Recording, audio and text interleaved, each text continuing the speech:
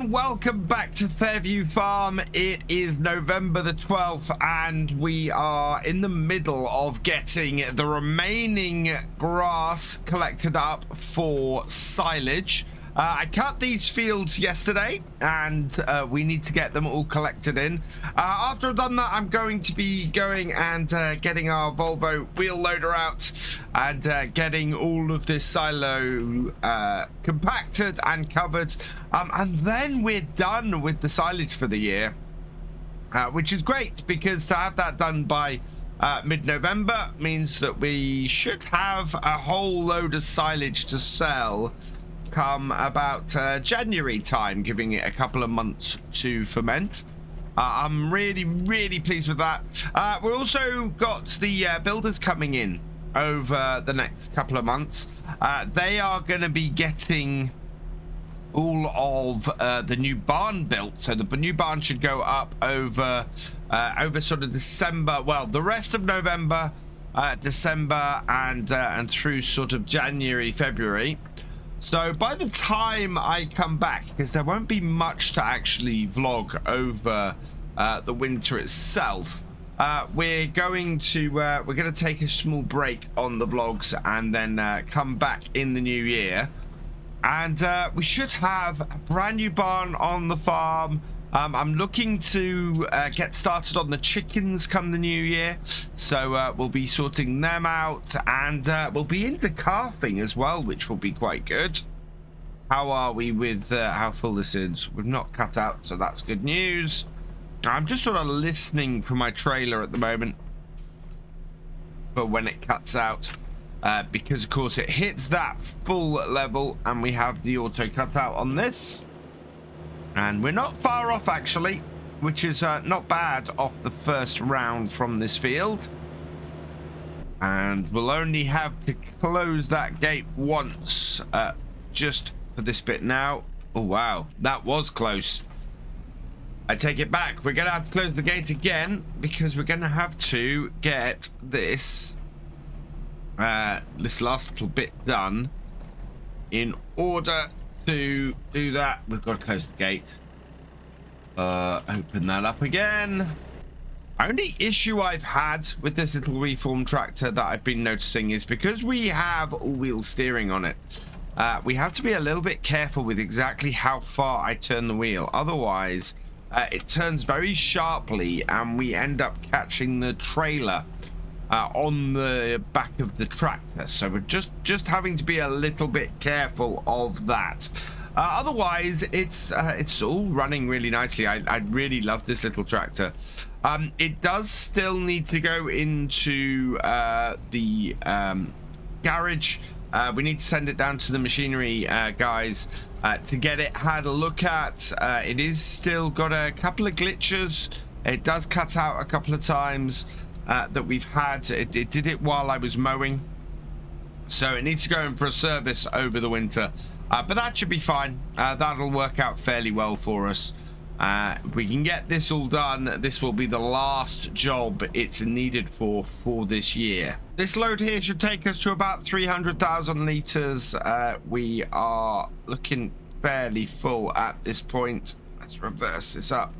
Oh well, we're looking fairly, yeah, we're looking at a fairly decent amount. We've come nearly halfway down this at this point. That has lifted that right off. Let's see if we can pull ourselves off that pile. There we go. So yeah, 300,000 liters so far, and having just started this field, I'm thinking we're going to have a really good payday when it comes to it. And in fact, we're going to have a lot of loads in our truck. That's already 10 full loads in our truck to get all that sold, and I think we're going to hit 400,000 to 500,000 liters by the time we've got these two fields done. I was actually speaking to one of the guys down at our local machinery shop, and he was saying that part of the reason why they ended up with this was that somebody saw, I think it was one of the reform dealers here in Northern Ireland, saw one of the vlogs I'd put out, and basically said to got in touch with our local machinery dealer and went, hey, you know, they said Eddie said that you didn't have he didn't think there are any great small tractors that would be useful on a farm like his. Do you want to send one of ours over to him? And it was a second-hand one. It was one that I think it's an ex-demo, this actually. And yeah, so they accepted and got in contact with me, and this is why we've got it on the farm. And I'm actually really impressed with it. This is our second set of fields we've done. The maneuverability, as I said last time, is fantastic. And as a little tractor for doing this kind of work, it's been perfect. Yes, we still need a separate front loader, but we've always needed a separate front loader. And it would do work on our fields as well. I had a couple of people say after we did the rolling, after the rolling vlog came out, and then when we got this, that this tractor would be great for doing jobs like that on the farm because of its maneuverability. And I have to agree, with the size of our fields here, I think it would be a great tractor for doing some field work on. The visibility is amazing, and it's got more horsepower than our little 7610 does have. So yeah, we could run the farm very easily on this, with the primary setup being that we have it for grass work. I've no plans to sell the 7610. I still think it's great for us to use for planting. I still think it's really useful for us for carting and things like that. But yeah, I think if we were looking to do stuff really sort of starting out up here, we would probably be looking towards something like this type of tractor. Certainly these seem to be very modern tractors for the kind of work that we do on this farm. Another interesting thing a lot of farmers around here seem to be getting into is pelleted feeds, and taking their straw and their hay and making feed pellets out of it instead of doing bales. And I'm kind of wondering whether that's something I might look into.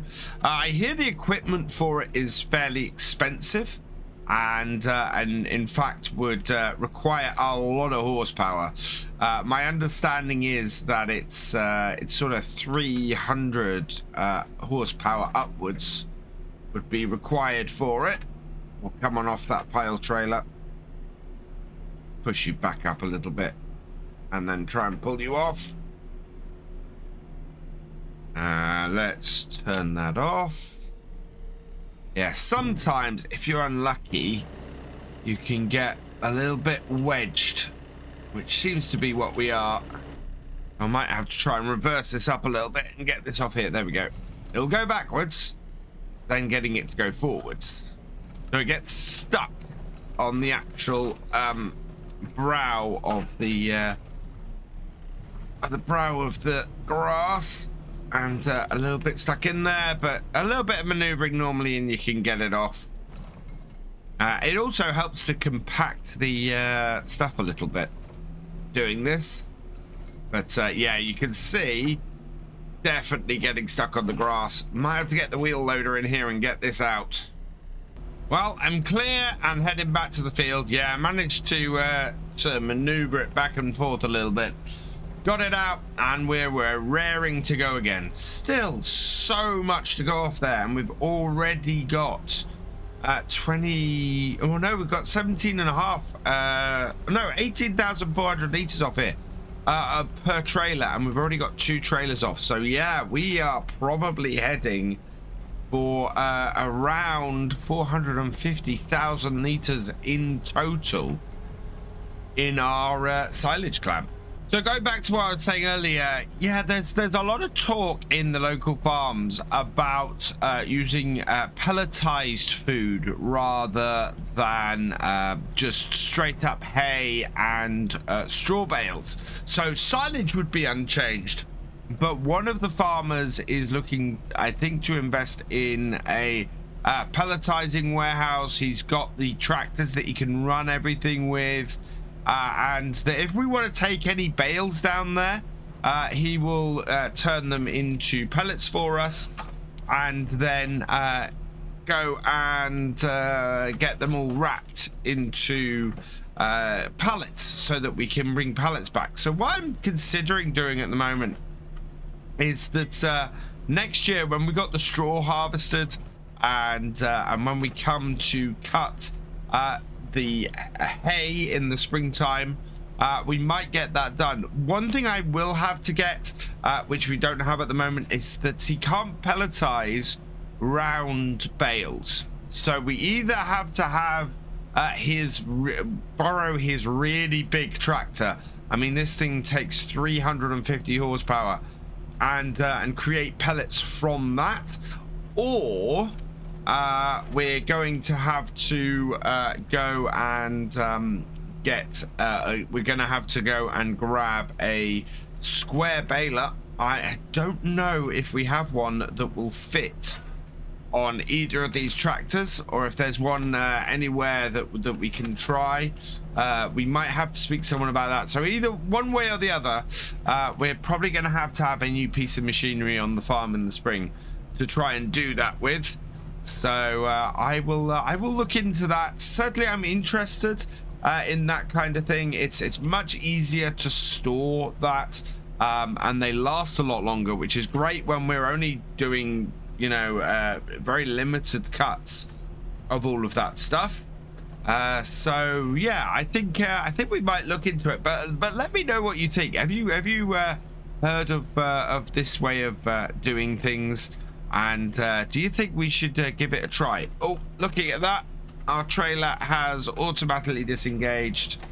Let's go and tip another load into our silo. I just about got these smaller rows cleared up now. We are about to go into the longer section. I think though we're fairly full on our forage wagon. It's working well though. With this whole setup, we have had this out on one before. All right, I want to, yeah, go in here. We'll drop this down, and I think we've still got space. I don't think we'll make it to the end of this row though, because that trail is pretty full. But I'm basically looping around and doing a 3-row gap between, and that seems to be working fairly well with the turning circle of this and the and keeping the trailer away from it. Oh no, this is what I was talking about earlier. All right, started up first time this time. That's good, but yeah, this definitely needs to go over into the workshop for the winter. And this is why, actually, I think I talked last time about doing the weeding on our barley field, and the reason why I haven't touched that yet is because I want to finish off everything with this tractor, and then get it into the workshop for the winter, and then we'll go with 7610, and we'll go get a weeder out and get our field weeded, and then we'll be set to go into the new year. I think the trick with the new shed here is going to be making sure we still have enough maneuvering space in the yard. One of the problems we had before was that there wasn't a huge amount of space to maneuver in here. With the new shed, I think we're going to need to keep as much space as possible. One thing I do want to do, I'd like to fit it between those two doors. So if we can get it in there, that would be great. My only downside, the only thing I'm really worried about, I think, is actually having an issue with getting into the milking parlor door. We might end up with a really thin walkway that allows us to get out that way. And with this done, I just want to head over here and see what I want to talk about. So we need to make sure we can get into here, because this is where we store all of our pallets and everything. We need to make sure we can still get to here, which is where we fill up our slurry. And this door here isn't massively important. We can still get down here. So if I block this door off with the new shed, that's not a huge issue. But you can see here, this does not flush right up with this building. So there's always going to be a bit of a gap here. And we need to kind of leave that anyway to give this drain pipe space to work. So, yeah, plenty that we've got to do and take into consideration building that new barn. For now, I just need to get the rest of our silage done. I don't think this tractor's very happy at the moment. There's a lot of very dark exhaust coming out of this. It needs, it definitely needs to be looked at. We will get this loaded up, I think, onto the trailer, ready to get it taken down to the workshop and the machinery guys, see if they can fix whatever's up with it. As I said, this came to a second hand. This is the next demo. I'm guessing something's gone wrong somewhere. We've not got a huge amount left on this field. We do still have the small meadow to do, but I should be able to wrap that up fairly quickly. And yeah, I think this needs to be loaded up, ready to go, because it's not happy. Final row on this field, and I'm not sure we're going to have enough space in the forage wagon. I'm keeping a close eye on it. Maybe we will. Maybe this will make it to the end. It was looking fairly full a minute ago. And yeah, that is everything collected up off here. So now to head up to the top meadow and get that done as well. I think we might get one, maybe two trailerfuls off there. But in all, we've had a lot of grass off here today. So I'm looking pretty happy as far as our grass silage is. We're going to have a huge amount raring for us to go in a couple of months. And yeah, that will bring in a great income for the farm. We're on to our second trailer off of here on this on the meadow, and should be fairly quick to clear up. I don't think we're going to have much more than this one. We took out all of the headland and not quite started on the main body, but the main body isn't. There's not a huge amount here. Not bad though to get sort of 36,000 liters off just this little field. I mean, that would be very, very nice, and would be a great way to go. It is a little bit fiddly the way I have to do this, because we have this extra bit around the bottom that sort of brings it to a point in the middle. We end up going around quite a bit and having some fiddly setup, but in general it's working quite well, and the maneuverability of this tractor is really helping that. Although, as you can see, sometimes we do turn a little bit sharply for our trailer. Let's get that down, and away we go.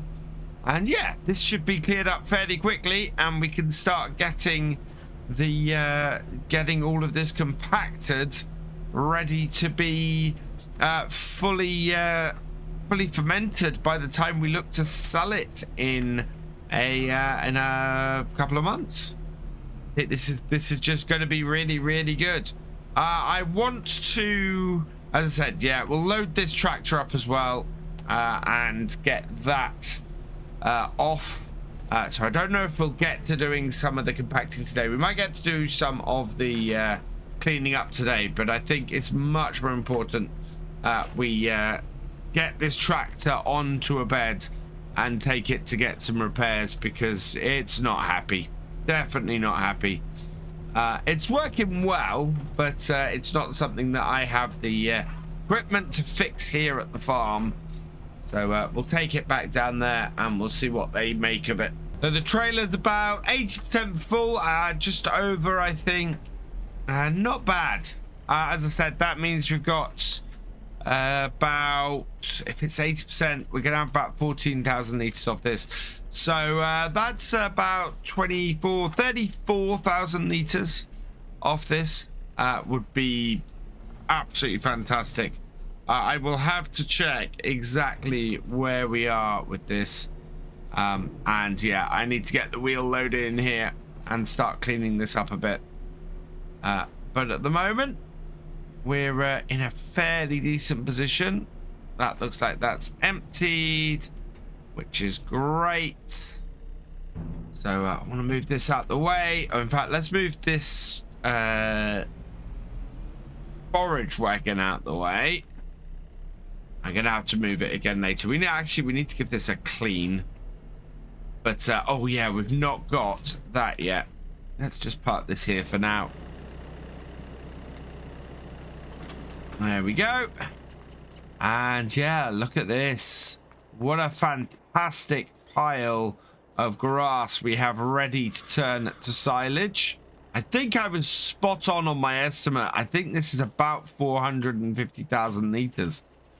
Which is, yeah, 450,000 liters is going to be an absolutely amazing amount for us. I'll leave that running for now because we don't want to turn it off while it's actually working. And I'm just going to run back up to the house here. Got the keys to the landy on me. Oh, we got rid of the car that was here. It was old, it was broken down, and yeah, we needed to clear that out of here. Right, let's go hook the trailer on. So this is one advantage to having small tractors on the farm. The only flatbed I need to get anything taken anywhere is this little one. It works really, really well for transporting all of our vehicles on the farm. The only one, of course, I don't think I can... Well, I can't get the lorry on it that we've recently bought. But I also can't get the combine on it. But this little tractor should go on it, I think. Let's have a look. Drive you forwards, line you up. Let's get you close. Are you? Yeah, that should. It'll be tight, but that'll fit. Let's just line up then. We need to go right up the middle. Oh no, maybe not. I think we're yeah, we're jammed. Oh, you know what? I should be able to get the sides down on this. Right, I folded the sides down. That should be enough to do it, I think. Yeah, there we go. As soon as the sides were down, it was fine. That's up to the end. Turn it off, handbrake on, and then, oh wow. Don't think my suspension is very happy on the Land Rover. I might need to fold this back down, and then I think we might have to use a different tractor. So let's get this trailer down and see if that helps. It's not too bad. We are a little low, but we've had it worse. So we'll strap it on, and then that is ready to head off and down the place. In fact, yeah, I'm going to go and take this down. We'll go get this repaired and sorted. And then I'll come back and we'll sort out the wheel loader and getting all of this fermenting next time, along with getting the wheels off the weeds off of the barley. We are getting started today on clearing things up before we stop for winter, or before things close down a bit for winter. We still have weeds to get rid of on one of our fields. We also need to get all of the silage fermenting, so that needs to be compacted and fermented. Filling up the 7610 here ahead of doing the weeding work, so just want to make sure I don't run out of any fuel going into that.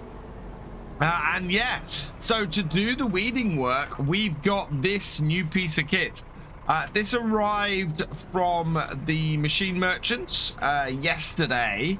It is a brand new Potinger Rotocare V6600, and this should do the job. It's perfectly suited for our little 7610 here, and should take care of the small weeds that we have on the field.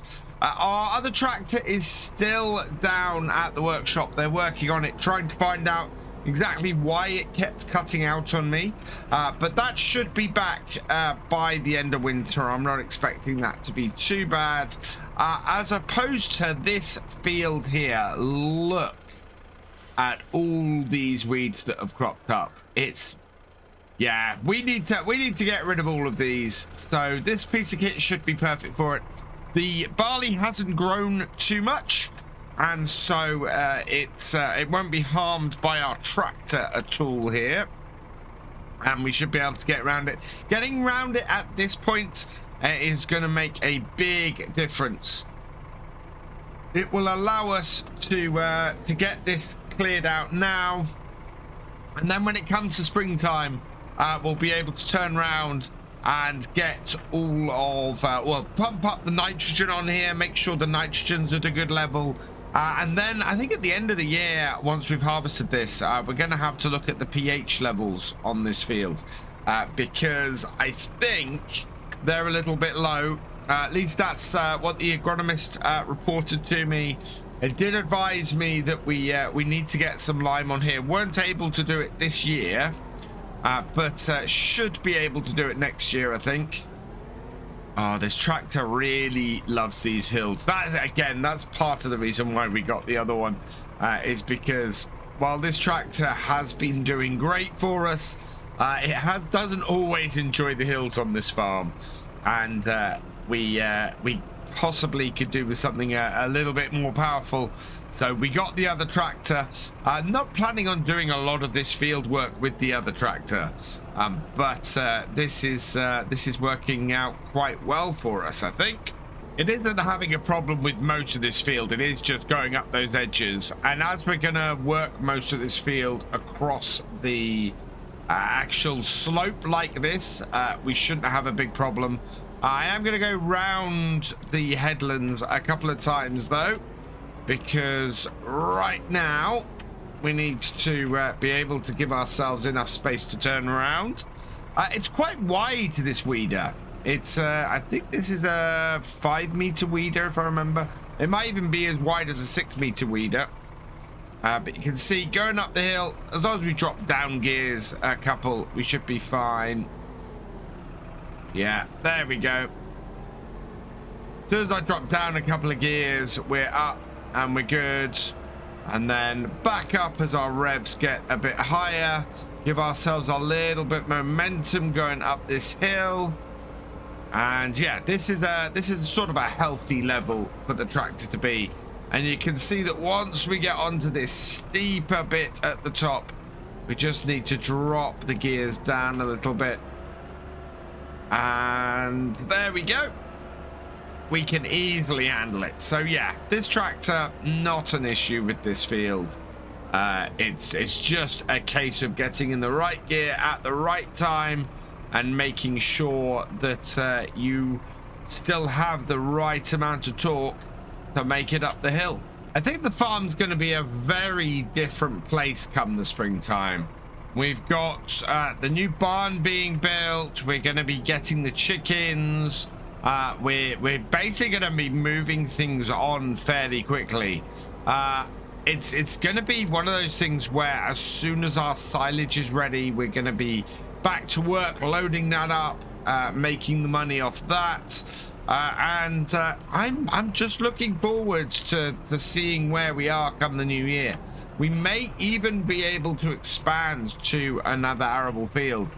As I said before, it's amazing how around here so much of the fields are getting put down to grass, and there is that possibility to make a little bit of money from straw setup, especially with what I was talking about last time, there being a building. I think somebody around here is creating a building for pelleting.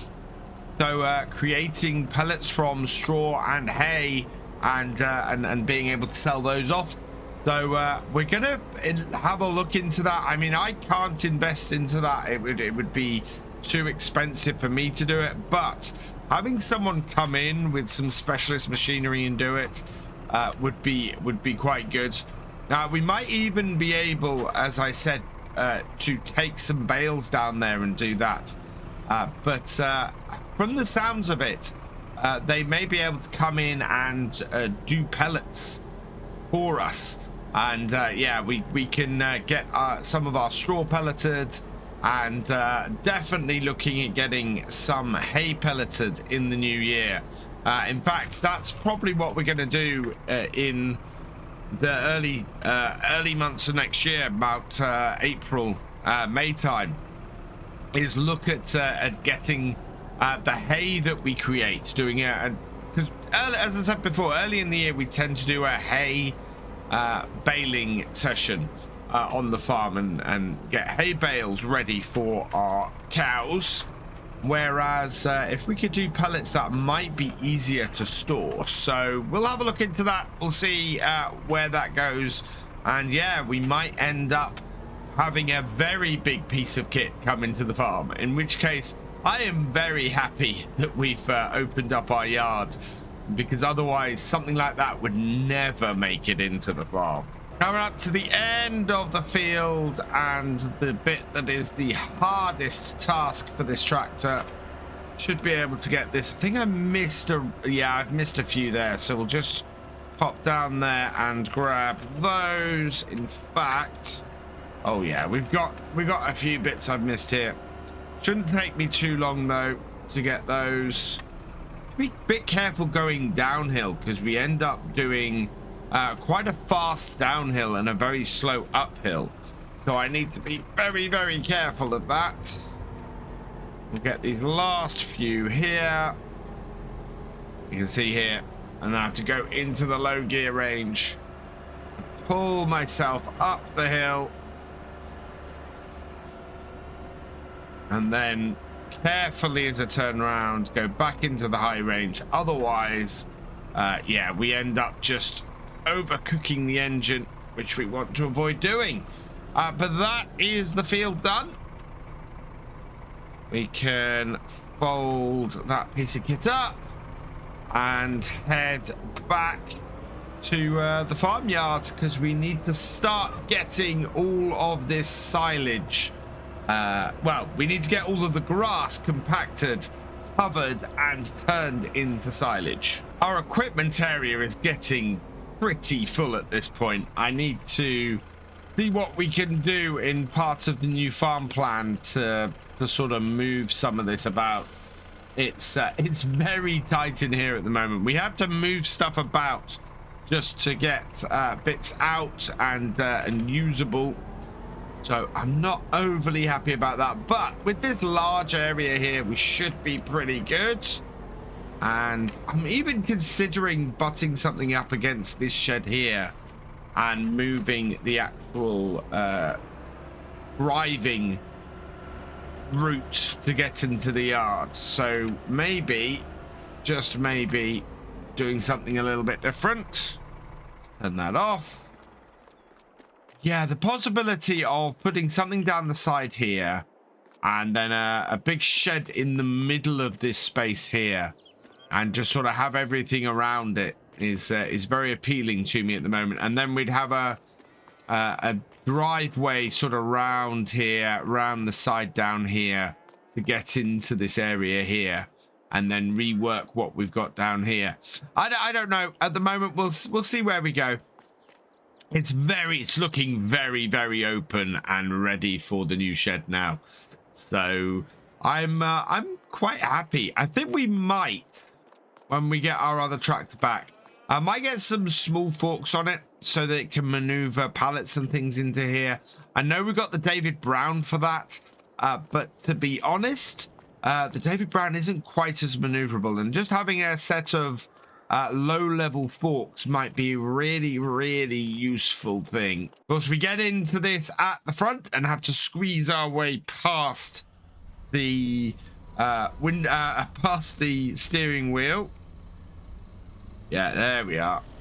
So now this all needs, well, this all needs smoothing out, compacting, and with any luck we can get that all done today, get a nice heap going, and in doing that we should end up with a nice amount, and I'll be able to get a good idea of exactly how much we have that we're going to be turning into silage.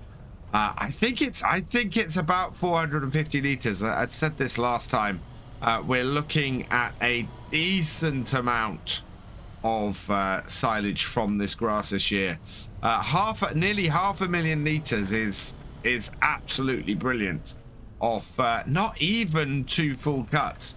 I think by the end of next year we're going to have over 500,000 liters here to sell for the next set, which is going to be absolutely fantastic. So what I'm trying to do at the moment is sort of even this pile out, get it lifted up into one big pile, and into a position where it's easier for me to then drive over it and compact it down with this. This is a great piece of kit for this job. It is absolutely fantastic. It's a small wheel loader. As I said, we bought it from the BGA because the BGA itself, they were looking to upgrade their own kit. They've got big enough to do that. So we now are just working through it with this Volvo. Few hours on it, and it's a great little piece of kit for us in here. This was something that I used to do with David Brown, and used to sort of smooth things over, but the bucket on this much bigger, much more able to collect up the grass for us to pile up, and a little bit more power to it as well.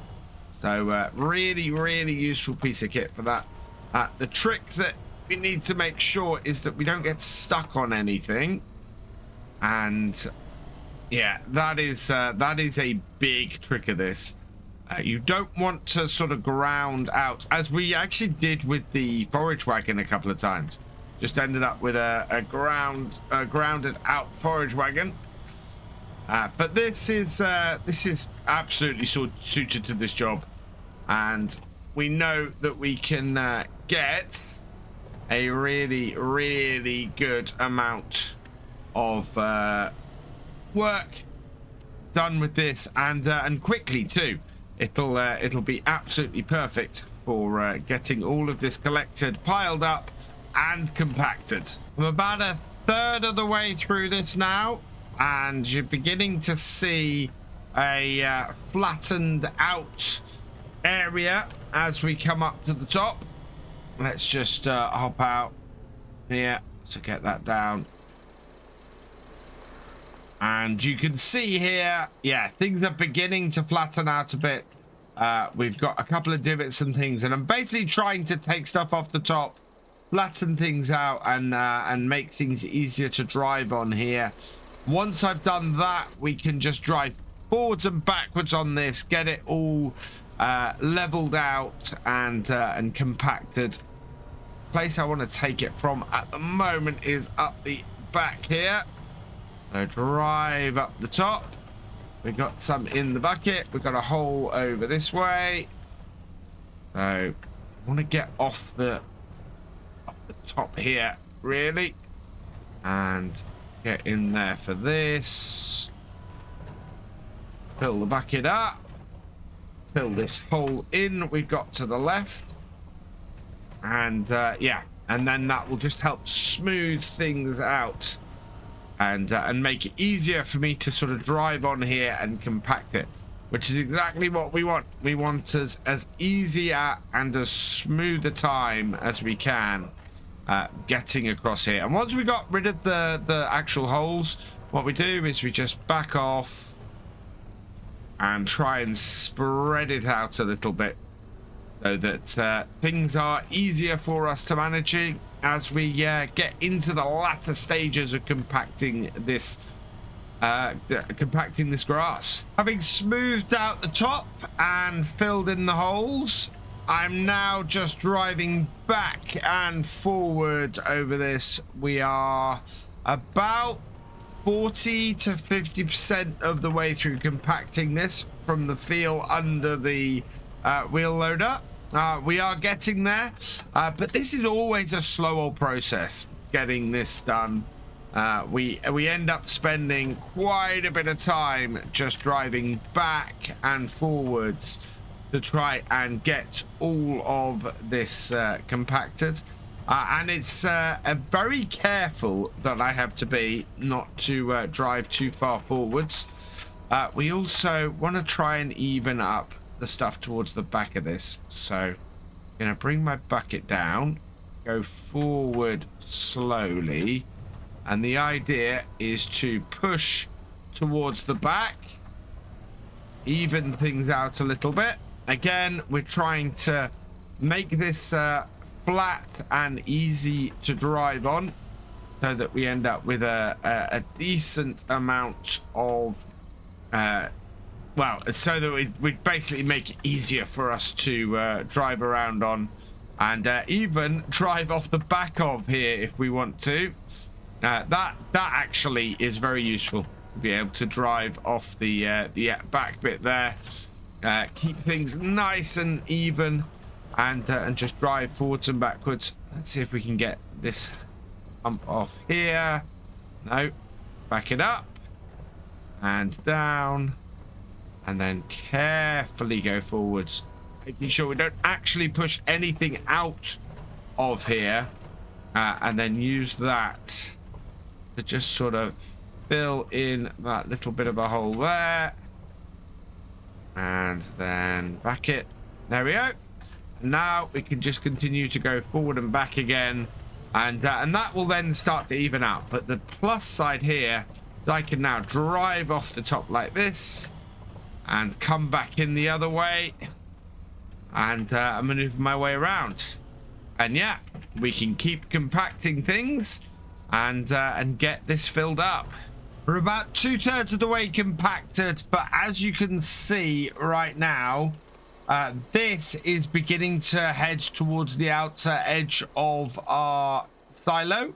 So what I want to do now is start pushing stuff back up and reheaping this for sort of the last third of this job. So in here, bucket down, and we start to try and collect this up, and in doing so we then start to try and climb up here, and because it's smoother we should be able to just let this sort of work its way out and give ourselves a better way of doing it. And this will also speed up the compacting process as well. Moving stuff around really helps with that. So now that things are nice and smooth, we can start to mess it up a bit again and try and smooth it onto the top of the pile and away from spilling out all over our farmyard. I think we're just about there. It's nice and flat. It's pretty, well, it's feeling pretty solid under the wheels. And yeah, look at that. That is just a really, really lovely compacting of this. So let's back this out of here, and I'll go and get all of the stuff that we need, and we'll get this covered and start it fermenting. And there we go, all nicely covered and ready to start fermenting. So that'll be covered for the next well, the next couple of months. I think we'll probably be looking at seeing what it's like under here come January, and then we'll start loading up our truck over there and selling it off.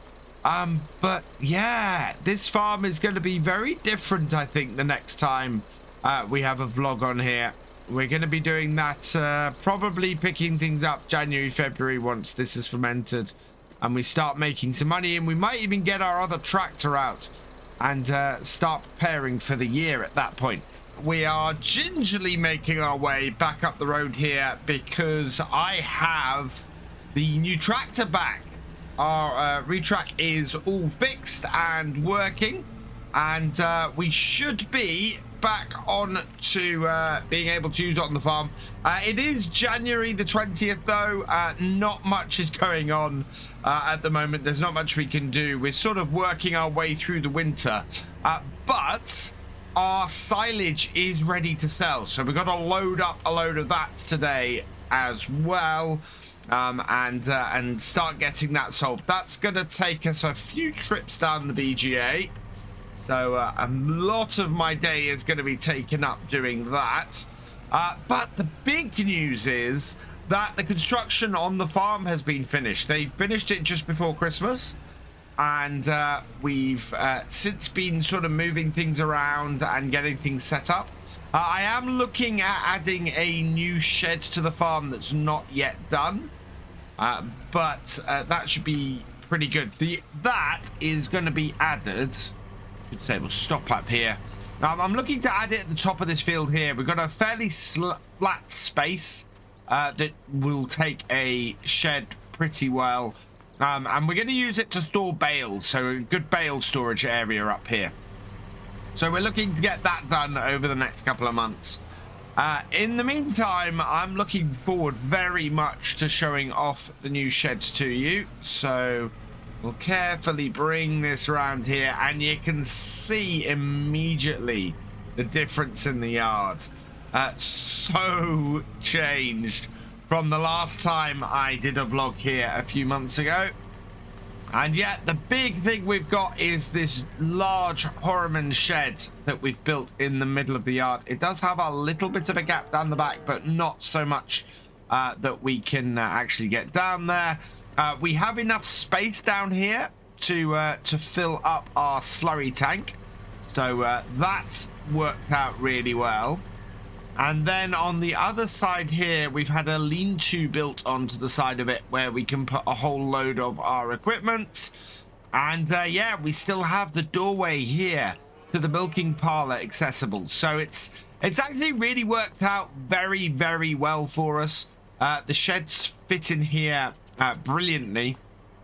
I could have taken it a lot closer to the end, but we needed this downpipe here. And to be perfectly honest, the closer we got that to the door, the harder it would have been to do. So it works out fine. We have a fairly decent gap here between the corner of the shed and the building to get everything in. And yeah, this is our newly finished chicken coop. So we're going to be getting chickens in here next month and start them going. We're going to start with a dozen or so. They're just going to hang around the farmyard and should be good. And yeah, look at this. We now have some space down here. We might also put another lean-to down the side here. We've got space for that, and it would be good to get some more cover for stuff. So there are still bits that I want to do on the farm. This is looking ready, but first we need to get the reform off here. So let's undo our bits, and then we'll get this to tip. So there we go. You can see it going up in the back. Oh, it really does put so much pressure on the rear of the landy when we do this. Right, we'll start this up, and this is running a lot better now. Go into reverse, back it off carefully. And there we go. So that has got this tractor done and dusted and ready to go. I am gonna get hold of some forks. We've got some of those on order. That will help us use our storage shed. We are still as well putting the bale shredder in that shed there, just at the corner of it at the moment, because we need to get it undercover, and I don't really have anywhere at the moment where it can go undercover easily. But this goes in our tractor shed without any issue, and really, really well works there. So I'm gonna get this trailer away. We'll get the truck out of our new shed, which you can see here. We've got our wheel loader in here. We've got the big Iveco truck in here. And we've got the combine in here as well. So that has worked out really well for us. I'm going to bring that down then. And yeah, I'll go park this up. And then we'll get started loading up some silage, because it's silage selling day, and that is going to help fund so much of the work that we've been doing around here. So my plan is to sell off a large amount of what we've got in our silage clamp. Then we're going to hold on to a bit at the end, roughly enough to keep us equal with our... Oh, get into forwards, please. There we go. And yeah, we're going to sell off enough to keep us going. And then to basically leave us with enough to feed the cows over the next few months. Trying to reverse this around. Maneuvering here actually isn't too bad. We definitely have more space than we had with the last yard, and it's fairly easy for me to get this, for example, into position here, where we're parked along there and can easily get this. Let's pull the cover off here. We'll pull it a bit further back. And yeah, we're able to fill things up pretty easily. We can move the stuff around. We've got space to get the combine stored and keep that nicely stored over the winter. So that's all good. And yeah, look at this. Really nice amount of silage in the front here. So this is going to speed things up no end. Getting this loaded. Do have a little bit of upper visibility here. Basically, best thing to do is to bring this here and see if we can get right up to the edge of the trailer and then tip it down. Yeah. It's one of those things where we need to trust our judgment a little bit. Check that that is emptied, which it is. So yeah, right up to the side of the trailer and tip it in. The other way to do it would be via a conveyor belt, but we've no real need to do that. That would be a lot of extra cash when we don't need to be spending it, I don't think. We are much more able to get this loaded up quickly, just doing it this way, and should be pretty efficient as well. It's gonna take, well, we had in the end about 440,000 liters. This truck takes about 30,000 liters, so we're gonna end up with about 15 loads, nearly, maybe a little bit under that. I think we're gonna end up with about 12 to 14 loads going into that trailer. And that would be to do the full amount. So we're not going to be doing the full amount because, as I said, we want to keep some of this back in order to feed the cows. And our cows do need some food. So I've got to do them later as well. This should be our final load for this run. So just bring this up to the side and dump it down. I think we're pretty full. There we go. Right. Back it off and down, and yeah, we'll get ready for the next one. Take this into here and again just load that up, ready to go. Turn it off. I'll leave here for a minute. Having a bit of trouble scraping stuff from the bottom here. Might have to get a shovel and clear that up later. Yeah, we're just about full in here. So start this up and away we go. So we're going to head down to the BGA. Fairly sure I can turn around here now. Yeah, there's no way I'd have been able to have made that maneuver with our old yard. So that's worked out really well. And when we come back, we'll come into the yard from the other direction, park up, and then be ready to go again. This truck is about the right size for maneuvering around here. I wouldn't like to try and get a big Arctic down these roads. You'd probably be able to do it, but some of the corners are a little bit sharp. And yeah, bits like that are really windy. So having this truck isn't too bad.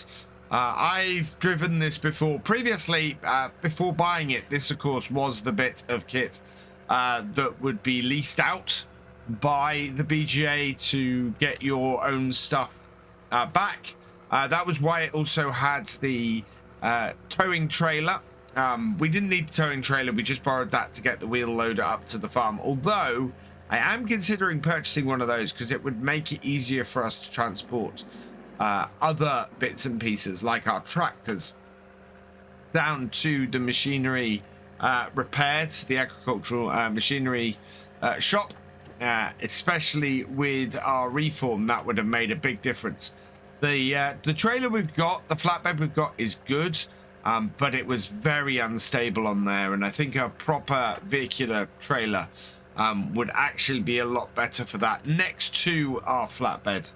That flatbed is very much designed for us to transport things like seeds and fertilizer and bits like that back to the farm, and not so much for transporting vehicles, even though it does tip backwards to be able to load them on. So yeah, we might look at something that's a little bit more specialized to transport our heavier equipment. Down to the BGA then, and we need to turn into here. Oh, that is such a tight turn. Yeah, can't help but go on the grass getting into here. And yeah, I think we just back it up to here and get it to unload. That should do the trick. They'll open up the loading point, and we'll just get this tipped in. Back it up to here. There we go. I think that's got it. And away we tip. There we go. Into the BGA. And when we're finished, we'll head home and load up again. Trailer's coming down.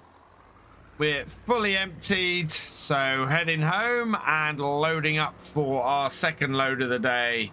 And already that is looking to be a good start. Oh, getting out of here and going this way. I think they've still got those metal bits in the middle of the road, and so I can't go around the other way. We've got to head around this way, otherwise we just can't get past. This is actually a job we'll be doing over the next week or so. The BGA itself can't take more than sort of 3 loads a day from us. So we need to be able to drop those off, just keep them going and doing that. So I'm only going to be doing 3 loads today. We'll get this into position. Now, the thing with this new yard for reversing this up here is I want to hug the side of this shed here. That will allow me to easily slot in and miss the chicken coop. And then once I'm clear of that there, we can then spin this round and I can line myself up with the roadway there, sticking to the edge of the shed. So get this into position. And then we just pull forwards, get ourselves just out of here. And we know that we can easily pull the truck round and out again. It just works so well with our entire setup here to be able to do that. I'm very, very pleased with how this is working. This is just going to make the farm so much more efficient and work so much better for us. Right, we got 12 more loads to put into the trailer here, and then we can go and do load 2 for the day. This is such an easy job with this wheel loader. It's just really, really simple. In, back out, turn, forwards, and then up to the trailer with a little bit of care. dump the actual bucket, which, yeah, can't see at all. But at this point, I'm very sure of where it is and how much of it's going in. And then, yeah, just repeat until we end up with a full trailer. I think that a couple more buckets should do it. So I will just get those. So this will be bucket number 11. That will get the back done. And then bucket number 12, that will do the front. And we should have a nice full trailer at that point, able to take it. In fact, yeah, one more bucket should give us everything we need. So in and grab it. And yeah, we're making good progress on here. I'm very pleased with this. Over this month, we will earn a decent amount of money from this. And we will end up going into February and into the new year with plenty of cash in the bank. I'm going to park this here again. Stop that there. Let's go and have a look at how full our trailer is. Can we see? Oh, I think it's full enough. Now, master at jumping on stuff. Yeah, there we go. You can see it coming over the top. That is full enough for us to go. So we'll jump in and let's take this down to the BGA, get this sold off, and we can come back here and continue on. One more load to do today, and then that should be enough to get the BGA full. They'll process that, and then they'll let us know in a couple of days if when we can bring the next load down. Back down to the BGA then, and we'll back up to here. We can get everything opened up and tip it. So back her up into this section here. Just watching the back of that. And tip. Away it goes. And yeah, that will load up into the BGA. That'll go for processing. I have spoken to the guys here at the BGA, and roughly they've said one of these, 3 of these a month should be around about enough. So I'll do another delivery of this in February. We'll do another delivery in March, and we'll probably do a delivery in April of this as well, just to keep things going. But that seems to have all tipped, so let's head back to the farm and do the last delivery for this month, and then we're sorted. And that, the nice thing about that and the way that that works is that we will end up with a steady income from this for the next few months, which will just help to keep funding things on the farm. So just one more load to go today, and that will do us. So back in, and I did consider getting another lean-to built off the side of our other shed there, and I just don't, I think it will make the yard too small again. It will just cause us problems for keeping everything nice and flexible and easy to move around. So yeah, I'm going to avoid doing that. I do think a lean-to where our other pieces of equipment are, sort of in the area that I'm backing into at the moment, I think that would be a really good idea. They would fit in there quite nicely. As I was talking about at the start, just coming off the back of this building here, there's quite a wide space. And we could get a lean-to all the way along here, especially if we remove a couple of these bushes and things. And I think that would help with keeping our stuff in pretty good condition. So I think we'll have a look at that. We'll get a quote for that over the next couple of months and see how that goes. All in all, I'm just looking at ways that we can expand the farm and just make it work better for us. And give us the maximum amount of storage we need at the minimum kind of space I think that will work well. So let's do that there. And actually part of that is getting a pair of forks that will fit on our rigger track. That way the maneuverability of that really comes into play with getting stuff into our storage shed, which we're going to need in the near future. It won't replace the David Brown by any stretch, because we still need the front loading capabilities of that. But it will just give us more options in how we can do things on the farm. Just notice something, actually. Stay behind the truck here. It's still there. There was deer hanging around the yard. They tend to be a little bit tame around here. And I definitely saw one, but no, it's gone. Yeah, there was a deer hanging around the yard there around the trailers. I just wondered if I could see it quickly. But must have got spooked by me getting out of my wheel loader. Trailer's almost full, and we've got the sun coming out now. It's really lovely winter sunshine here now. It's coming straight down the shed here. You can see it's quite low in the sky at this time of year. It is getting higher, and we are getting longer days.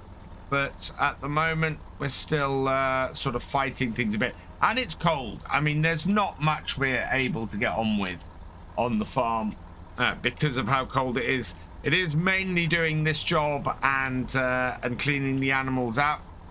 Right, that should do this for today. Oh, we are going to still be using this, actually. I want to feed the cows when I come back. So we'll use the bucket on this because a couple of scoops from this bucket will do us nicely. So turn that off. But we won't be using the truck again after this. So let's get this out. Again, we're going to hug this bit here. Carefully spin ourselves around. Yeah. Not too bad at all. Fairly easy to maneuver in the yard now. Much easier than it was when we started these vlogs. And I was vlogging the changes that we were making to the farm over the year.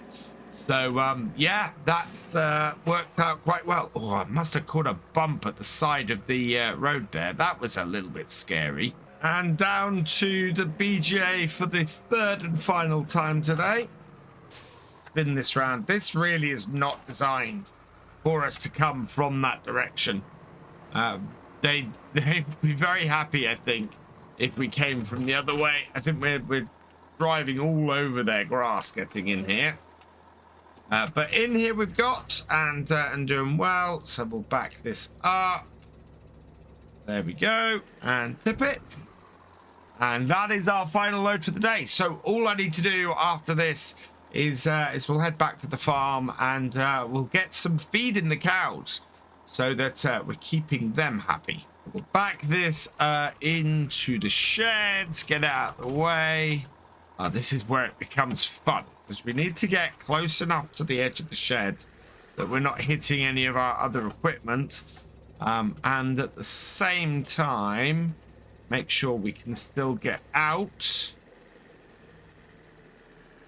Oh, don't want to take out my wing mirror.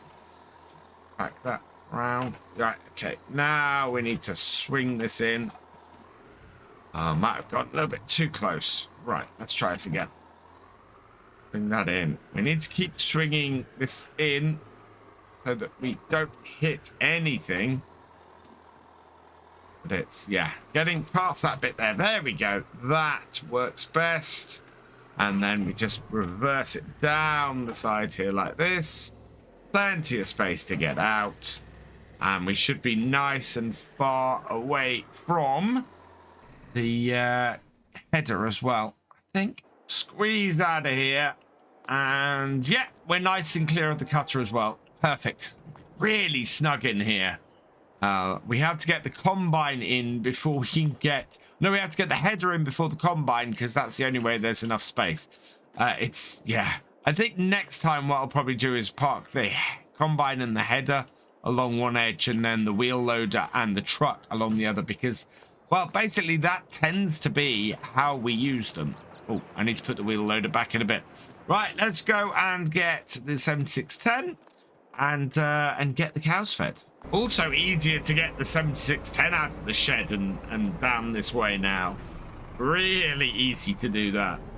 I'm very, very pleased with the maneuverability of everything. This yard is just so much easier to use now. Even if it is that little bit... Well, it's still fairly tight, and we've still got a lot of storage in here, but our storage is better used now as opposed to what it was before. Whereas, yeah, before we definitely had an issue getting all of this working together. Now this works together much better, and this area here is just much better utilized by this shed. I need the David Brown as well. This is when we start using all of our equipment on the farm to do one job. But kind of makes sense. We've got the bucket on the wheel loader. We've got this on here. Start with just a single bale, and we'll see how full we get. So one of these bales, I think, holds 3,000 liters. And so should be enough to get us started. A couple of buckets from the wheel loader as well. We'll put about 5,000 in. I can't remember what size this is, this Strowman. Oh yeah, it's 10,000 liters. So yeah, a couple of these. I think we want a couple of these hay bales and a couple of loads from the wheel loader, and that should easily give us enough to feed our cows. So I double checked, and our feed mixer our hay bales have 4,500 liters in them. This here is going to be just under 5,000 liters. So I think we can probably get away with putting nearly 3 buckets from this in. That should still work. A bit further forward. There we go. Get that into there, and that should be good. We just then need 2 more, and that should fill that up. I've made a little bit of a mess on the floor around the feeder. I need to just clear that up in a bit. What would be really nice would be a high dump bucket. I don't know if a modern high dump, though, will fit on this wheel loader. But certainly loading up this and loading up our trailer or our truck, a high dump would be useful. There we are. I think that has got it, possibly. We'll try one more. Certainly, that is a lot of silage on the floor. I think I do need to get a little bit more. Not a huge amount. Just enough to top this off. It is looking fairly full, but could do with a bit more. I do wonder if the Riggy track would be a better connector for this, because you can see with the way this is connected, it's not great. All right, and oh, there we go. I think that's topped it up. Yeah, definitely want to see if a high dump bucket would work on this. For the moment, though, that is working fairly well. It turned on and mixing. We'll avoid our wheel loader. Yeah, I'll clear that up in a minute. But all in all, I think we're looking fairly good going into getting this done and getting some feed back into our cows. It won't be long now until we can put them out to pasture, especially with the calves on the way. So let's pull this into here, and we will get this unloaded. There we go. Feed going into the cows, and that'll make them a lot happier. So that's our jobs done for today. I'm very pleased with our progress. We'll be back in the springtime. It looks like the whole deal with the pellets might be coming off. So I think we might end up with something a lot bigger than this tractor here come March time. So I'm looking forward to that. We have gone forward to March. It's March the 6th. Everything is beginning to thaw out. In fact, spring is nicely sprung. We are currently getting some feed into the cows. I need to get them fed for today. But it's a big day on the farm. We have a massive new group of animals arriving.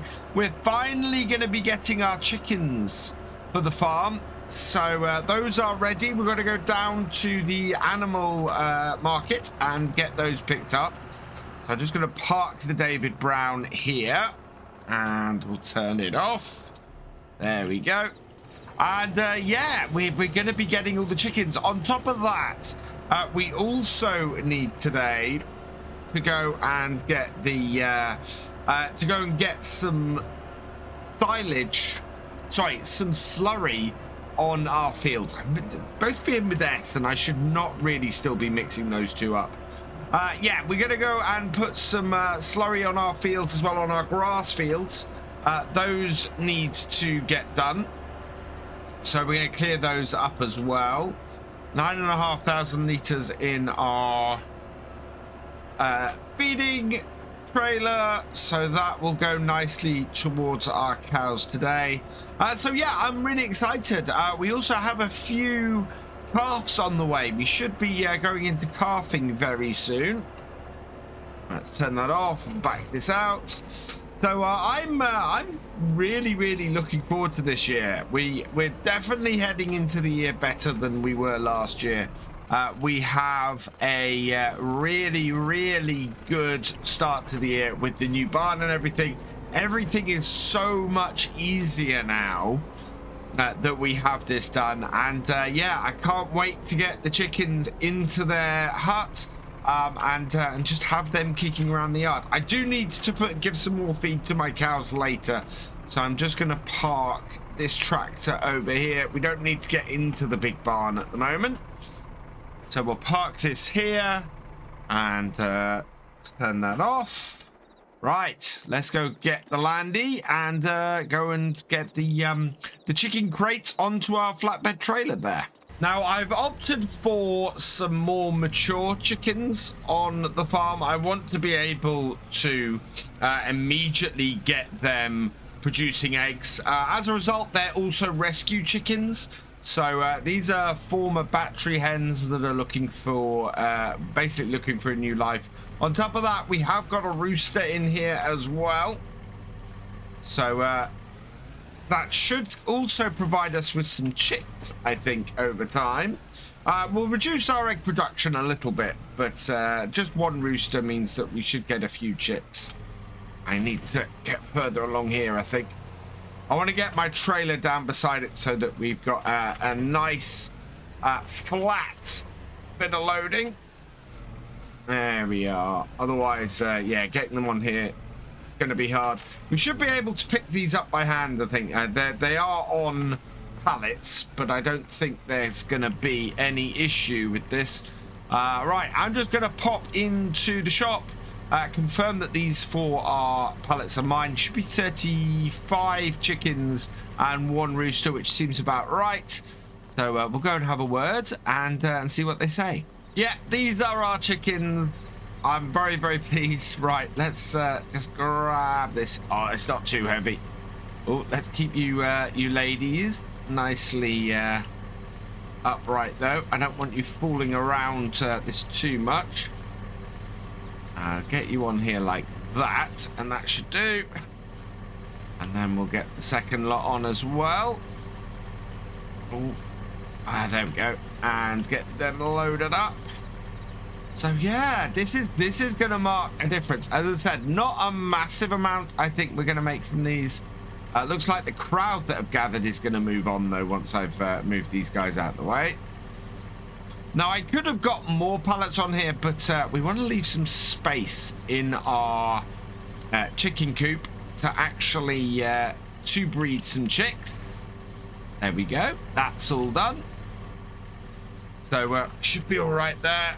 Right, now we're all loaded up.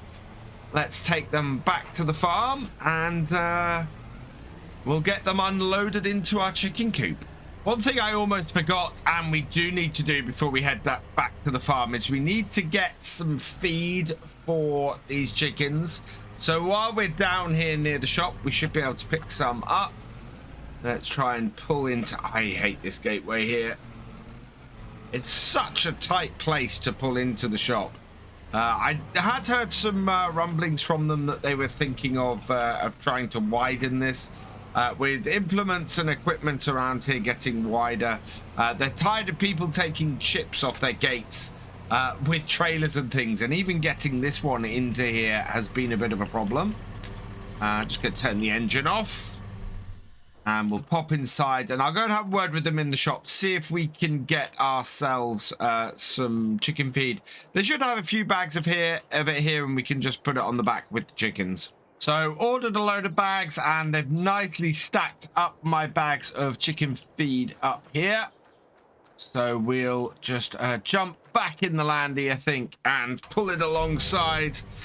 We should be able to, as I said, stack those on the back of my trailer. I might have to shift the chickens a little bit just to make some space. But we should be okay. I think there'll be plenty of space on here for them.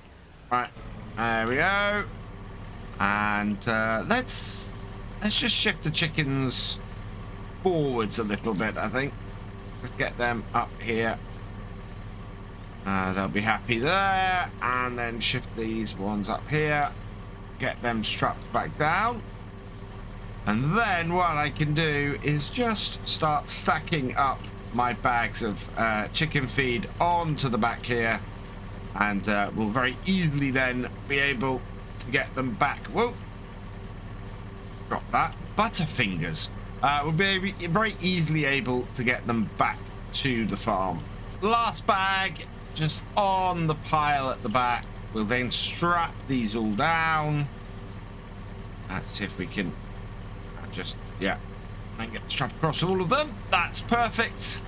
I'll also see if I can get this whole thing to be nicely folded up. So we'll fold up the sides. There we go. Clip those all on.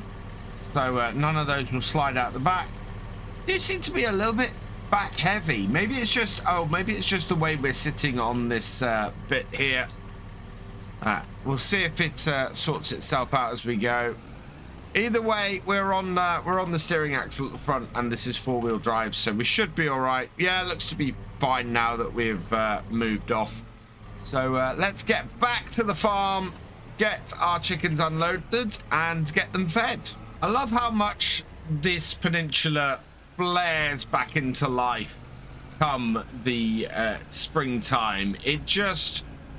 Everything just looks so much more buoyant with the leaves coming back on the trees, the grass regrowing. Everything is just amazing, especially on a lovely sunny spring day like this. It is just incredible. It's a lovely part of the world to be farming, and really stands out as being quite beautiful and peaceful. It's one of those things where we don't get, I've said this on a few vlogs, we don't get disturbed up here much. We're quite a way out. It's a good hour to the nearest town, and as a result we are left to our own devices up here quite often. And yeah, it means that everything up here is really peaceful so much of the time. I'm going to pull into here, and I will get the and then we can start unloading stuff. We'll get the chickens out first. I'll start with these ladies. we'll take them over to here, and we'll release them into the run just over here. There we go. That's all of them emptied, and they're already hanging around the farmyard. Now they'll get out of the way when we're doing stuff around the yard. There won't be too much hassle where they are. I just wanted to be able to keep an eye on them around here. We'll unload all of these then, and should we ever want to sell any chickens or anything like that, we'll have all of these crates. We'll go and put them in our storage shed over there.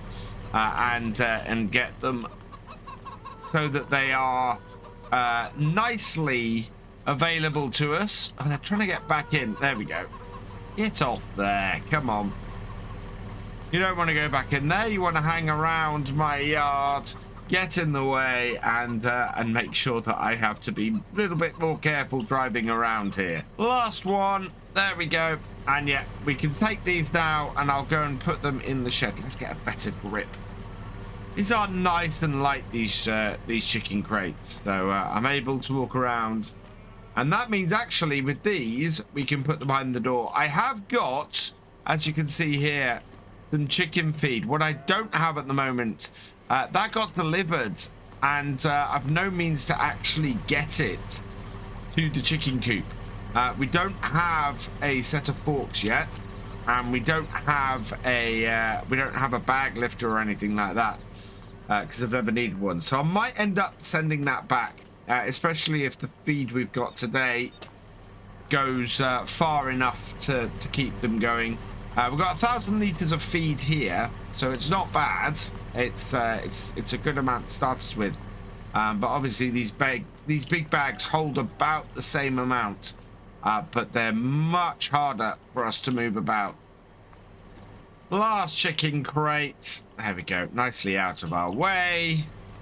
And then we can start giving the chickens some feed. So we'll undo that. Grab a bag off the top. And go and tip it in like that. Doesn't take very long to get one of these bags in. And hopefully they will do us well enough to keep the chickens going for a while. Yeah, in fact, there we go. So actually, that's really good. We'll go and put the rest of these in the storage shed. Definitely don't need these big bags. So we might see if we can get rid of them and get them sold. Because, yeah, chicken feed, we don't need an awful lot. A couple 100 liters, all it's taken to fill that up. I think we'll stack them on top of here. Otherwise, won't be able to get easy access to them. Last bag of feed. And yeah, that is way more chicken feed than I need there. So we will get rid of those. I'm sure there's somewhere where we can sell those off to, but they are of little to no use to me. Oh, go around the other side. Right, let's see if we can back this trailer back to the thing. Chucks will get out of the way. Whether I can avoid the end of the building. Yeah. I have parked my Ford in a little bit of a not very helpful place at the moment. But we're around it, and we should be able to back this straight into this shed here. So yeah, flatbed has once again been useful with the Landy, and we'll drop it off here.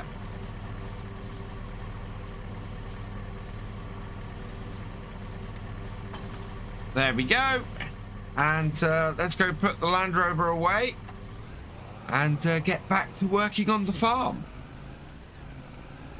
Looking over my barley field, it's come through the winter quite well. We've got a few weeds still kicking around, which I'm a little bit annoyed about. That means that I wasn't completely good in my coverage. It's a couple of patches, which is not too bad, but I would rather have got everything, and I've missed a couple of bits, so that's a little bit annoying. But otherwise, the crop is looking nice and healthy. These fields, though, these definitely need some slurry. And I think what we're going to do today, I said I was going to go and do that. I think that's a job for a couple of days' time. Instead, I think we need to get plenty more feed in with our cows. So I'm going to start up the 7610 here. And we will continue on doing the job that we were doing before we went to pick up the chickens. So start that up. Yeah, let's connect all this up.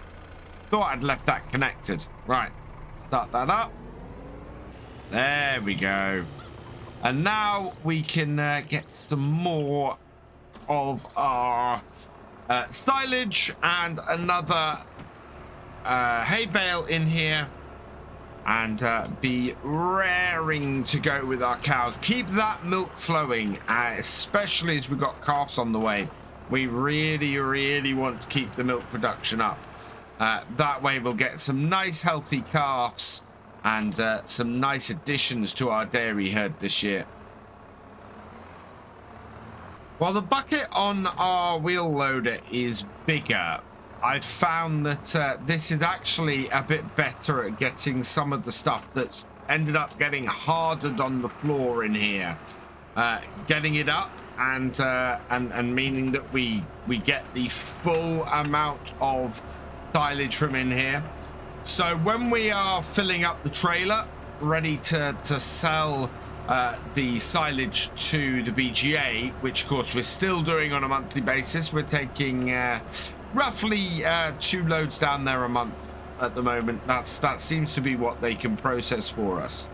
I'm then finding that the bucket on the wheel loader isn't great at getting stuff right up off the floor, whereas this is much better at doing it. It's been much more useful from that point of view. So it's been great being able to make sure the David Brown is still useful. But as you can see, it's very high, this. And getting the actual front loader in means we are touching that bar all the time when we're unloading. It's worked out fairly well for us, though. I'm quite happy with how things are going and how we're entering the new year. As I said, I would have liked to have had more of the weeds in the barley field sorted, but it's not the end of the world. That field is still going to be doing a lot better than it did for us last year, and the silage selling has gone well so far. The BJ seems fairly happy with what we're delivering to them and the quality of what we're delivering. And then yeah, everything else is running well. We have got enough slurry to do those fields. Oh, and we've got a test coming, as I said. I think, yeah, in January's vlog, I think I said in there that we might have something of a little bit of a test coming when we come to do the hay this year. And so we're going to be trying out something a little bit different for feeding the cows this year with hay. Well, what'll happen is we will have a piece of kit here. That will help produce something. Then there's a factory further down that is going to create some pallets of hay pellets for us. And we're going to try using that for a feed and seeing how well that works. Turn this off. And away we go. Forwards. Get into gear. Yeah. I'm in gear. Go up into high range. And we're all good. Oh, that really is camouflage, that pillar. I'm amazed that I don't hit that. Might have to put some danger tape or some highlighting tape on that, because yeah, that doesn't always appear to me. But there we go. I think that should do it. Yeah, feed coming out. And that means today I'm pretty much going to finish where we started. It is March the 12th, and I'm a little bit croaky today, but that's not going to stop me because we are going to be sorting out our grass fields. We need to get a load of slurry on them. They all need a bit of nitrogen ahead of their early growth for the year. So we're going to take the 7610 here. We're going to fill up with slurry, and we're going to try and get around all of our fields today. Things are looking fairly good on the farm. Our chickens have definitely made themselves at home. There's a whole load of muck and everything around there now. And yeah, it's going along nicely.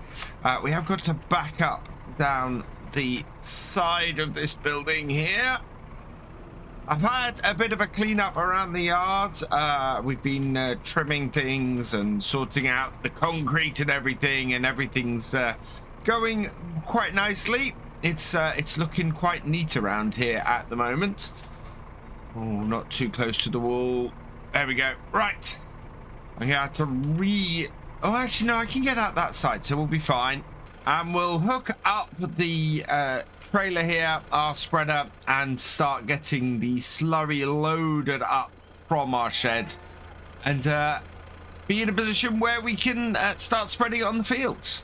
I'm all done, so let's get back into here, and away we go. And I think what we'll do is we'll go and do the other fields first. Looking at our fuel tank, we are okay. We've got almost a full tank of fuel in the 7610. So should be good to go for a while. And we'll start on the small field first and head around there. Should work out fairly well for us. Plenty of slurry available from the cows. So this will give all of our grass a nice bump ahead of the haymaking that we're planning to do probably around May time. And as I've said, we're not going to be making bales from everything this year. Instead, we're going to be trying something new out, but it's going to require no equipment from our farm at all. And yeah, we're going to start in this field here. So let's open up the gate. Everything's looking a little bit dry. It's not been too great a winter for these fields. We have had some wet stuff. We even had some snow last month, but it's not seemed to have given the grass too much color back into it. I think that'll change next month. I think we'll get some growth next month. I could roll it and give a bit of a life into it that way. But I think putting this into it is really going to help. This will give it a little extra oomph and a little bit more growth, and should make the field work a lot better for us. Trying to get into the right gears to get up this hill without wasting too much of this. Yeah, come on. Up we go. And again. There we are. Get all of this out on here, raise the nitrogen, raise the yield of this grass, and end up having a really good cut in a couple of months' time. This is one of those jobs where I'm quite pleased that we don't have anybody living too close to us. We would end up stinking them out.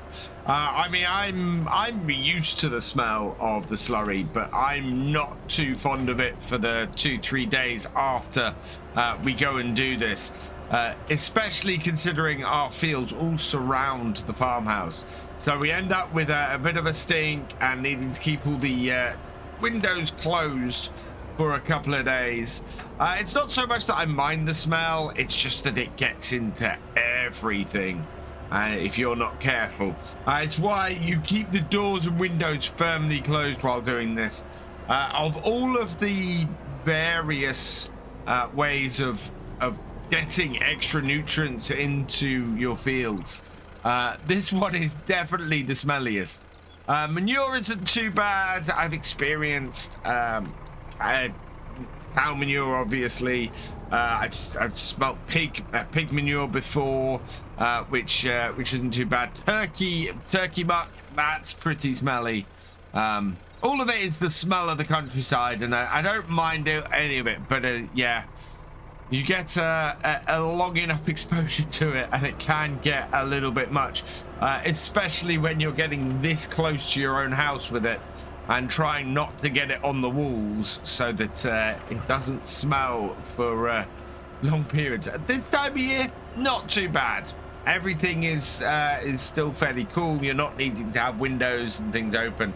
But if you're doing this at the height of summer, oh, that can get really bad. So one job we've had done recently on the farm is I've had the driveway resurfaced. Well, I've had the concrete looked at on the main yard after all the work that we've had done. And I've had the road resurfaced, the driveway resurfaced. I'm not 100% sold on the result. It does seem a little bit bumpy and not quite as even as I would like. So I think we're going to have to get them backed up, have a look at it, and smooth things out. It's certainly working a little bit better than the driveway was before, so I'm happier with what we've got, but I think it still needs a little bit more work. So I'll get them back over the next week or so. They're due to come back and have a look and finish things off. So we'll see if they can sort of clear up the issues that we're having with it. It is just a little bit bumpy in places. You might have seen while we were driving out here earlier that it was a little bit rougher than I would have liked. So they're going to come back. They're going to sort that out. That'll be good. It's all part of the improvements we're doing around the yard and around the farm at the moment to make it as good as we can. As I said when I started these vlogs very much are to document the improvements we're doing over the farm on over this year.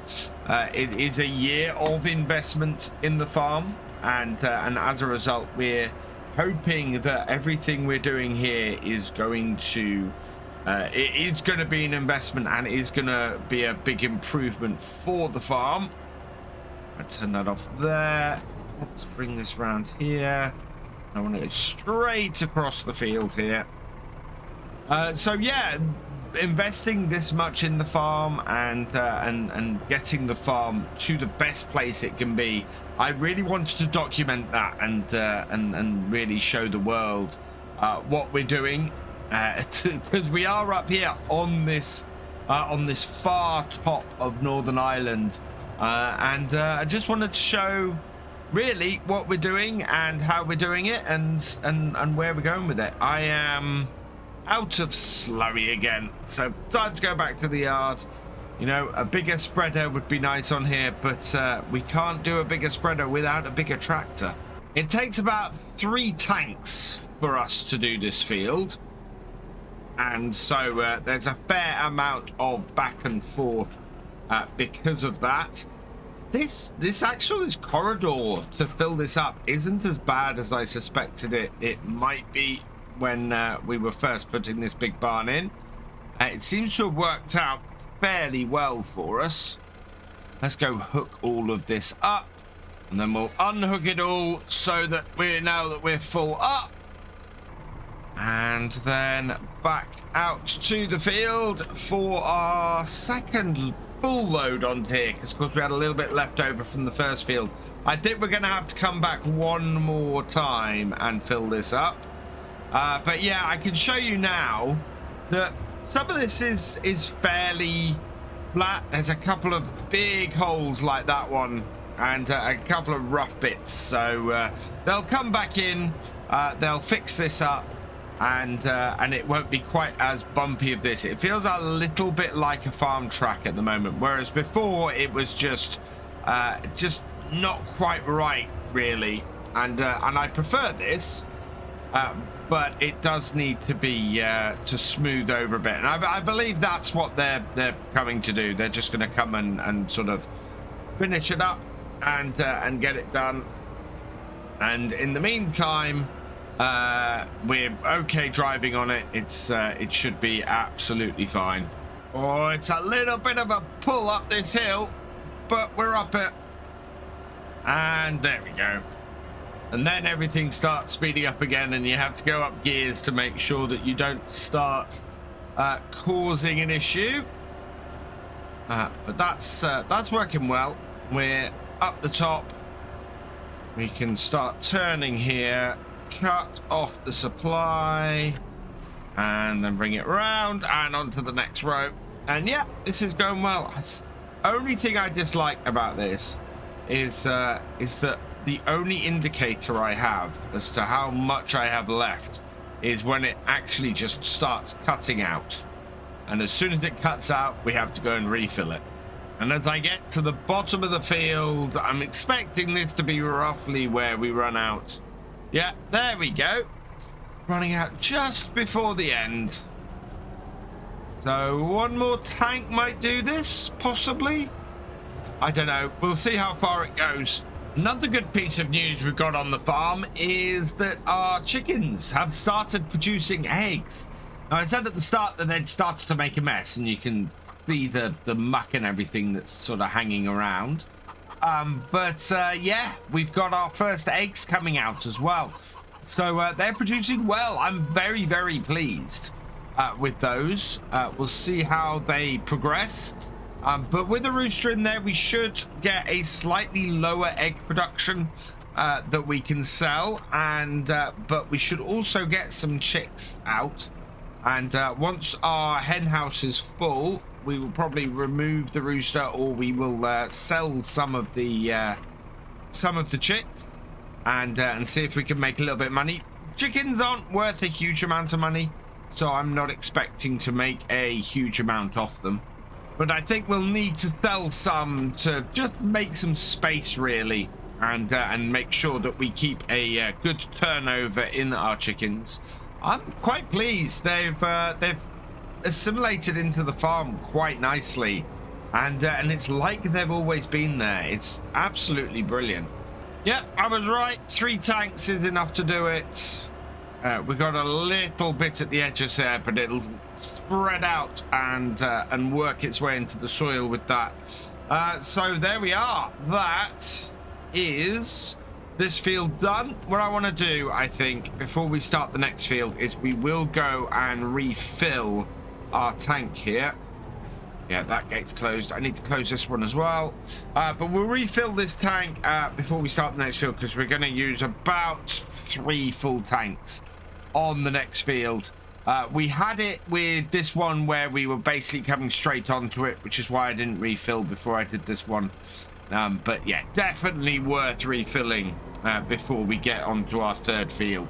I think we could possibly do with a set of forks, either for the David Brown, or maybe just a set of 3-point forks for the reform. Let's just run over here. Yeah, I don't know whether to get a set of forks for this or a set of forks that I can put on this, just to move pallets around. Maybe actually it might be worth doing both. So getting a set of 3-point forks on this for its maneuverability, and a set of forks for the front of this, so that once we've maneuvered pallets around, we're able to get stuff done. Because we do have these pallets to pick up, and we do have the pallets of seeds to pick up in here for what we're doing each year. Although, yeah, I don't know whether just getting bags of seeds going forwards might be a good idea. I'm very unsure as to exactly how to proceed on that. It's moving stuff around and getting stuff loaded up is definitely something that's becoming more important on the farm, and as a result, I really kind of want to get into getting something that will make that job easier. This is our 3rd tank of slurry for this field, and we're probably about halfway through it, I think, overall. So we're gonna take at least 4, maybe 5 tanks to get this whole field done. Just to go show that this really is the biggest field we have on the farm. And as a result, it does take the most work every year to keep it maintained. I'm very tempted to go and get a just a small herbicide, handheld herbicide sprayer, and go and get rid of the weeds that we've got on the barley field, just to clear those up and get rid of them, because they're kind of, it almost feels like they're sitting there laughing at me at the moment, and I would very much like to clear them off and get that field properly sorted. But we'll see how it goes. I might be able to. I need to be very careful how I do that, of course. At the moment, we seem to be doing great everywhere else, though. As I covered last time, the barley in general seems to be doing pretty well. So that is going to be good to harvest later this year. This should get these grass fields up and running quite nicely, so they'll be looking a lot nicer come next month. And yeah, it will take till May really for them to fully regrow, ready for us to do a cut of hay on here. And I think that means that we have run out of slurry again, so at least one more tank on here, maybe two. We're actually a lot closer to the end of this field than I thought we were. It's definitely not going to be two tanks. It's not even going to be a full tank off here. We're looking at maybe half a tank to 2/3. Certainly not that much. It partly depends on how well the tractor handles going up this field and up this slope. We're doing, I think it's about 4 miles an hour up here. So I'm trying to control the output of the slurry to not go so fast and not to spread too much. But yeah, you kind of really want to be careful on those slopes. And then downslope, of course, you got the opposite problem. Really need to control the speed going down the slope, otherwise you just don't get enough coverage as you go downhill, as it really speeds up. So just trying to make sure that we're not going too fast down this slope, being pushed by the weight of all that slurry in this tank. But yeah, I think that's given us a fairly even spread, which is great, which means all three of our fields are done. Absolutely perfect. I'm very, very pleased with that. Getting all three of these done is going to make a big difference. Look at that. Struggling to get up this hill with the slurry that's left in this tank. I'm going to drop right down and keep going down. There we go. We've got the torque now. We can climb this hill. And yeah, I need to wash both my slurry tanker and my tractor. And I've been holding off washing the tractor until we've done the slurry. Because I know just how bad this tractor gets, how dirty this tractor gets once we've been slurry spreading with it. So it made sense to just sort of hold off until we were done.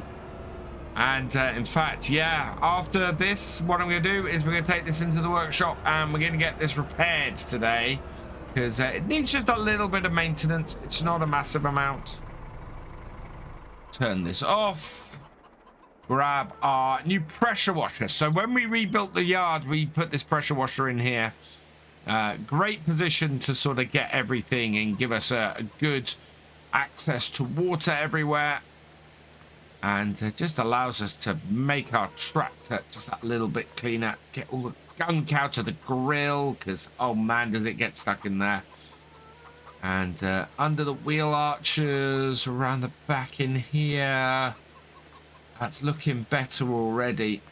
Tractor does show its age a bit. We've got quite a bit of paint chip and stuff. But otherwise, looking pretty good. And then we'll wash this down, because, yeah, like the tractor, slurry is something that gets everywhere if you're not careful.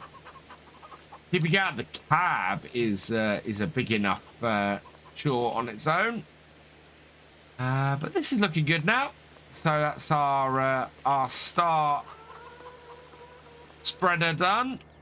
We'll put that away, and we'll go park this all up now and get it out of the way. And then I can go and get this tractor, well, do some maintenance on this tractor, because I don't want it conking out on us. We'll be fine for a while, I think. But yeah, if I don't do some maintenance on it soon, we are going to start having problems. I thought this was a good place to leave my Vertimix, but with trying to get this parked up here now, I'm not so sure.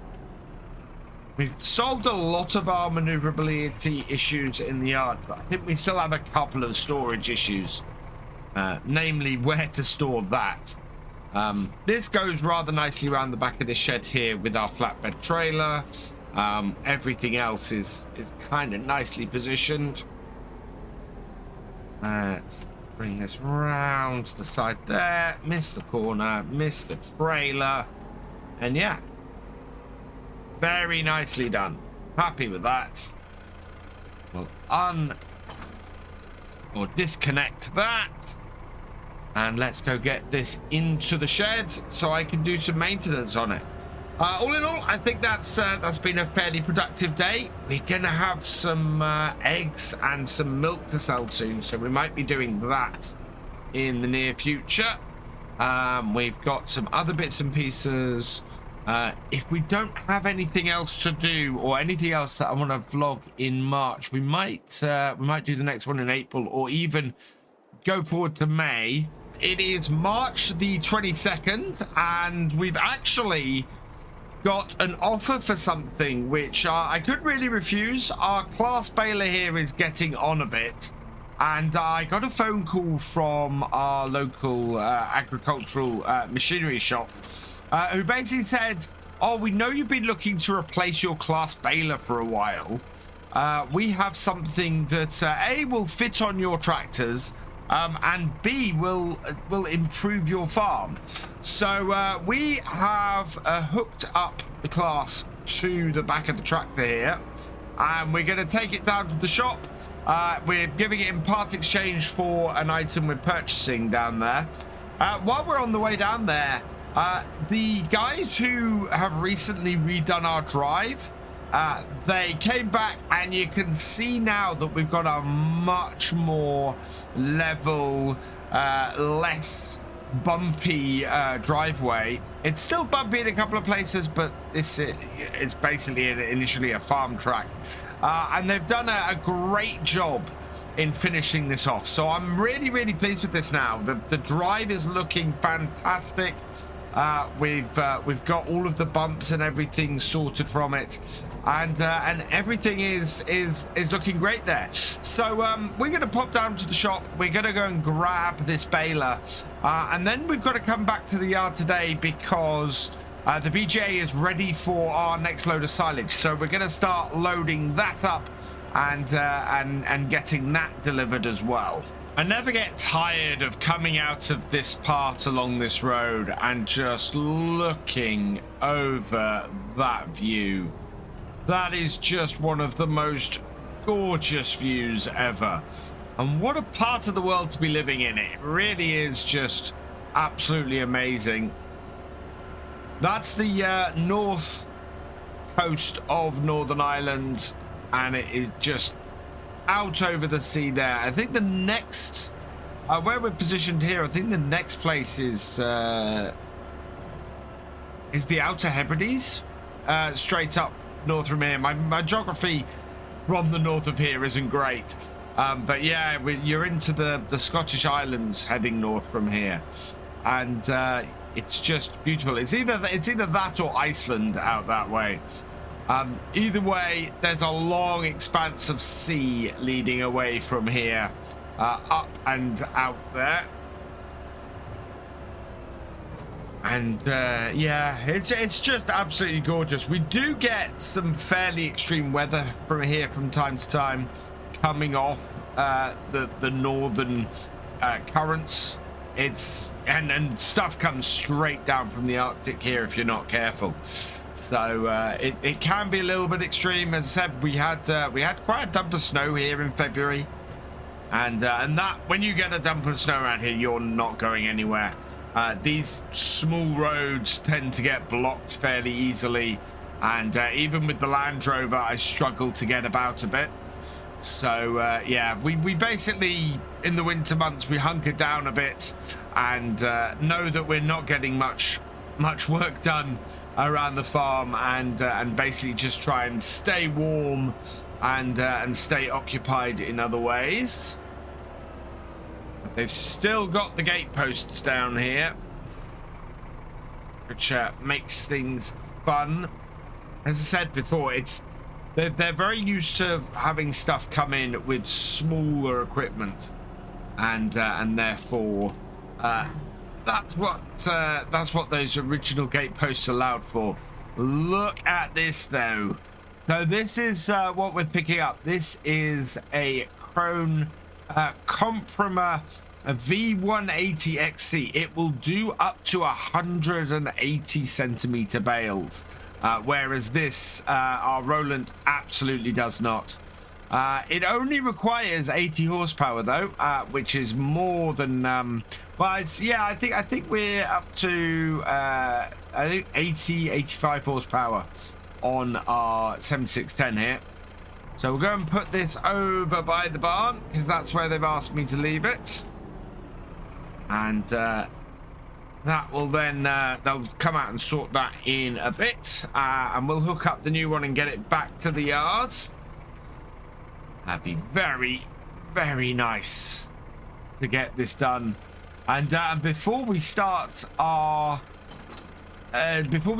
spring cutting as well is one thing that's very nice about it. I'm not overly worried about the horsepower on this tractor actually, paired with this baler. Our rigger track is more than capable of towing this and baling with this. So it will work with that quite well as well. Yeah, look at the size difference of this compared to the old one. But yeah, this should do us fairly well. We're going to get this back to the yard. I want to get it into the workshop, check it out, check it over, and make sure that everything is repaired and working. And then I'm going to go and start loading up our trailer, our truck. Because yeah, we need to get some more silage down here. Now that they've processed a lot of what we took earlier in the month, we should be able to get another couple of loads down here and into the BGA today as well, and keep that money coming in. I don't think we're gonna empty the clamp though before we have to start filling it. But then that is why we have two silage clamps, so that we can still be emptying and selling off the contents of one, while the other is getting filled with this year's cut. As I mentioned a couple of times before, we have to go right around the bottom of Fairhead in order to get back to our farm. We're right around in the top out on the peninsula itself. And so as we're going round and following the road round, I'm able to see the farm in the distance pretty much the whole time. We start off the other side of the loch and work our way around it. And yeah, it's always visible pretty much from the far side. I've heard a couple of people saying that it would be quite useful to possibly reclaim more of the land on Fairhead and get it and get that farmed, that there's space really to arable farm up here. And I would say, coupled with the extreme weather we tend to get from time to time, there's the whole thing of it being an area of amazing natural beauty, and I wouldn't really want to sort of mess that up. But I think there is space, maybe up among the trees up there, where you could go and you could do that.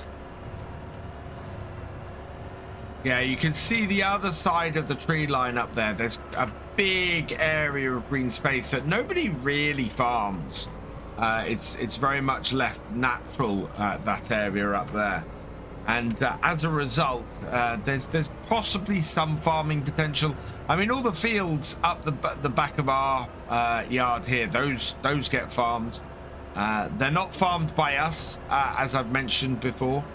They're farmed actually by the farm you can see just the other side of the loch there. And so yeah, they come through that area actually, and come and do that. And we sometimes see them on the back tract up the top. They don't come down our driveway or anything. Yeah, and then there are some fields around here. Somebody actually got crops in there this year, or is this grass? I think this is grass still. So much of what's around here is grass. Yeah, this is grass again this year. There are just some massive grass fields. I would love to add this actually to the farm. We might see if we can do that later in the year. Get a new cut, a new area to cut, especially with this baler now. We'll be in good stead with that. So, but yeah, back up the driveway, and it is looking so much smarter now that we've had it redone. I'm really pleased with how this has turned out. And yeah, our yard is looking great as well. Right, we need to get this into the shed. I think our best bet is probably to pull around here, reverse this up, and then once that's reversed up there, we're able to pull forwards and around here and get this reversed up again and into here. So we'll be able to create much bigger bales with this. Not that for feeding I particularly want to be creating much bigger bales. It will be more efficient, this though. Right, and we'll get this beside the workshop and make sure that we don't catch the tractor. Oh, clear that. There we go. And there we go. That's right by the workshop. Yeah, we're blocking the other stuff, but we can now work on this here. So I'll get to work on that later. First, I want to really, I want to be loading up what we've got in our shed over here, and it's looking a bit green under this pile. We'll have to clear this up later. But yeah, we need to get the wheel loader out and start clearing that. So open up our main shed here. Grab our wheel loader. There we are. And yeah, we can start loading up some more of the silage to get sold. It really, really is such a big income, this. So I'm pleased that they want to take more. They're always seeming to have a need for a fair amount of silage, which is good. I mean, they power most of the farms around here. They also put into the national grid, so it actually goes back to all of the farms. The BGA here is owned collectively by all the farms in the area. And as a result, we end up all making a decent share of money off it. We'll park this here, because where I was parking it before is now taken up by our chickens.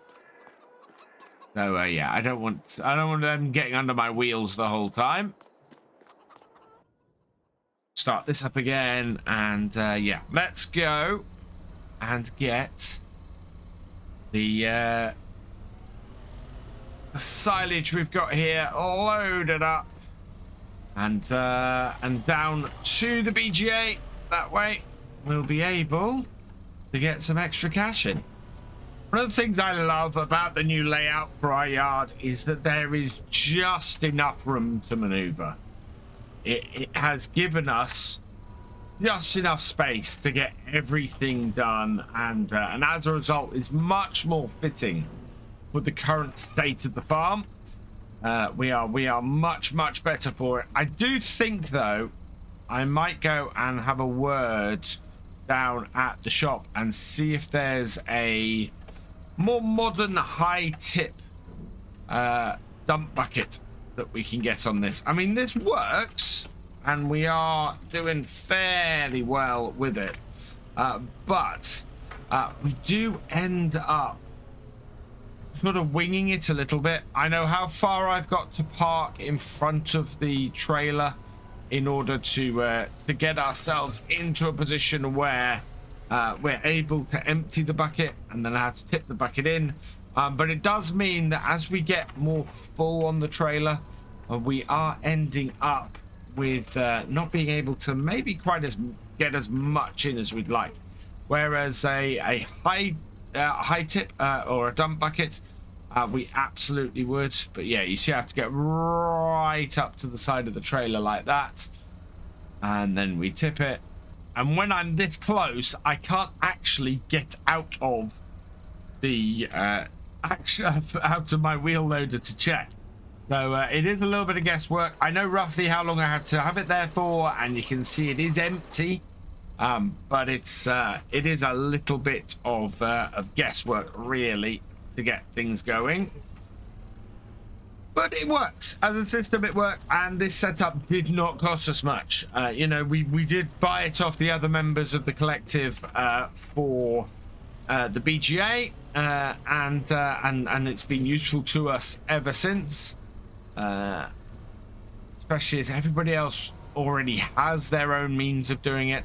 And it's a case then of, okay, how can we upgrade things on the farm so that things become more useful to us, and we're able to get the most out of it. And yeah, I think without replacing this whole wheel loader, a high dump bucket might be the way to go. One more bucket full should do this. So let's get down the bottom and collect it. There we go. And then you can do this. We have got yeah, we seem to be doing better now with getting stuff off the floor with this bucket. We did have an issue a little while ago, and that's now been resolved. I've worked out how to more effectively get everything up with this, so we don't need the David Brown to do this job anymore.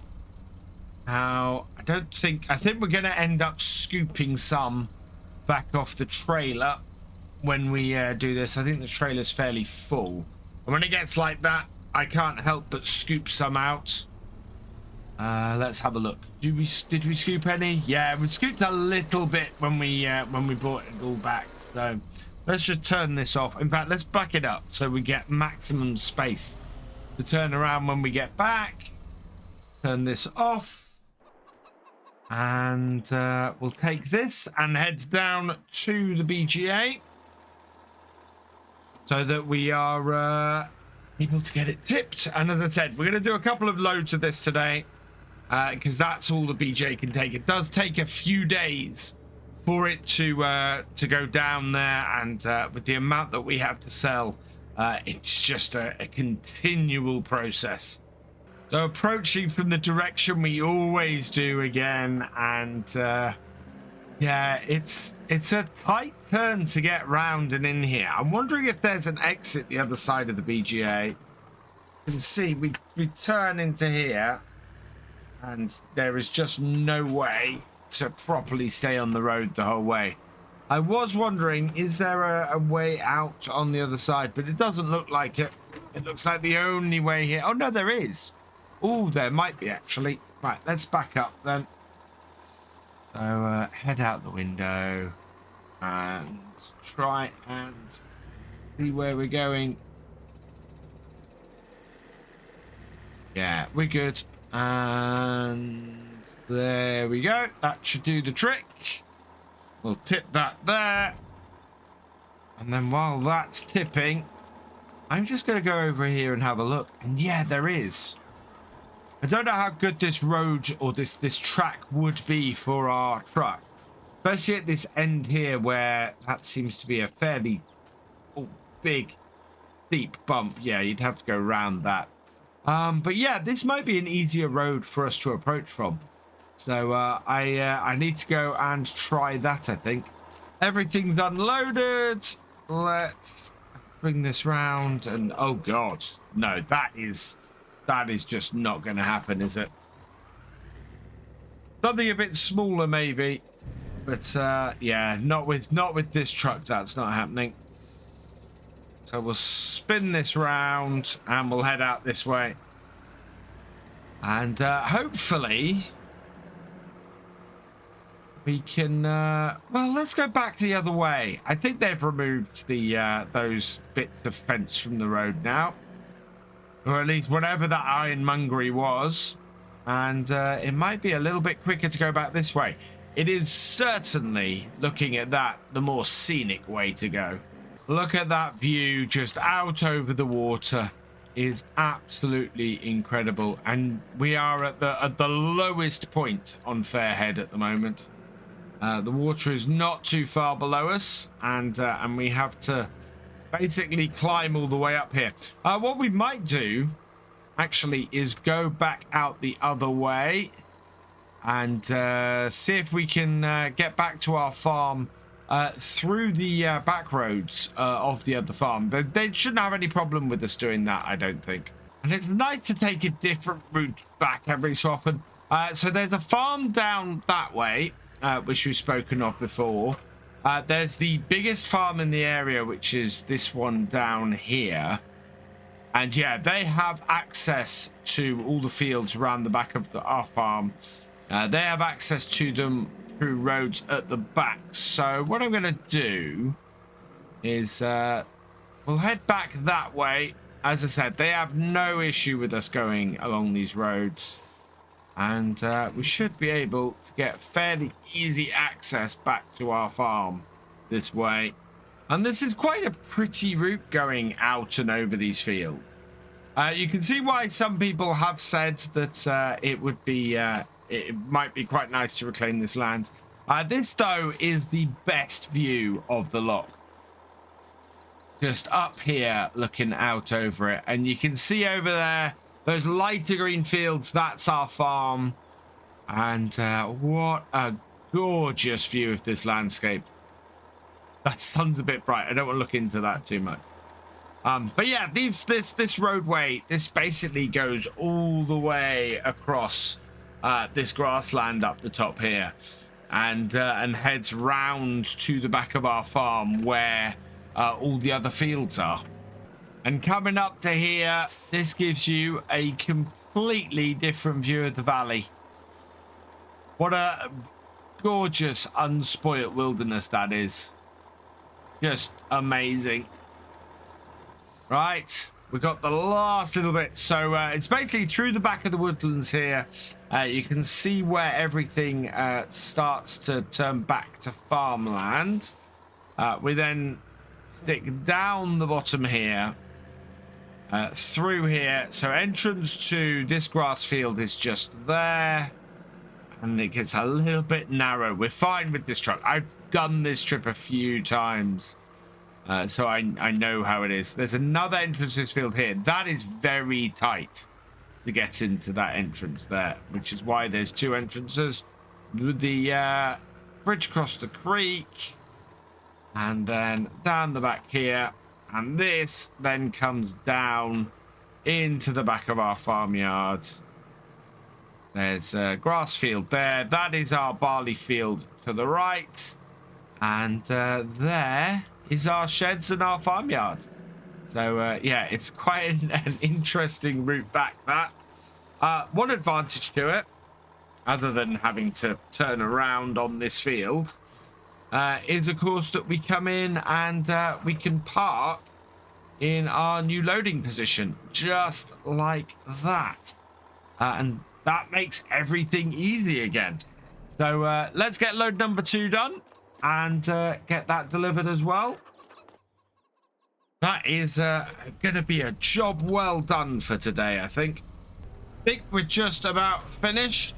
Not a huge amount more to put in And oh yeah, the green that seems to have stained the floor in here, that is really beginning to show.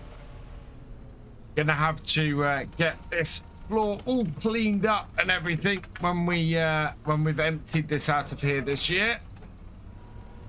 Until then, it's just gonna be stained by like that. But we'll be able to get the pressure washer in here and get that properly cleaned up once I've got all of this out. I think that should be everything. Let's see, are we catching any in the bucket? Oh no, we're not. We might be able to fit some more in there actually. Oh, looks like we might be able to fit some in the front as well, so we'll give that a try. But if it won't tip in, it won't tip in, and we'll be full. But that is just about done, I think, as far as getting nicely loaded up. And fairly impressive amount of work we got done today. Getting 2 more loads of this, replacing our baler with something much more modern, and able to make us some bigger bales. Not that we've managed to get through all of last year's yet, but that will do quite nicely. As I said, when it comes to doing some hay bales on here this year, we are going to be doing something a little bit different. Oh yeah, wow, we really struggled to get most of that in there. So let's just park this up. I might load up another one so that I can take it down there later, and I think that's pretty good.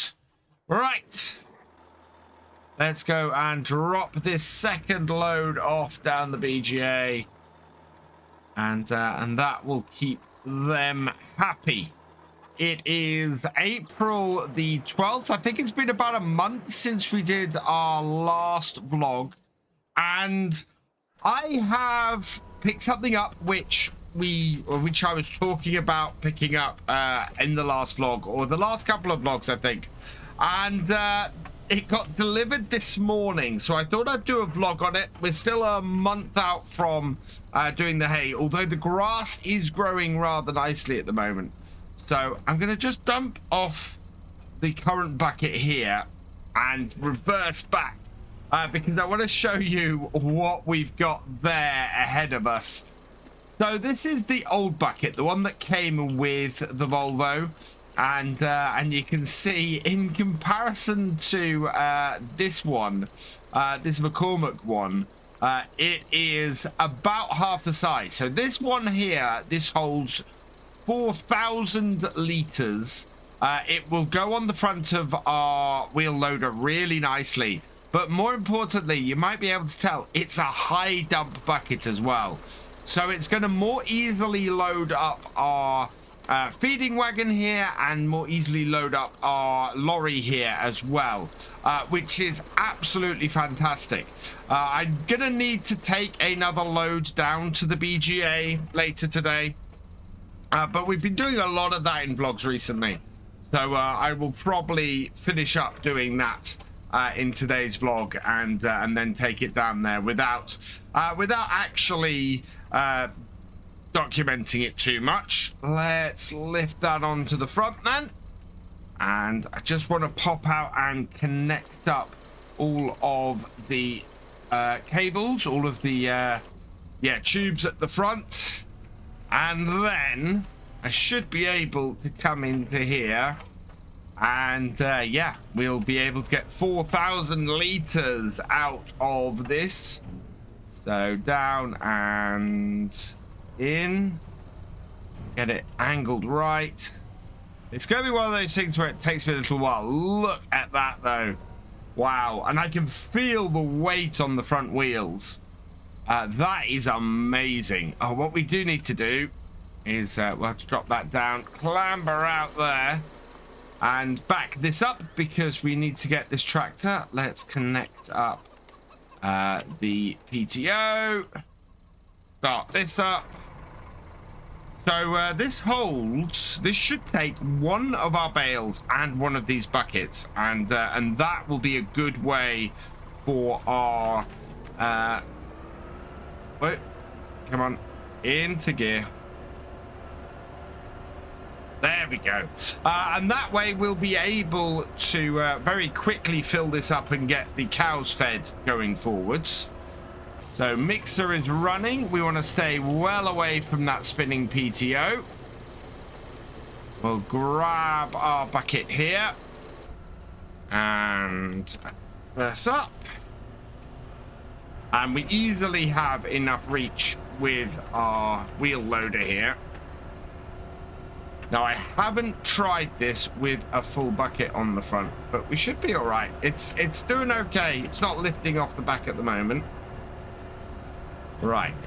And line it up. Whoa, whoa, whoa. And the beauty of this is I should be able to just tip this up. And wait, let's get it into... There we go. And into the whole thing. Right up, and in it goes. And I can see on the shadow the whole thing working. Where we're up at the moment. No, we're down at the moment. Dropped a little bit on the floor, so let's see if we can pick that up. Hopefully. There we go, and back up.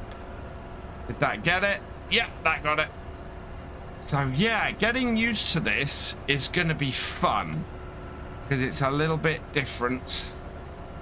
Right, and then that way. Should tip it in. There we are. So that is the beauty of a high dump, is that we don't have to get the actual bucket into the equipment anymore. And it means that we're not catching it on the edges or anything like that. And then over here, of course, we've got the David Brown. Start this up. We'll go and grab a... Actually, how much have I got in that? I think I might have already... The reason I came in, because I think I put the... let's jump in. How much we got in? Yeah, I've only got 4,000 litres. I thought I might have already put one in. I couldn't remember. But I haven't. So, yeah, we do need to grab one of these. So, let's go forwards and in. Grab me the bale on the right-hand side. And lift it out. There we go. So this is 4,500 litres we have on one of these bales. And this will then even things up. It's going to be 8,500 litres. That gives us a bale and a bale and a bucket, and that should do it all. Oh, wow. That is jammed on that. See if we can move it about a bit and get it off. Sometimes, yeah, the bales do get stuck on there. Easiest thing to do, I find in that situation, is try and just dislodge it a bit. Might be the angle I picked it up at. It really, yeah, when it gets stuck like this, it's real pain.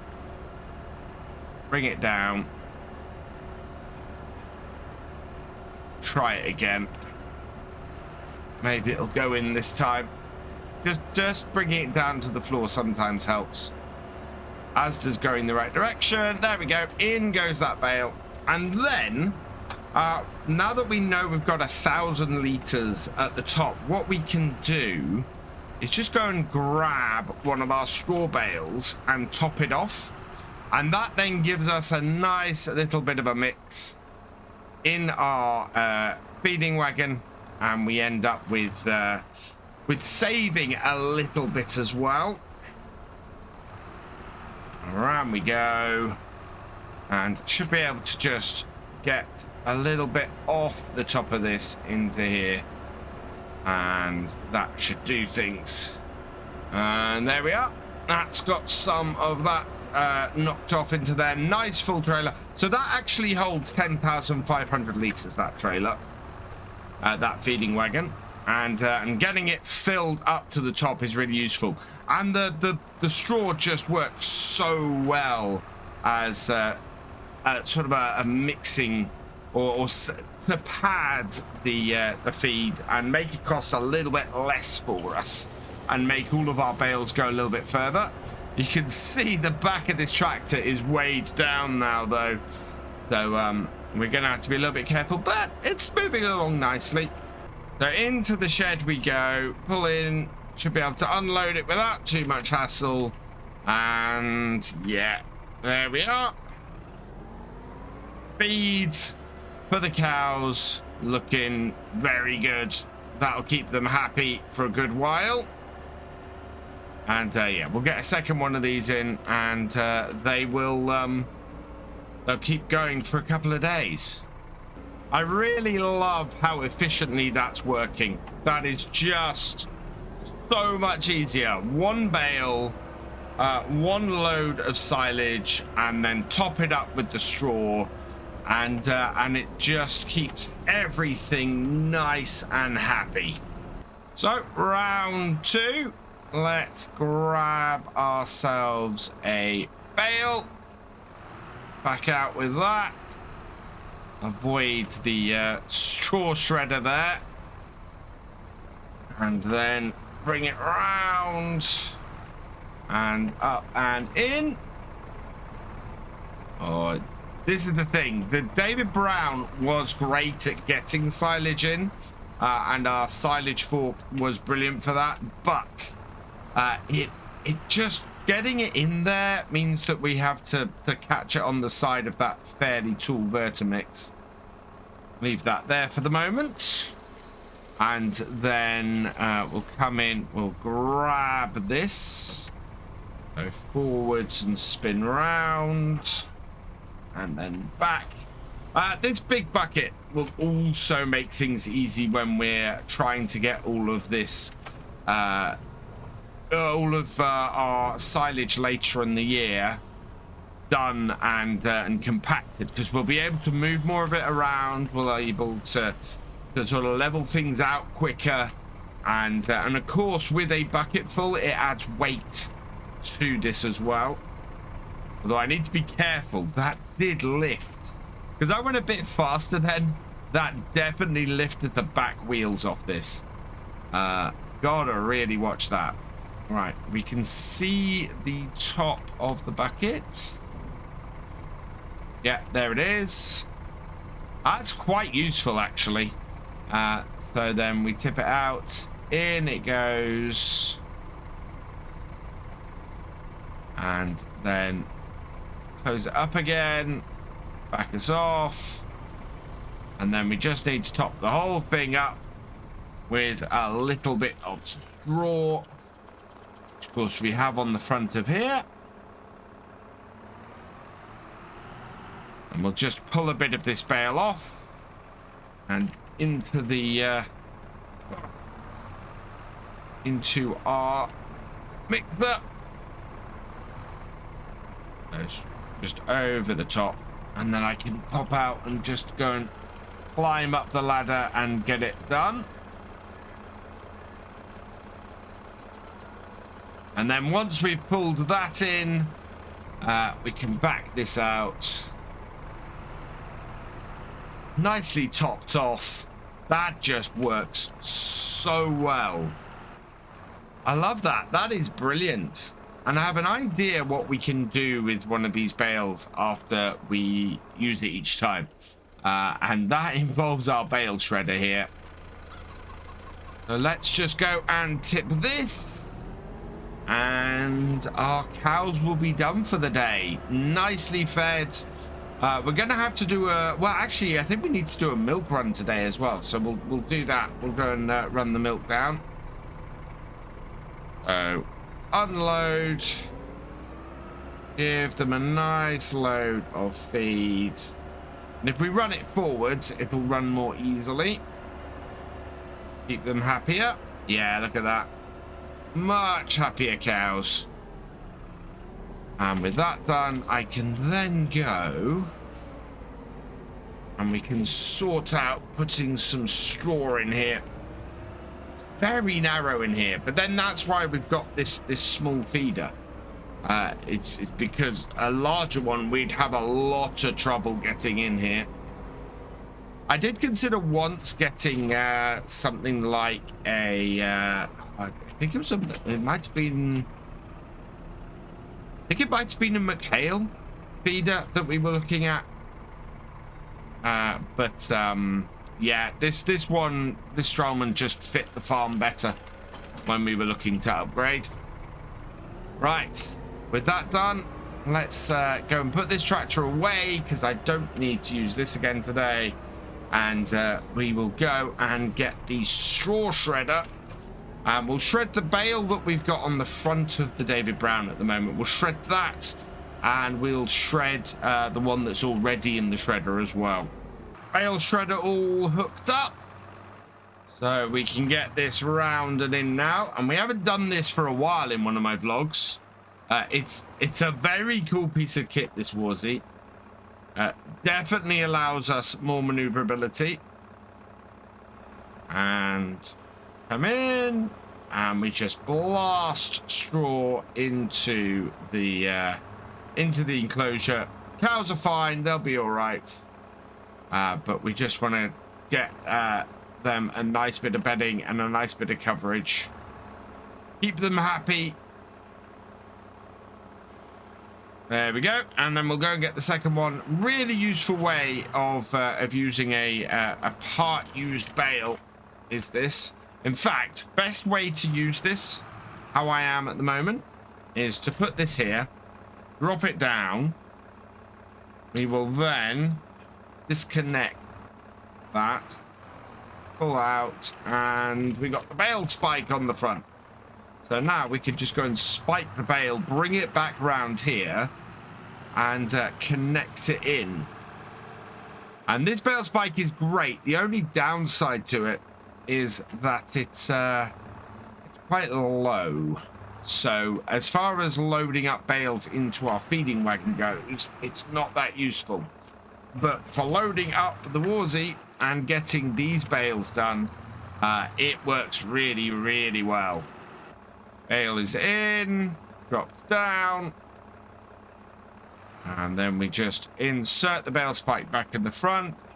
It connects back up, and yeah, drive in and unload it. Just such an effective piece of kit. This works really, really well.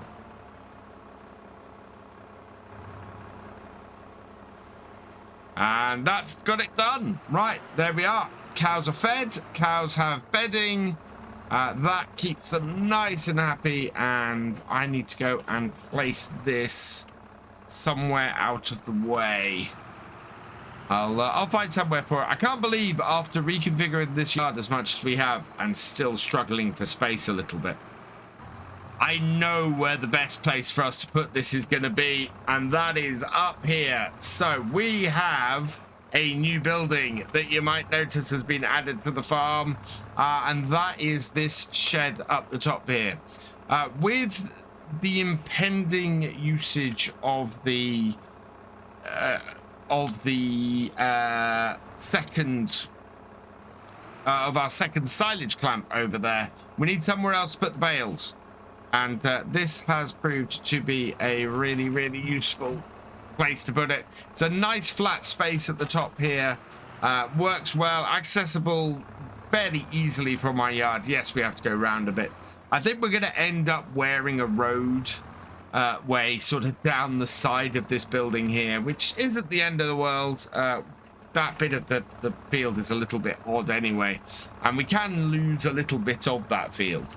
But what it means is that we can now empty our silage clamp. Our silage clamps can be used for what they are originally intended for, which is making silage, and we don't have to worry about emptying one in order to make way for the next year's silage.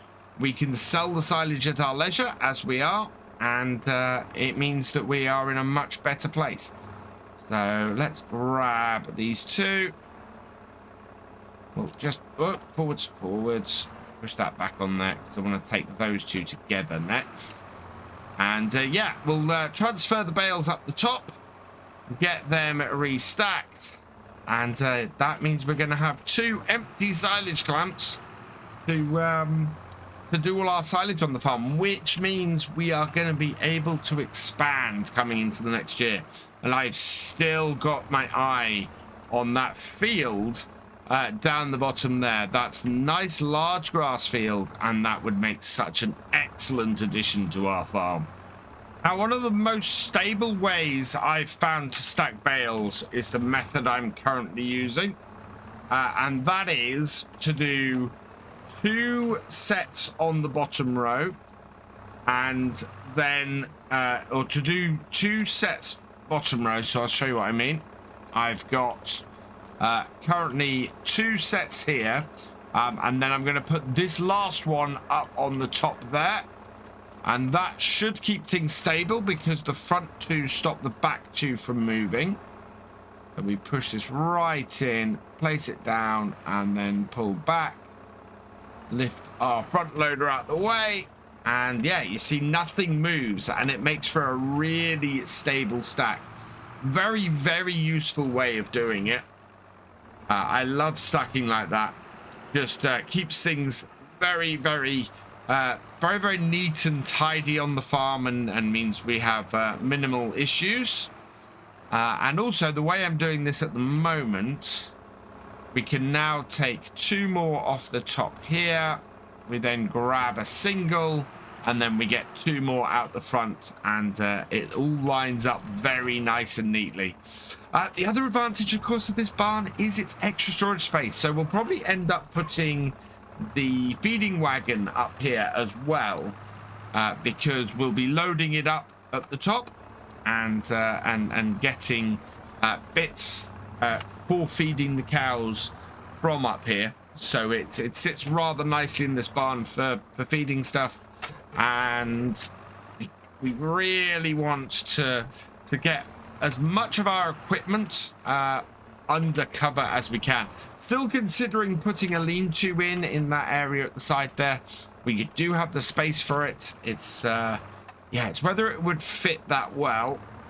But yeah, I like the idea of more storage space on the farm. It's the thing we lacked the most at the beginning of this year. And as I said, these vlogs are all about how we're modernizing the farm and getting it ready for the next few years of farming on here, as we try to expand the farm, because we are in a position these days where expansion is an option, and I'm so happy to be able to say that. It just means the world to be able to take this farm into the future. Final 2 bales, just bring them in and stick them on the end. I'll be fine in that. That's quite a steep drop off that corner. I've got to watch that. And then that is that jobbed. And we can, well, wow, that did not come off that right-hand side as cleanly as I would have liked. Let's see if we can't get that to, yeah, there we go. That's not too bad. We'll be using that without, in the not too distant future. Now I just need to get the few straw bales we've got up here as well, and that's that cleared out. And that is the last 2 straw bales out of the silage clamp. That makes it all clear and ready for us to start filling up. It'll be the summer before we start filling this clamp up though, because, well, as I said, we're going to do mainly hay for our spring cut in May.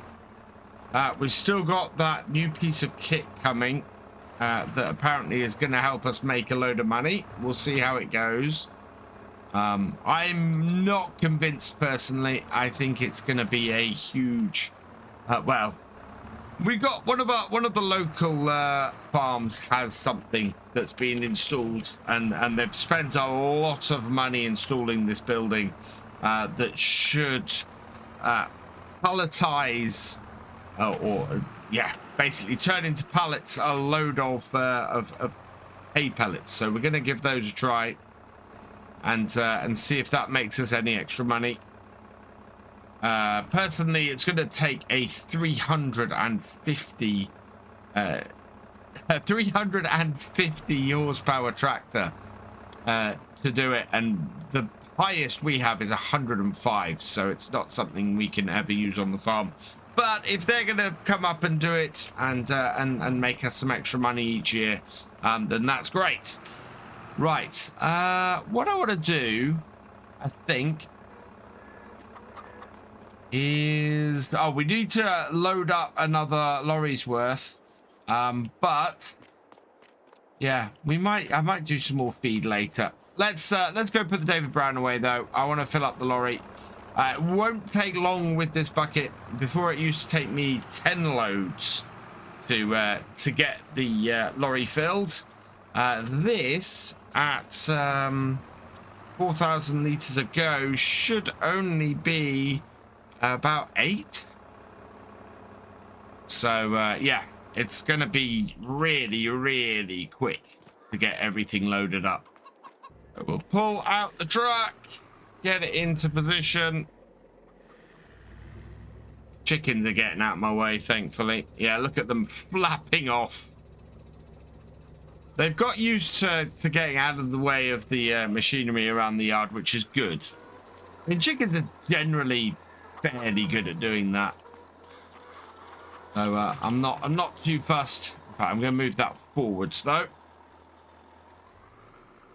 Let's get that there. Yeah, I want it basically in line with that part of the shed. And then we can get to work. I think I'm saying it every vlog now, but I mean it. It's this yard is just working so much better for us now than it was last year. We're able to do everything that we need to do, and just going to suit the farm so much better as things expand. I couldn't be happier with how things have turned out here. All right, forward. We want right up. Bring it around. As before, we kind of need to get right up to the edge. But it's not so bad anymore. We can get ourselves right up to the edge of here. And bring this down. Yeah. And then open it up. Like so. Emptied out. You can now back it off. Back us round. And yeah, there's just enough space to turn around that and get it. Works so well. So I think this should just about do it. I think our trailer might be full at this point. We'll see if we caught any left in the... Yeah, we got some left in the bucket. So I don't think we're quite able to get all of this in there. We managed to catch a bit on the top as we were loading it in. Even with this dump bucket, it's still going into the trailer a bit. And as a result, if the trailer gets too high, we end up catching some in the bucket. Looking good though. And our truck is full. So I am going to go and take this down to the BGA and get today's load done. However, it's been really good. We have got all of our bales moved. The new shed seems to be working out well. The new bucket seems to be working out well. All in all, things are moving swiftly forward. And next month, we're going to go and cut all the grass and start haymaking, so that by the time the kit arrives here, we should be able to row everything up and see if we can make something a little bit different. It is May the 6th, and we have a very big piece of kit coming into the farm to try out something that's happening in the local area. We've recently had a pelleting plant built not too far away, and they want to come and do some of the pelleting on our farm. They'll pay us to do it. So what they've asked us to do is get some pay cut. They're going to be here in a couple of weeks. So what I'm trying to do at the moment is get the grass cut so that we can then go pellet, so that we can then get this equipment over here and get pellets made. So we're going to be cutting all 3 of our grass fields today and getting the tedder on them. It's quite exciting. It's going to be the biggest equipment that has ever been on this farm. I mean, our little reform here is the most powerful tractor we've ever had on the farm. And this is 110 horsepower. My understanding is that the tractor that's going to be here is going to be like 350 horsepower. And the way we're going to be doing it is we are going to be doing the carting for it. So they'll be going round. They'll be setting. They'll be getting their equipment here. They'll go around the field, and I'm really looking forward to this. Come on, let's pull this gate in. There we are. And yeah, I'm really looking forward to seeing what this piece of kit can do. It's not a piece of kit that we can particularly buy on here, but the idea of making diversifying our income around here and having them come in maybe once a year and do some pelleting and stuff like that, that really appeals to me. So yeah, we're gonna get round, we're gonna cut this field, and then we'll get the tedder out on it. This little tractor is running so much nicer now that we got it back from the workshop. I don't know what was wrong with it when we first got it, but yeah, everything is running so much better now. It's not conking out. It's running really well. And just look at the maneuverability around these corners. I don't have to do any reversing or anything like that to get a nice square corner with this. We just go up to the point where we get the width of the cutter left at the end, turn, and it will just do a 90-degree turn. In fact, I should probably be lifting the mower when we do it. So we get to this point here, lift it, turn, and look at that, just puts us straight in the right position for the next bit of the headland. I would have had to have gone back and forth and turned around a lot with the 7810 to get that clean a cut in the corner. It is just such a fantastic piece of kit, this tractor. So in this top corner here, I've actually done quite a little bit of maneuvering, tried to just get this extra little bit that we've got sticking out here lined up. So actually 4 rows in, and that just means I can now go round, do the 3rd headland without too much issue. We need to do a 3rd and a 4th headland here. This new building is presenting a little bit of an interesting conundrum, and my maneuvering around here wasn't so great earlier, but yeah, it's just a little bit weird having to maneuver around this brand new shed that we got built over the last few months. This is our first cut of the year, and it's first cut we've had with this here. So learning how to best cut this field with this new bit sticking into here is quite interesting. I think we might end up just smoothing that corner off a little bit, just to make things just a touch easier on us. So I just about got this work figured out now. It is pick it up in the corner, turn around, try and keep as close in as I can, line myself up on the next one, down and in again. And yeah, the efficiency of this little reform is just fantastic. I was so stuck in my ways about whether I should have a tractor like this on the farm that actually having on the farm has been a massive surprise to me. I I didn't realize that it could speed things up as much as it does. But then this tractor is very much built for this kind of work. It is a grass tractor, or tractor designed for doing hay and silage work, and specifically designed for doing it in mountainous terrain.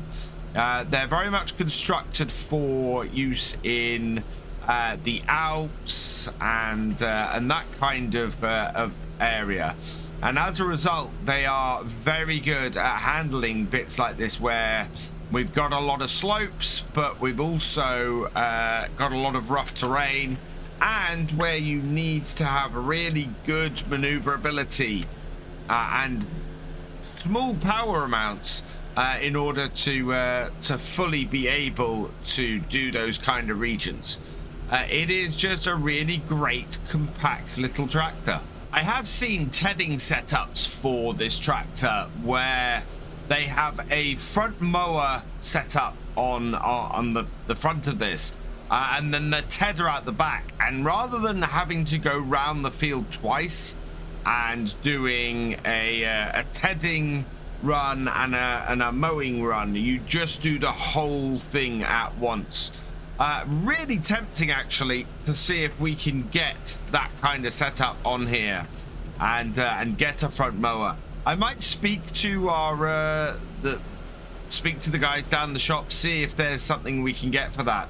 A 60 horsepower, 70 horsepower mower on the front of this would very much allow us to run the tedder behind and give us a really good and speedy run through this. I mean, doing things at speed and getting stuff done quickly isn't a huge amount of issue around here, but if we're looking to expand the farm, if we're looking to add another field to the farm, then definitely that would be something that would potentially make quite a big difference to us here. And that is the bottom half of the field pretty much done. Just a little bit of cleanup to do. I'm just gonna head back up the field so that we can cut these two little triangles, because the field moves a bit, and yeah, I was pretty straight on what I cut, thankfully, but we needed to just clean up a little bit, and so that's nice and straight, and that is almost everything cut. Just got this little tuft here. Let's just spin around that, and then yeah, up the top. And I'm going to cut in at this top half here, following this line, and we'll cut across, and that hopefully should be at a similar sort of angle. Don't know if it is, to be honest. Really difficult to tell from up here, but this will cut this in half, so that should be fine. Actually, I wasn't too bad. This is pretty straight on. What I do need to do though is the top end of the field wasn't quite so much, so it's lining up and cutting in at the right point, which here is not that easy. We're okay, and yeah, we're keeping things pretty straight at this point. Doesn't matter so much because we're going to be running over this with the tedder and then re-rowing it up later. But at the moment, I'm quite happy keeping this as straight as I possibly can, running as much across the slope of this field as I can. I mean, this bit here, definitely we're going up the slope, but we run across the slope for the most part on this field, and these straight lines work out pretty well for us. The lengths of our two sections now are a little bit mismatched, so I'm going round this lower section and getting that cut and finished off, and then we'll go up to the top end of the field and get that cut and finished off. I think there's basically one more row to go on this by the looks of things, and if that is the case, that has got really well aligned. Yeah, I think, yeah, we can get all of this in one row, certainly at the top end here. I don't know if that's going to be the case the further down the field we get. That might be wider. It might not. Yeah, it's a little bit wider. So we've got a very small bit left that we're going to have to run up the middle of the field and get. Not perfect. By no means perfect. But well enough that I'm happy. Just a tiny little bit left to do. And then this field is all done. Yeah, that bit there. Oh, sometimes the maneuverability of this does go against it. I mean, just turning that away then to turn around and not lifting, or yeah, turning it before I lifted it, and it was it turned it out of the way of that tuft. But all good. That's worked really well. And look at that field. That is just immense. All of those rows of grass on here ready to be tethered. This little reform is fantastic. Just getting out the gate here and just having a look at the barley. This is growing very nicely. Oh, this is looking like a very healthy crop. I can't help but think we're going to have a better harvest this year than we had last year. Oh, let's back this off. Just managed to avoid the gate there. That was lucky. Right, avoid the chickens. They tend to bunch up towards the chicken coop when they see the tractor coming. They're getting very aware, the chickens. They're quite easy to avoid at the moment. There we go. Lower that down. And yeah, I think a front mower and a new header might be great things for us to get on the farm, because this little old header, as I said, has been here for a very long time on the farm now. And I think there's a new Oettinger header that that's available that we might be able to use that would go a long way for us on here. Right, with chickens and back out into the field. We'll get that to unfold. There we go. And what I need to do again is close this gate. There we are. And then we won't clip it as we're coming round.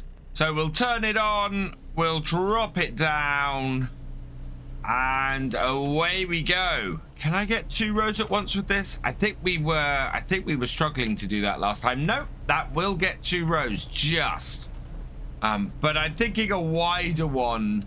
Well, either one that we can pull behind a mower exactly, which we've just discussed, or a wider one on here that's going to do multiple rows at once. Either of those might be a really good way to go on the farm. Let me know in the comments exactly which way you think would be better to go, whether just getting a wider tedder, or whether the farm might actually benefit from that front mower with this tedder running behind, maybe. Something that was an advantage while we're cutting is turning out to be a bit of a disadvantage while I'm doing the tedding, and that is the maneuverability. I'm struggling in places to make sure that I capture everything.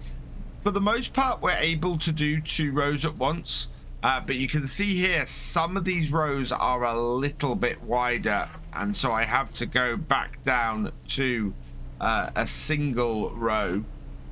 And this is the thing that I'm finding with this, and this is what I was talking about, the possibility of getting a bigger tedder. As we have a larger horsepower capability on this tractor, we are able to go a little bit bigger with the tedder, and getting 2 or more rows might be really, really useful to us with it. So I don't know at the moment. It's something I am definitely gonna have to have a think about. And when we come to do the other fields of hay later in the month, I think we're probably going to look and see exactly how we can improve our workflow here on the farm with this. Headland's just about all done, and it's already beginning to dry out quite nicely. We can already see the change in color on the grass. So I have no fear that when we come to get the machinery on here later in the month, of how well this will work. Let's see if we can get this done in 2 rows, stick closer to the other row, or the outer row. But yeah, that is pulling most of those rows together. So it is a case of, it's not perfect, but we can save ourselves a little bit of time by trying to include as much in each turn up and down the field as we can. I am finding with most of this field that the width between the rows is a little too much to be able to get 2 rows in at once. I end up getting about half a row, or sometimes I do manage to get 2 rows depending on how close I've cut them, but it's not close enough for most of the field for me to be able to do 2 rows at once. So definitely I think a wider tedder would be the order of the day if we didn't put a front mower. I think maybe the thing to go and do is to go and check out exactly how expensive it is to do that, to go and get a new tedder versus adding a new tedder and a front mower, versus just getting the new tedder, whether it would be a big difference in price, especially considering what my current setup is. I also have a feeling that I might be able to get a front mower and then have with enough power left over for this tractor to be able to then also get do a front and rear mowing combo with this, with our current mower. So yeah, a lot of it I think is going to be depending on and looking at it and seeing how much it is worth investing in that kind of setup.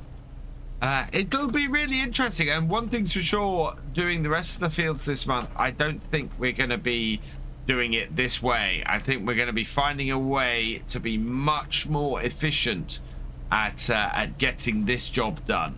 The more I ponder this, the more I think just adding a front mower would be the way to go. We have very little horsepower requirements on this tedder. Adding a front mower for when we're doing this job would speed things up immensely. We'd have to do 1 pass around the whole field, and we'd be tedding as we went. But more importantly, adding a front mower while we're doing the silage would mean we could have a front and a rear mower and cut it in half the time. As long as we get one that will windrow as well, in the same way as our mower does at the moment, our rear mower does at the moment, then we would end up with a big time saving on that job as well. So I think that's what I'm going to go and speak to the shop about and see what they say. Maybe we can get something that will work with this tractor, with our existing mower and with our existing tedder, and will just save us time all round. Just a tiny little section up the top corner of the field here, and that will finish this off. That is really good. This little tractor, as I said, it has not yet failed to impress me at all. It is such a cracking little addition to the farm. Works so well on everything that we've needed it to do, and is just going to continue to work wonders here. I think I am going to go and see if we can get something for this front 3-point. There should be a mower, so I might do a vlog comparing that setup to this setup in the near future. Oh, what are you doing? You gonna move? Or am I gonna have to go around you? No, you're just wanting to stand there. Right, I'm gonna have to shoo the chickens out the way so that I can go and put this piece of kit back. I mean, what are you up to? It is May the 10th, and we have just finished loading up the latest set of milk. We're going to be running this down to the dairy. After that, you might have just caught a glimpse of it as I was passing the farmyard there. We have something to test today. So after speaking last time about how long it's taking to do the 2 passes with both the tedder and the mower, we spoke to the shop. The shop were happy for us to trial a new setup, so we're going to be doing that today. We've still got 2 more fields to prepare for the pellets or the pellet harvesting later in the month, so I want to get those done today. And that should be really, really good at getting that job done quickly. And so it's giving me a little bit of time at the start here to go and deliver some milk. The milk is in great demand at the moment, so this will be really good for us. And it's at the dairies down the side here. So we'll just pull in. And yeah, this building here is where we want to deliver this. So I'll just go and have a word with them and get this tanker unloaded. Everything's good. I just need to pull forward a little bit and we'll get everything hooked up. So let's just pull this forward a bit here. We'll hook this all up, which is going well. And I think we're done. I'll get this all unhooked and we'll head back up to the farm. So the milk, like everything else on the farm, is actually doing fairly well for us at the moment. We're getting a good amount of money for that. We're actually at this moment, as I said, the milk is in great demand, so we're getting a pretty fair price for it right now. And as a result, there's a good amount that we have to go and sell there.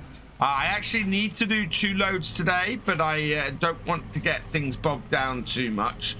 So I'm just going to park up here.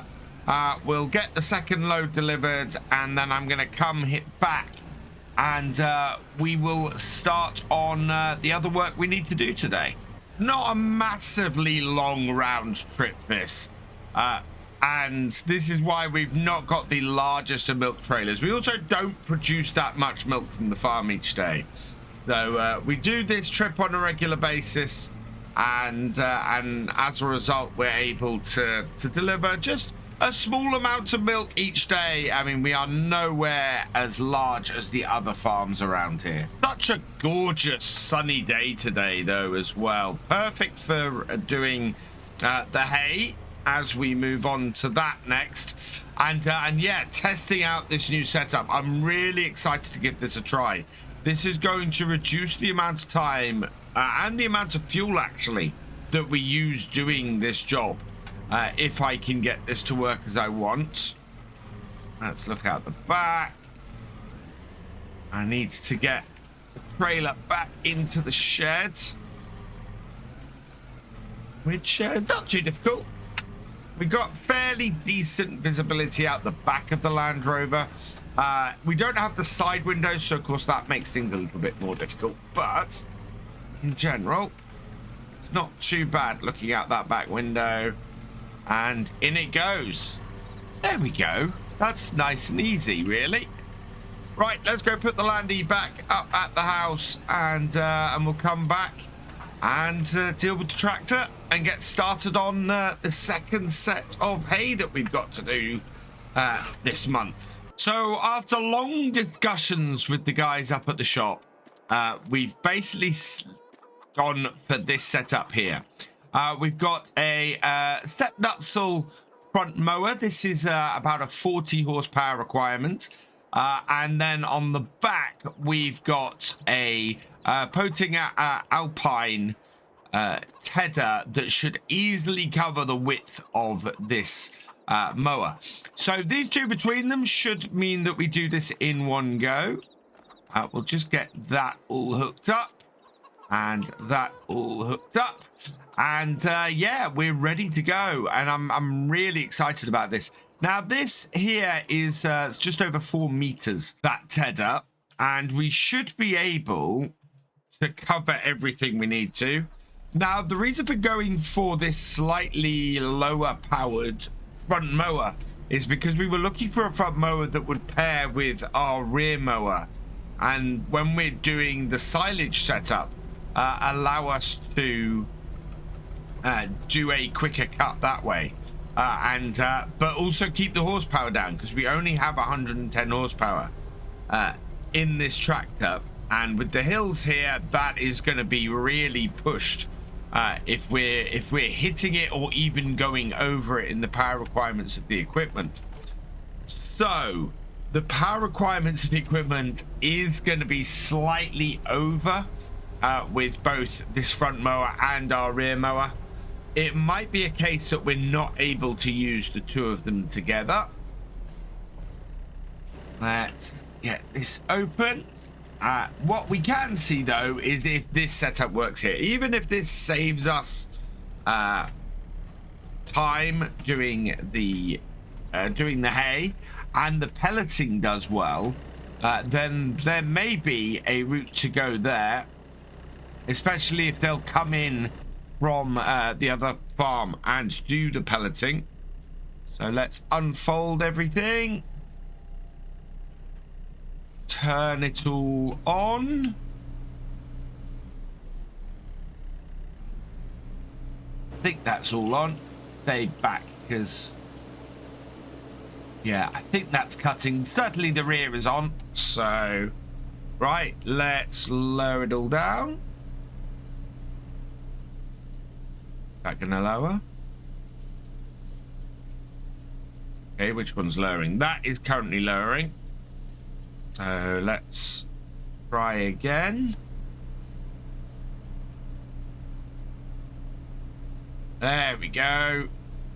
And forwards. Yeah, this doesn't want to all go as I'm hoping. Oh no, there we go. That's done it. Right. And away we go. And round the edge. And yeah, my front mower is not active for whatever reason.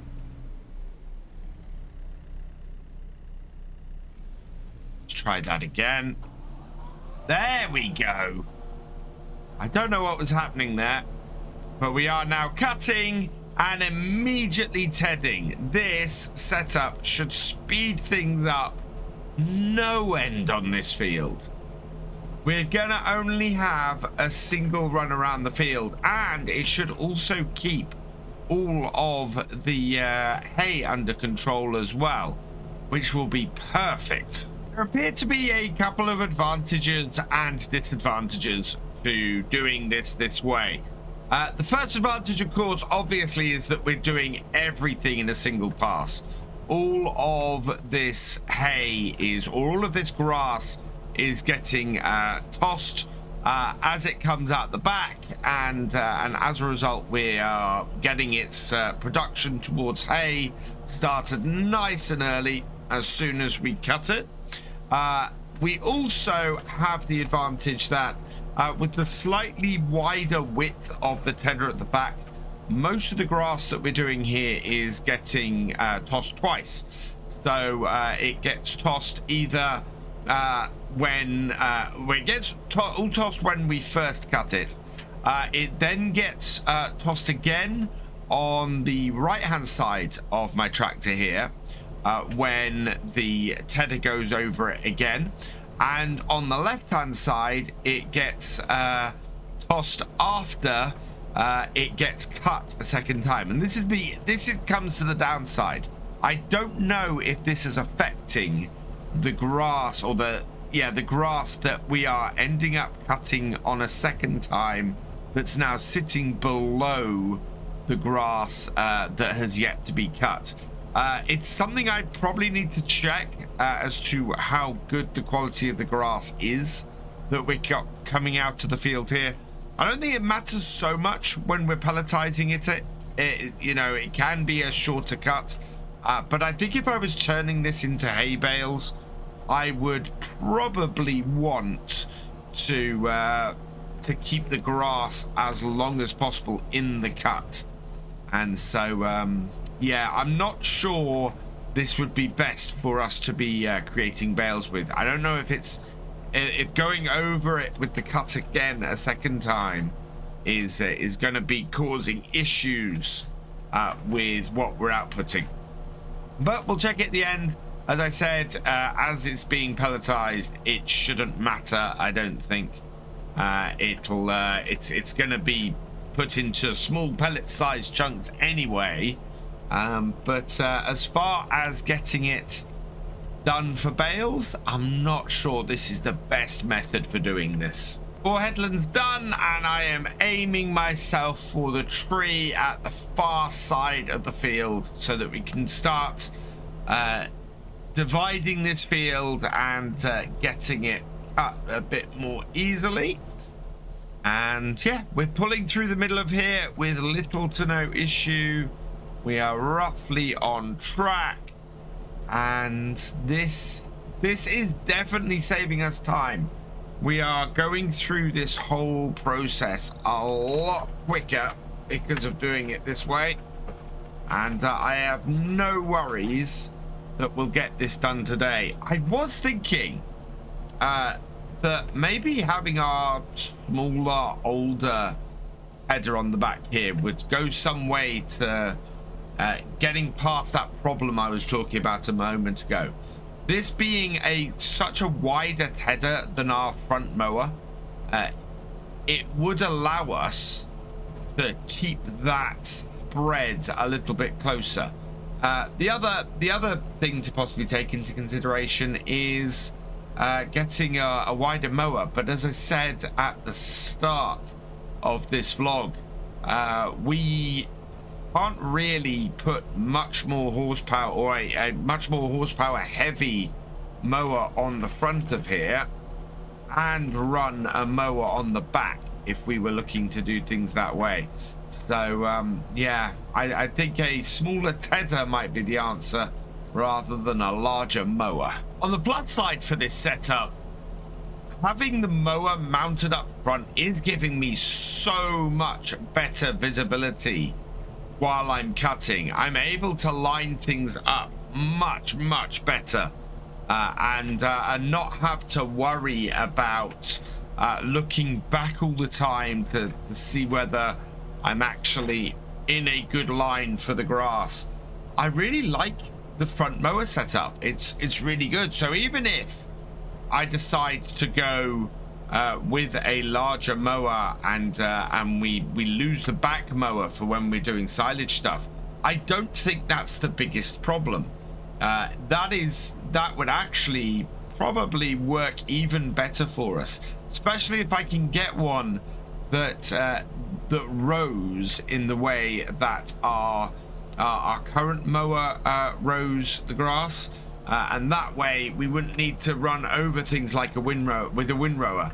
I am concerned at the moment with running this front mower and a rear mower that we might have to windrow the resulting grass when we're making silage later in the year.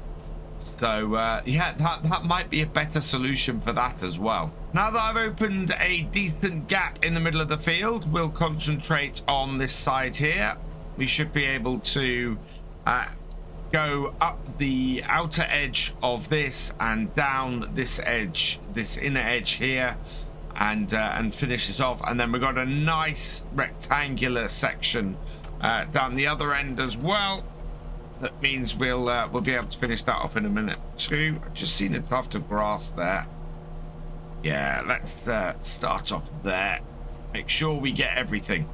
But yeah, you can see now that the reason why I cut at that angle down the middle of the field and have that tree marked to cut from where I am, where I was, is because it just makes getting the rest of this field done so much easier. Getting to the end of this part of the field, and I've got a little bit of a wedge here. I thought I'd done a nice straight line on this edge, but I think I ended up with creating a bit of a wedge. That's all right. It kind of happens when you've got uneven or oddly shaped fields, so I'm not that concerned about it. It just means that we'll be getting shorter and shorter turns coming around from this top end, and yeah, it is a little bit of a wedge.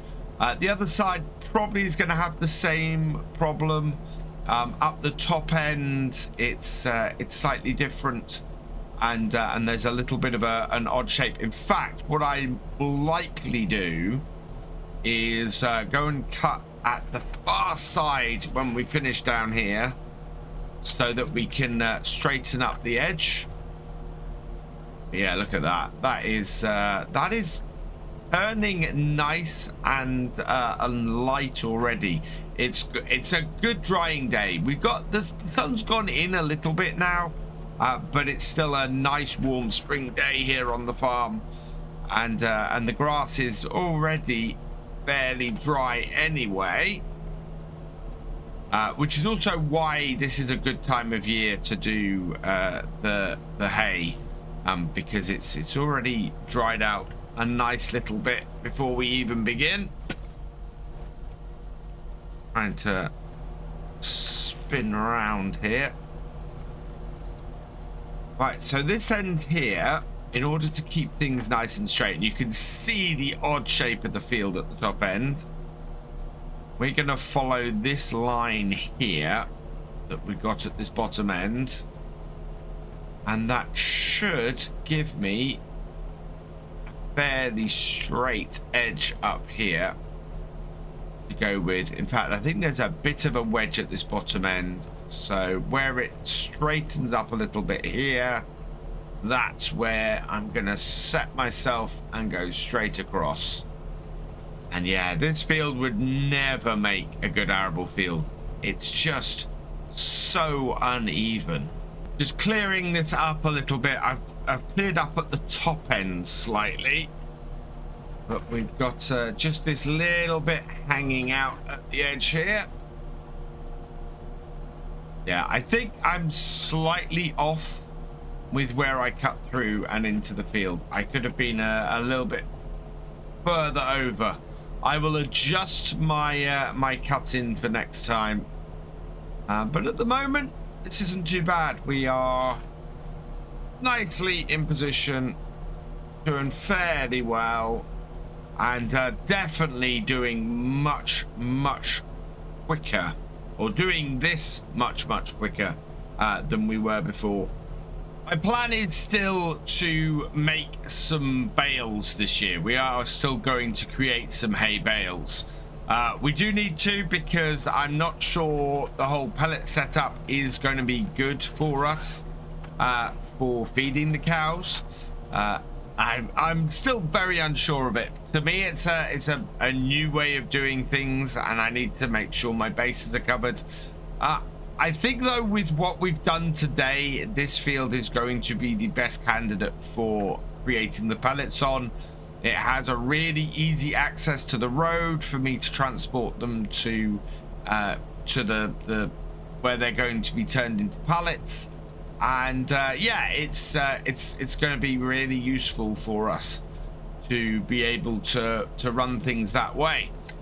So we will we'll get this field road up once all of this grass is dried, and we'll be able to then get the guys up here, and they can start making the pellets, which is going to be interesting to see. As I've said, this is going to be the biggest, definitely going to have the biggest tractor we've ever had on the farm coming up here to do this, because as I understand it, it takes somewhere around 300 horsepower to actually run the machine, and as a result, yeah, we're gonna have to have something pretty big up here to run that. Won't be my tractor. They'll be bringing that up here themselves.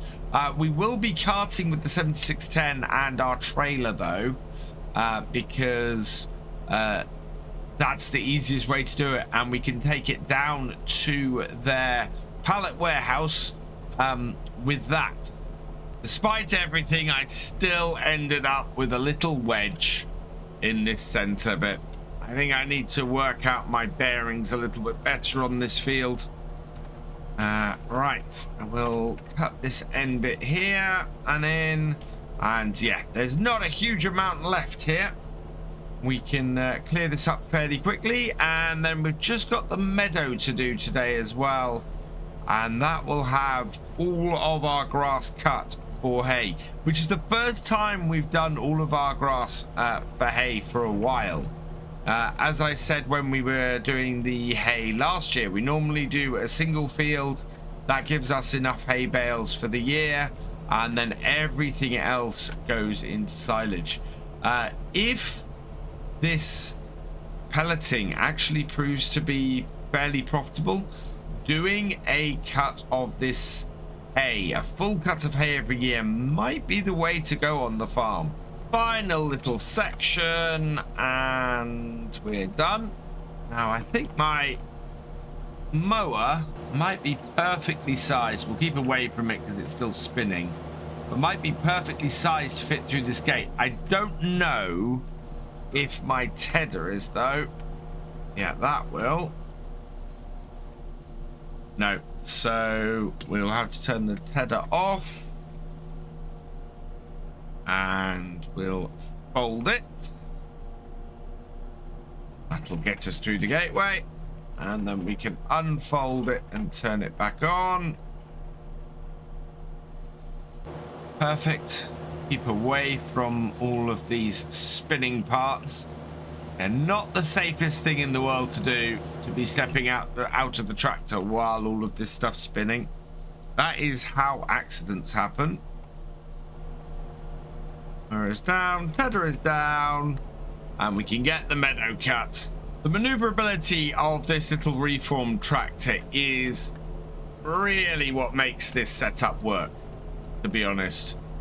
If I didn't have the turning circle in the middle of the tractor with four-wheel steering on this, I don't think that this would work anywhere near as well. The maneuverability just makes going around these corners and getting everything into position so much easier as I go round. And even going around here and smoothly shifting into the next headland, it just works so well. This is definitely going so much faster. I can't believe that we're this far through the meadow already, and the maneuverability of this little tractor is making it very easy to work this field this way as well. So I'm able to pull up to the end. I see the header lifted in my rearview mirror, and then we can just spin right round and do the next row. It is lightningly quick getting this job done like this, and I could not be happier with it. It's wow, so much better. Last little bit, and I think all of this should get into my mower. Yeah, perfect. So there we go. We are now all cut and ready for the pelletizing. Well, we will be in about 2 to 3 weeks when these fields actually dry and are ready. That stopped. Let's stop the mower as well. There we go. Fold that. And we'll fold our back as well. But I need to go back to the farm. We've got lots more to do sort of in general today. And in fact, I might give this equipment a wash, because look at the state of that, of just cutting these 2 fields. But it's worked really well. I think this is has been a successful field test. Let me know what you think. It is May the 20th, and our chickens need a little bit of food. They're still producing some nice amount of eggs, so we're going to start off by feeding them today. We also need to get the next load of silage down to the BGA, so they're expecting that today. And things have dried out rather nicely on our fields, on our hay fields, and we can start rowing that up. So we're going to be doing that today as well. So it's a fairly busy day on the farm. We're expecting the stuff to come here next week to start doing the pellets. So I'm looking forward to that. That's going to be a big day on here.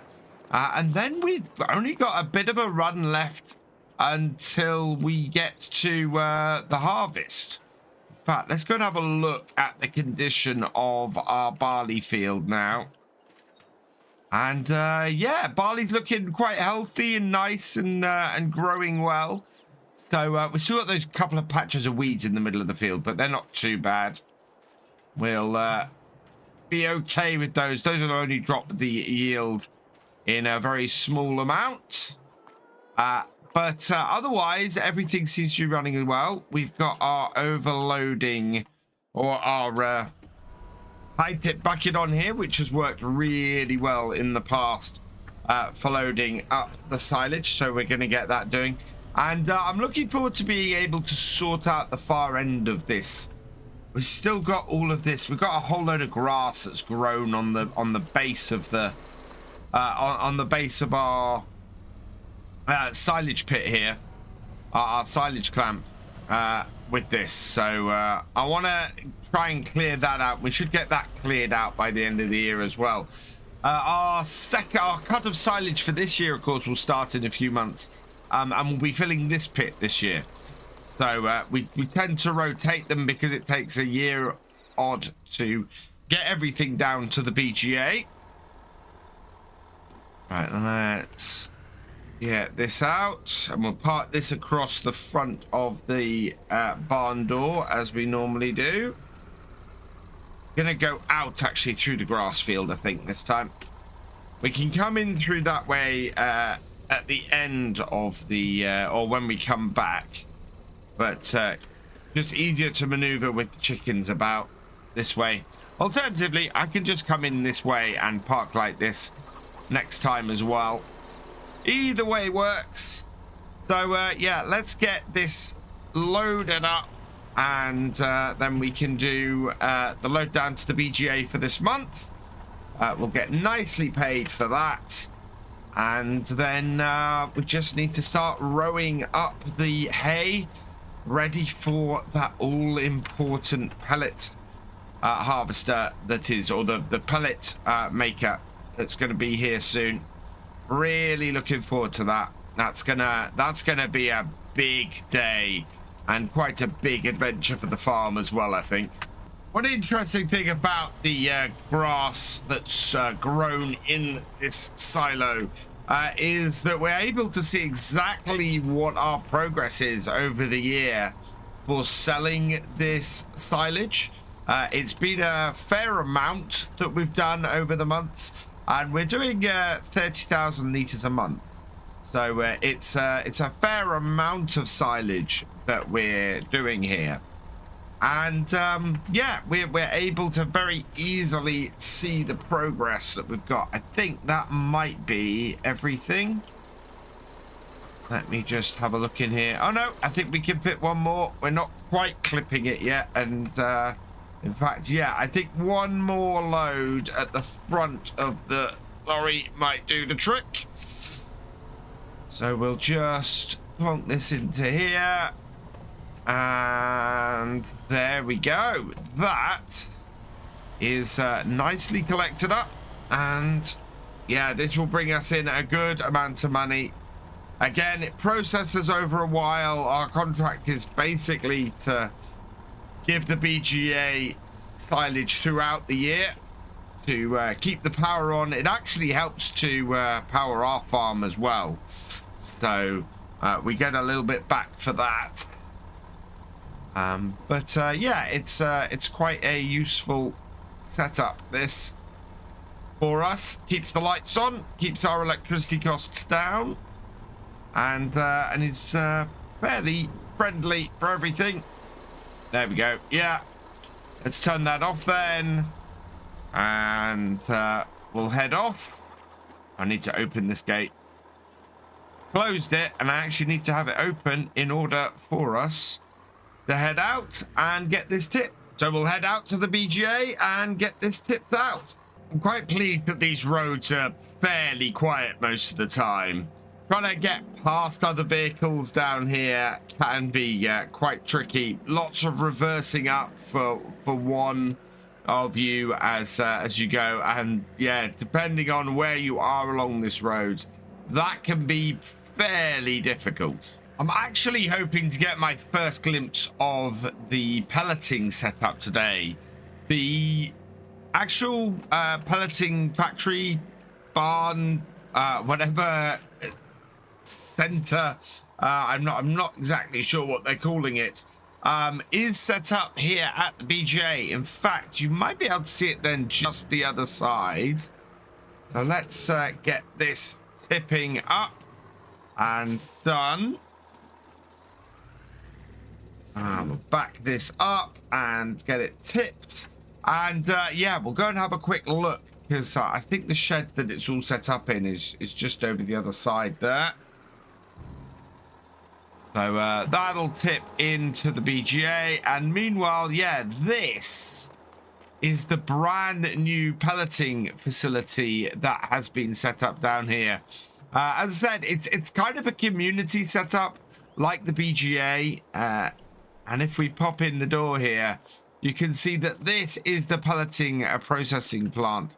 So we should be able to come and tip in here, whether I think we tip into these areas here, and the crane then fills things up and starts processing the pellets onto pallets, yeah, and bags. And then we'll get some of the bags out of here. The rest will be sold off. And of course, over here, this is the piece of kit that is going to be up at the farm in the next few days. A Krone Primos 5000 pelleting machine, and the Class 940 Axion that's running it. This is the biggest tractor I've ever seen here up on Fairhead. Over 350 horsepower. I think it's 375 horsepower on that tractor. Just an absolute beast.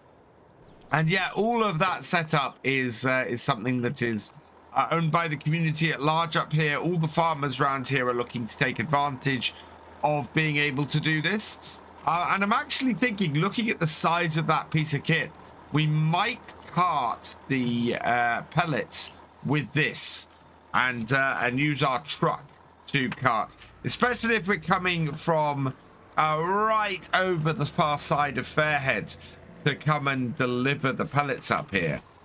So yeah, might be better to use this than our 7610, which has less capacity and is slower, and so is going to make the whole thing take much more time.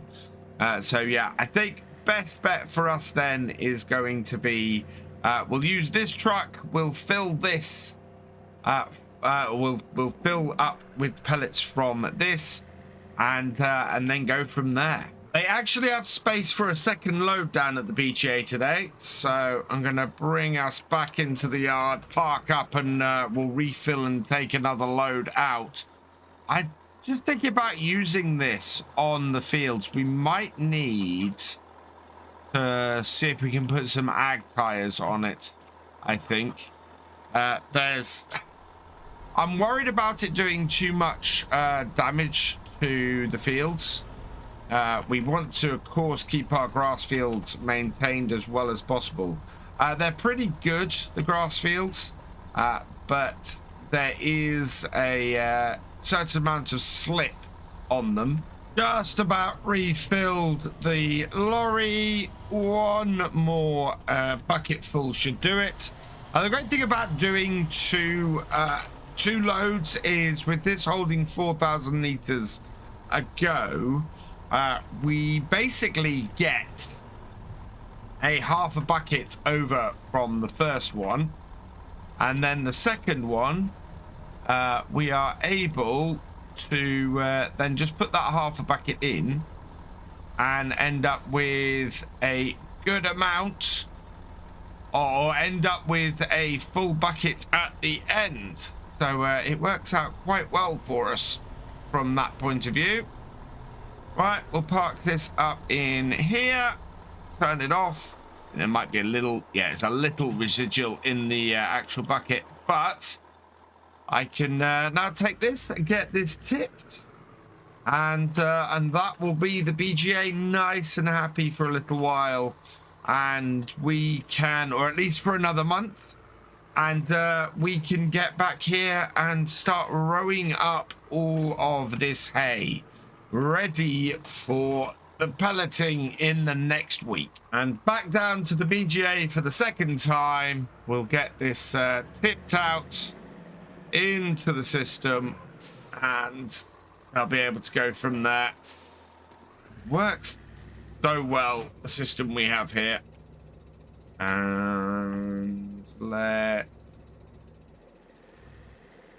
tip that there, and we're all good.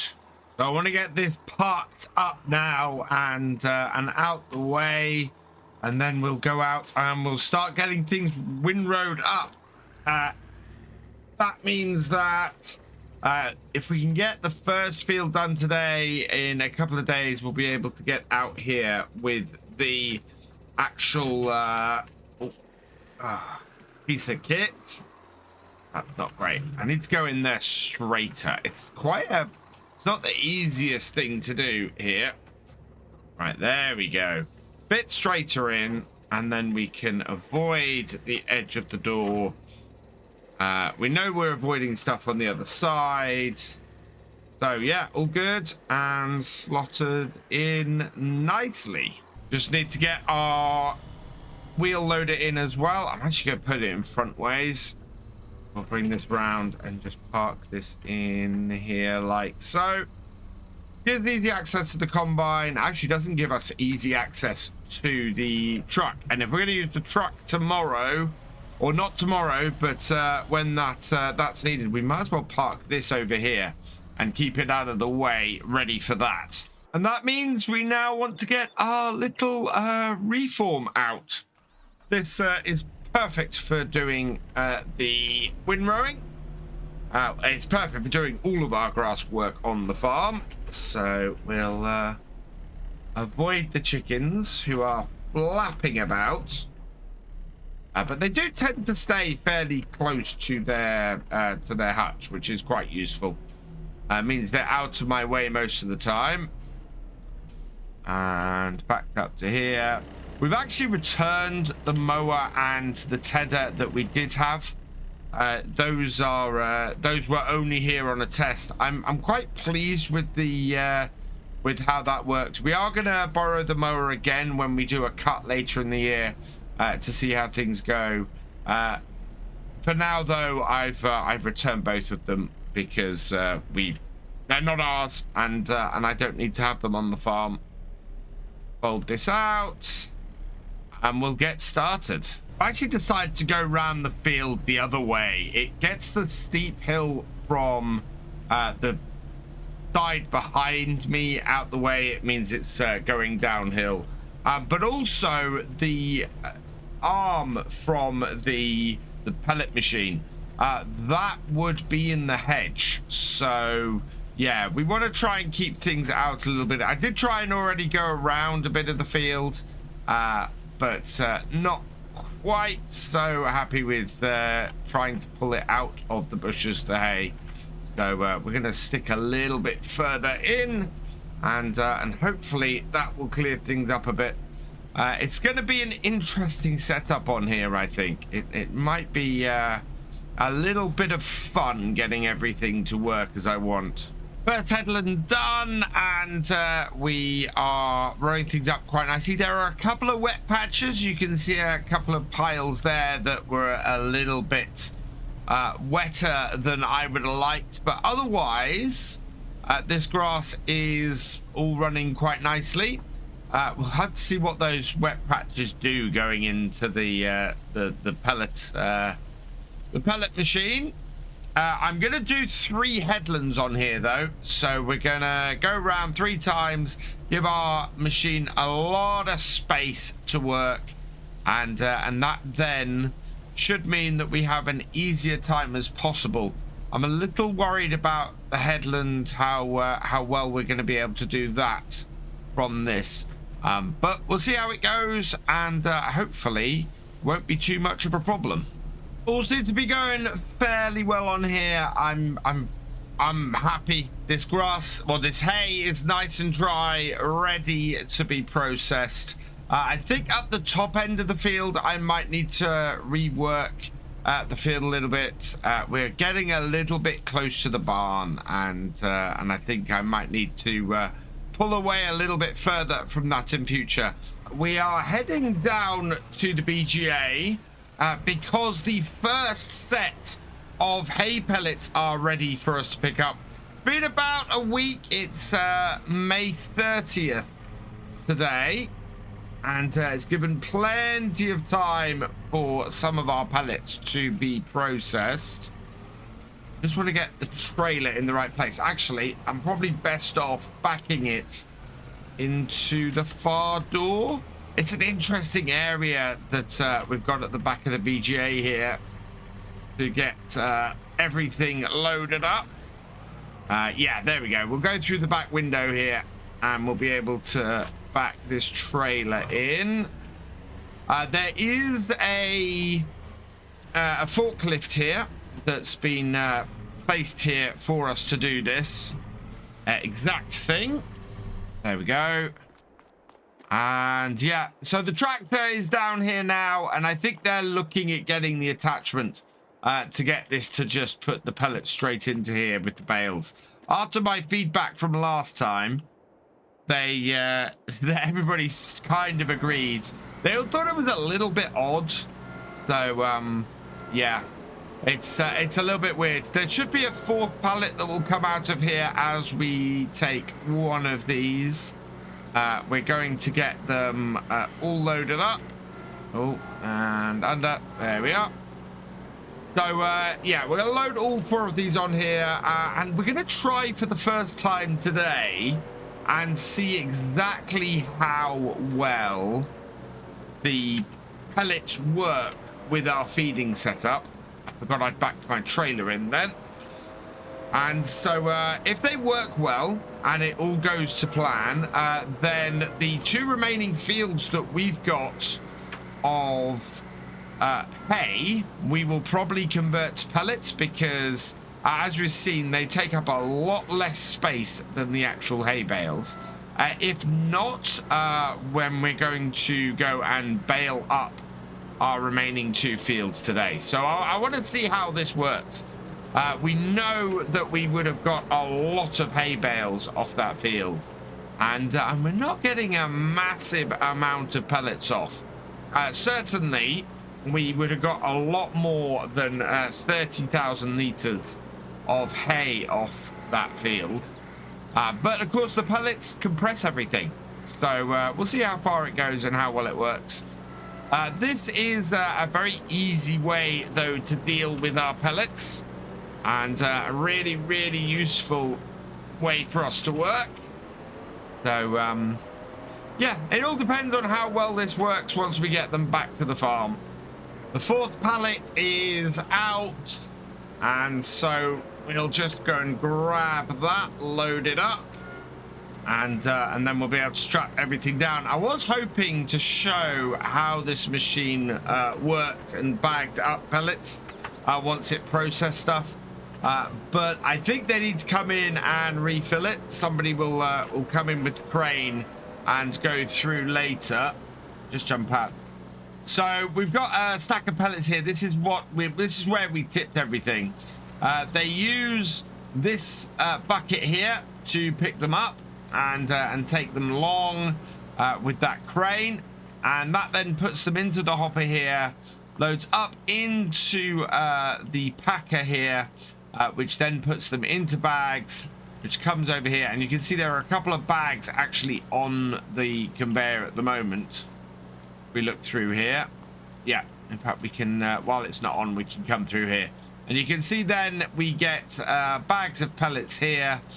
They go onto the onto the actual pallets. They come out. They get wrapped as they come out of here, and then they get delivered out of here, which is where we then get them to put them onto the trailer. So it's a really useful setup. It works very, very well for getting everything together. And as I said, if 30,000 liters of pellets only comes in at well, it looks like it might come in at maybe 10 of these pallets. That would be quite a storage space saving. So there we go. We'll get that all strapped down. Just gonna reverse this up here so that we can park it up out of the way, like so. And there we go. So with those all strapped down, we can head back up to the farm, and we'll go and give this a try out and see if it works. We're only about a month away now from this year's harvest, and it's going to be really interesting to see if the changes we've made this year have actually affected our yield in any way. I'm really intrigued to see if there has been any effect. Now, what we do need to do is get these unloaded, and I've got a new piece of kit for doing this. I don't know whether this is actually gonna work to get these off the trailer. If it does, that would be great. Otherwise, over there we can put the other set of new forks that we've got onto the David Brown and give that a try. I don't think this is going to be high enough.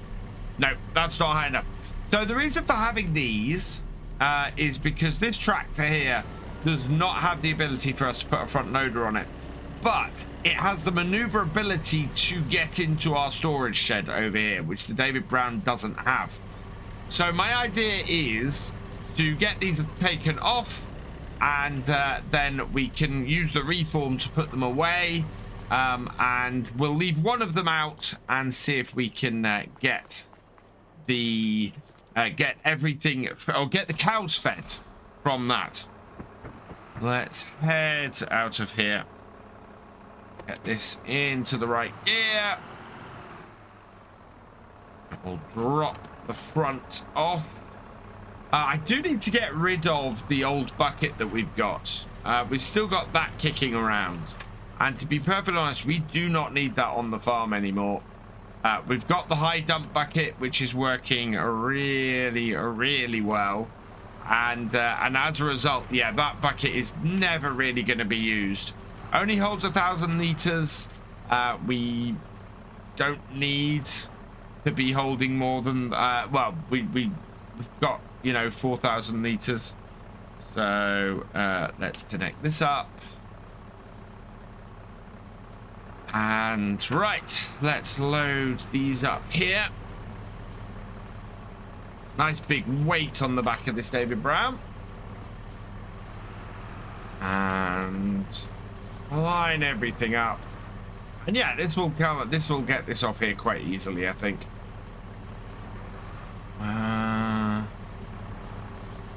If I can get my height right. Ooh, I'm hit the side of the trailer. There we go. And in. Look at that. So yeah, we'll just unload these here. Oh, I managed to push the other one off the other side. We will wait then for the rest. But I'll show you what I mean by this. Trying to get this into this shed is tight. And I can get it in to this point here, but the amount of maneuvering we have to do to get stuff in the back is not great. Although, I'm beginning to think I may have misspent my money. I think we might return that other one, because yeah, we do not really need that in here when I can get this David Brown all the way to the back of this shed. Oh, I really should have measured that up before I tried it. that is very annoying because that actually works really well. In fact, that's far more maneuverable than I thought it was going to be. Now, each of these pallets holds 2,000 liters. We will be expecting about less than 15 pallets as a result of this first field. I am very much, I'm very interested to see how that goes for us, because that is a lot less than I would have expected to have got in bales off that field. The field, of course, we would have expected, well, for 30,000 liters, we would have expected 10 bales. I don't actually know. You know what? The more I think about it, I'm not sure with as much as we've got off that field, whether this might just be a better way to do things. We have easier access to all of the feed. It's easier for us to store. And, well, I don't know. This is the trouble. Our bales up the top. We did do just that field, and we have used a couple of them. So this will be a pretty good indicator. We have a 3, 6, 9, 12 of these bales, which is 52,000 liters of hay, and that is not even all of the hay off this field, because we used some of it to feed the cows already. So yeah, we are looking at getting we're getting a lot more just hay off of that field than we were getting bales. Oh, sorry, we were getting more hay in bales off that field than we're getting in pellets. So I don't know. I don't know if this is going to be a better way to do it. It all depends on how it works out with our feeding trough. We know that we used to put in, well, 4,500 liters of hay into the feeding wagon. So we would mix in 4,500 liters of hay. We may end up using then 2 of these pellet packs, but it all kind of depends if they fill up the same amount of space, or give us a similar sort of mix to the one that we already had. I need to be able to get as much out of my field as I got originally. There's not a massive amount more maneuvering space in this yard, but the yard in general is just more useful, which is the interesting thing about everything that we did here. It's really made a difference from that point of view, just making the yard more useful. Yes, there is a bit more space to turn around here, and we don't have that really narrow gap that we had before. But we still have the same amount of space used in the yard. It's just a more useful space since we did the changes.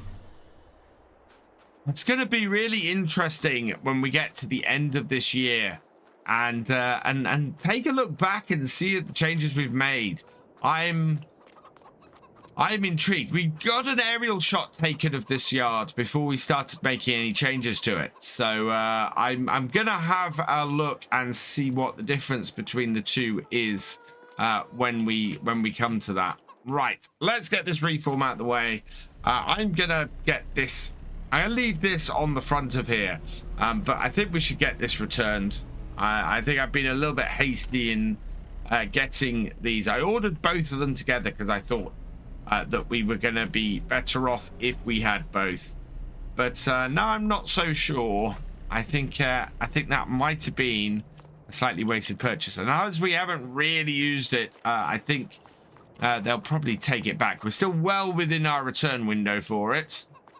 Right, let's get the feeding wagon. Where have I left my feeding wagon? The answer is in its new storage location up the top here. So, yeah, this is where it is. So we've got 10,500 liters of space in our feeding wagon here. And we'll get this all connected up. There we go. And we want to put in, well, I want to come and put a load of silage in and a load of and a load of hay in, and then we can always come and top up after that. So best way for me to do this, I think, is probably going to be to bring the tractor over here. We'll reverse it up, block the roadway a little bit, but we should be able to get the wheel load around like that, and then open up this shed. Oh, we need to move that. Okay, let's grab this. So yeah, using everything today.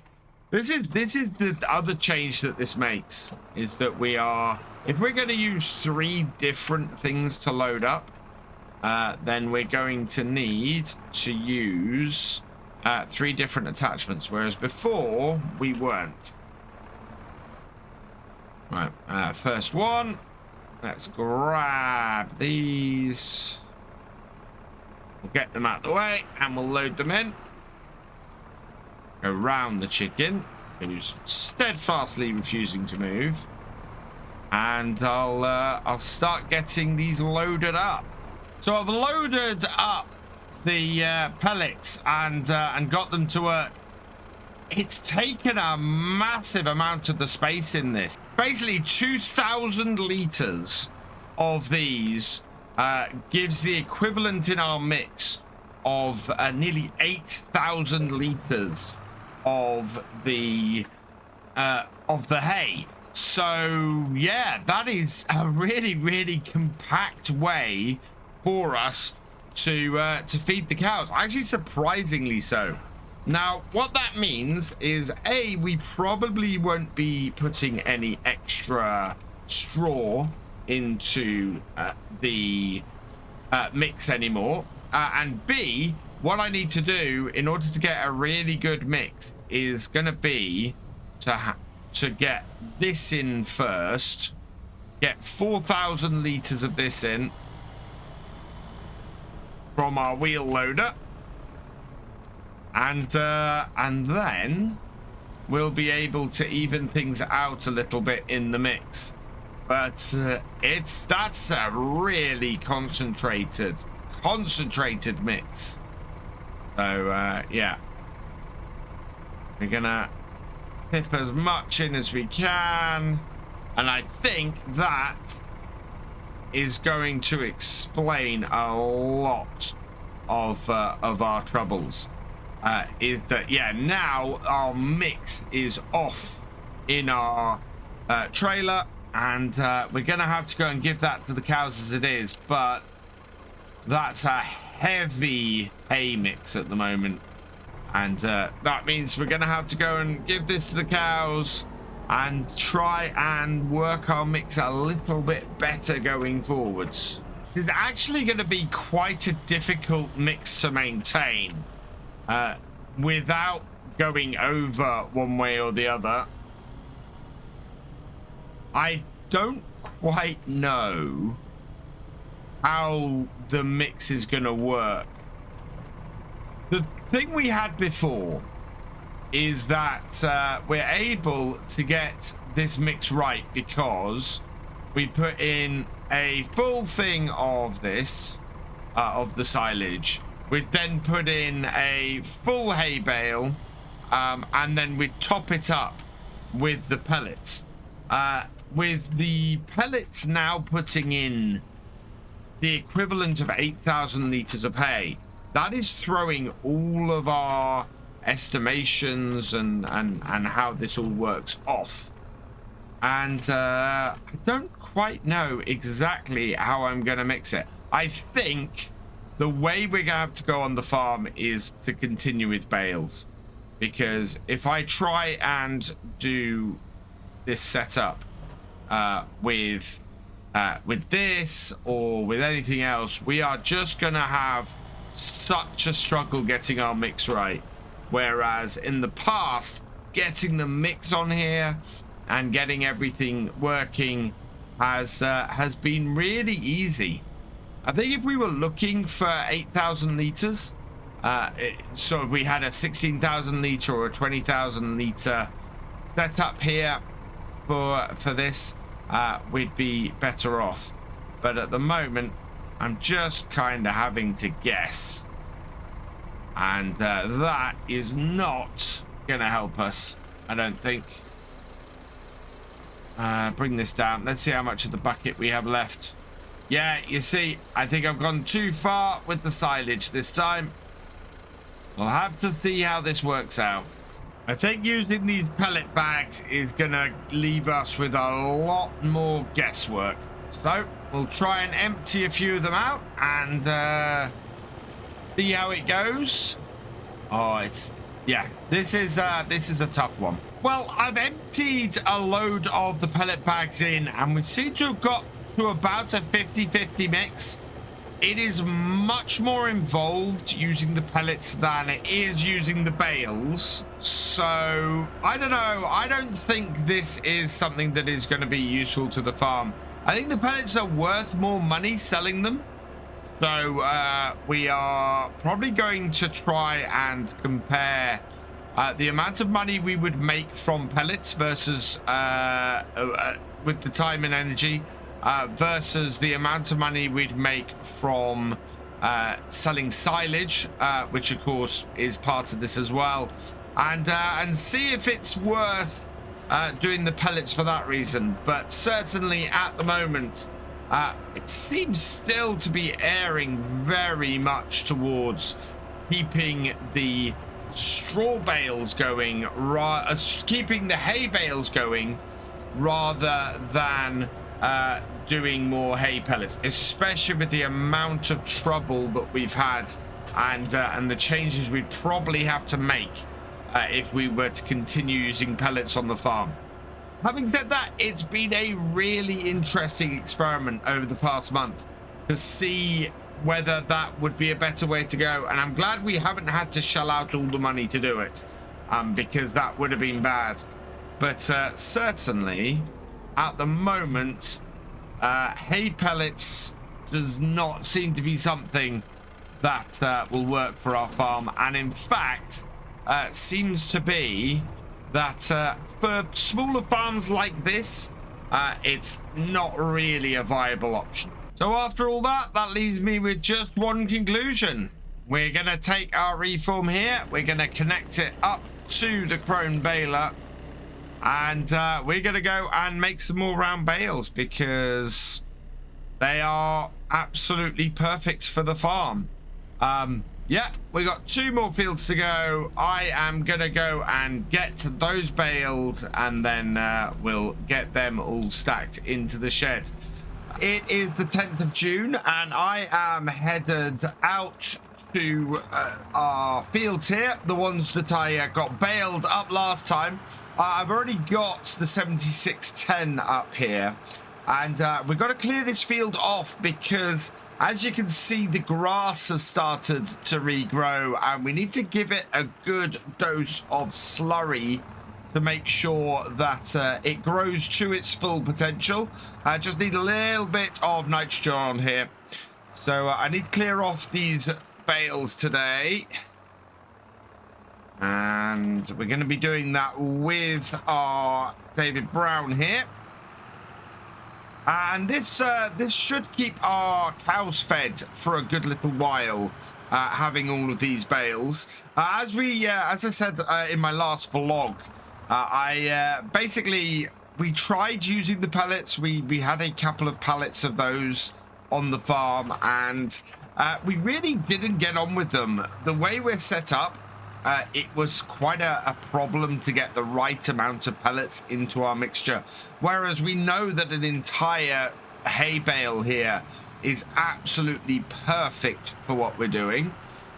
So what I need to do is reposition myself on these bales. These 2 bales are not close enough to go on this trailer, so I'm gonna back myself out, line myself up on the middle of my tractor, like that. And then we'll rearrange ourselves the other way and just hope that I can get this bale in at the same angle. The problem I had just then, and you might have seen it, is the front of the tractor raised as I was going into that bale. So I'm going to come out of it because I think I had my front up too high. And this is the thing about these older tractors. These are not self-righting front loaders. So you end up, if you're not careful, with it pointing a direction you're not expecting it to. So that one in there. That one in there. Oh, wow. Nope, that is no good to me whatsoever. It's quite interesting sometimes trying to balance these things and get these pieces of equipment the right way around. You see, that is at one hell of an angle. In fact, I think my best bet is probably to skip around the side here with the angle that's actually on my fork, and just put that on there on its own. Yeah, like so. That'll make things easier. And then we'll do the same here. Grab this one. That was nice and flat as well. And then we can get these right beside each other and be in a position to properly stack things later. So back it out a little bit. Getting precise positions early on is really important for getting a good stack on this trailer. And this is why, actually, this tractor, I'm going to turn the 7610 off, actually. I left it running. That is why having this tractor up here on the relatively flat land at the top of the field is the better way to go with it, because it means that we are able to very easily stack our bales on the trailer and not end up with bales rolling all over it. I don't want to strap stuff down until I have to, because pulling the straps back out is a real pain when you want to restrap it. So we'll strap it on once we feel like we're in the right position. And yeah, those are now pointing downwards. So that there should be about the right place. And then spin it around here, and we'll try and get this as close as possible. Oh, I must have nudged the bale as I got close to it then. Yeah, this one I think wants to roll into it, so careful. Yeah, cannot see the point at which this bale is getting into the other one, and we just seem to be nudging it ever so slightly as we go in. Position again. Hillside's always fun for this kind of thing. Right, and make sure this bale is as light as it can be, and then forwards. Go for it, go for it, go for it. There we are. Not the best bit of stacking onto here, but at least you can push them on like that, and that's better. Right, so these two should go on the trailer a little bit better than the last two. And I think that's about got it. Let's reverse out. Yeah, that needs just pushing on a little bit just to even things out. So I'll just angle that down. Rather than getting it back on the actual forks, we're much better off just pushing it on. And good positioning on this side. Good positioning on that side. I'm happy. Let's get these strapped down. And I think my best bet is to unstrap this one, and yeah, then we'll be able to get straps over the top very easily. I might have to unstrap this side once we strap onto the top of there, but either way, we should be able to pull those straps out without too much hassle. So let's head back out and continue clearing up the far end of the field. The first time I loaded up this trailer, I learned the hard way that there isn't really enough space for 5 bales on this bottom row. The bales got very pernickety when I tried to do that. So we're not going to try and do that this time. We are going to try and put a single bale at the back. We do have space to put one there, but it won't fit all the way down to the bottom here. So we're just going to put one on the top. And in fact, we have a really good candidate for a single bale to sort of have space at the back there. And that is this one up here. This is slightly larger than the other bales on the field. This is a 150 centimeter bale. I was trying things out with our new baler and did a slightly larger bale. Unfortunately, again, it holds about the same amount as one of those pallets of the pellets that we had. So yeah, it's not a great bale for us to have in the on the farm in general. Will work out fairly well for us later on, I think, if we need a bale suddenly. But for now, it will do as a nice little spacer at the back there. We can get it strapped down. And yeah, I think what we need to do is alter this trailer and remove this back plate. I'll be able to actually fit all the bales on if I do it that way. And as it stands at the moment, we've got 3 more bales down that side of the field, and maybe 1 or 2 up that way. And we've got a few on the other field over. In fact, no, we've got 5 more bales down this way. So yeah, there's still a lot of bales to collect up. And I don't think we're going to fit them all on this trailer, unfortunately. Unfortunately, I think that we might have slightly more bales on this field than we're going to be able to get off in this trailer load.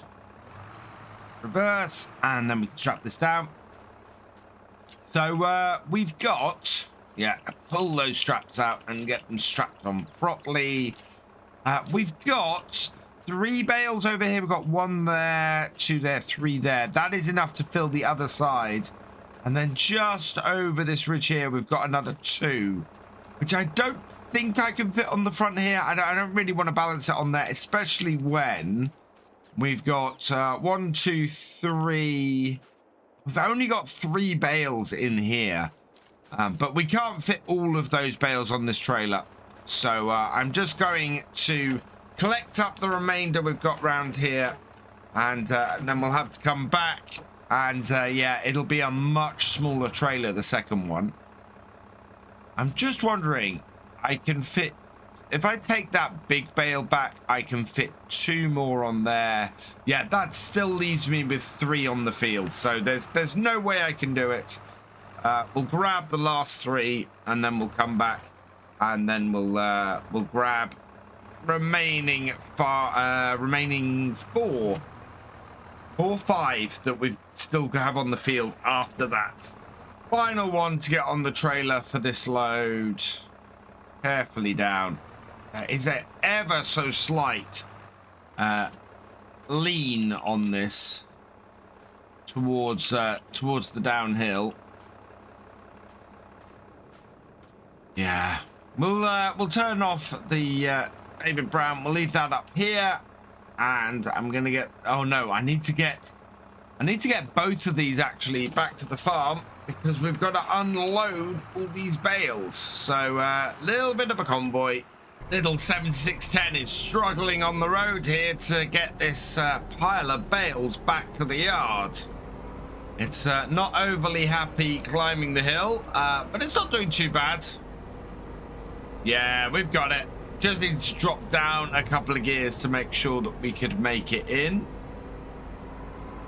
And one of the nice things about the new area we've got up here, and the new barn we've got up here, is together with this top pad, we are very able to unload trailers like this.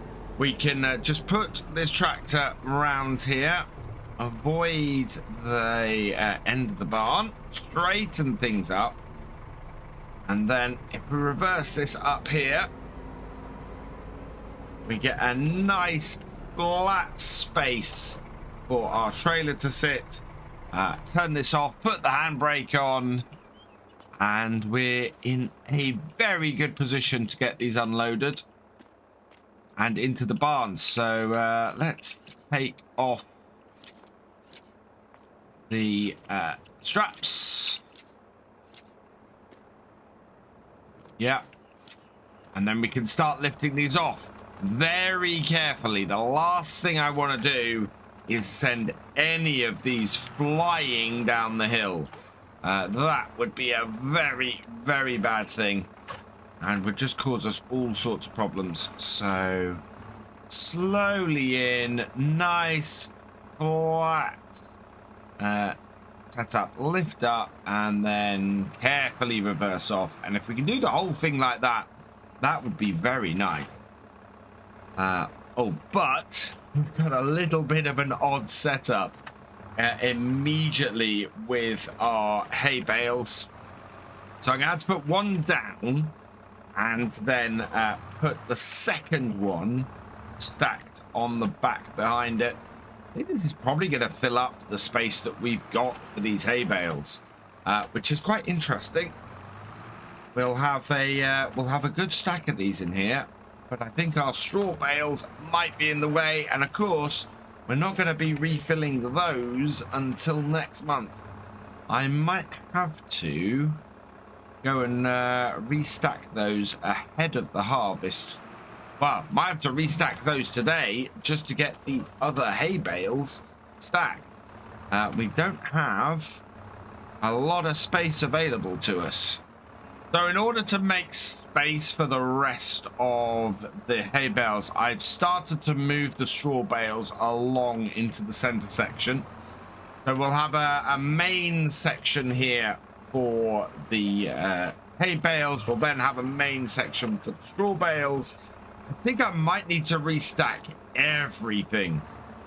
We have a little bit of an issue with then getting bales stacked along sort of the middle section of this.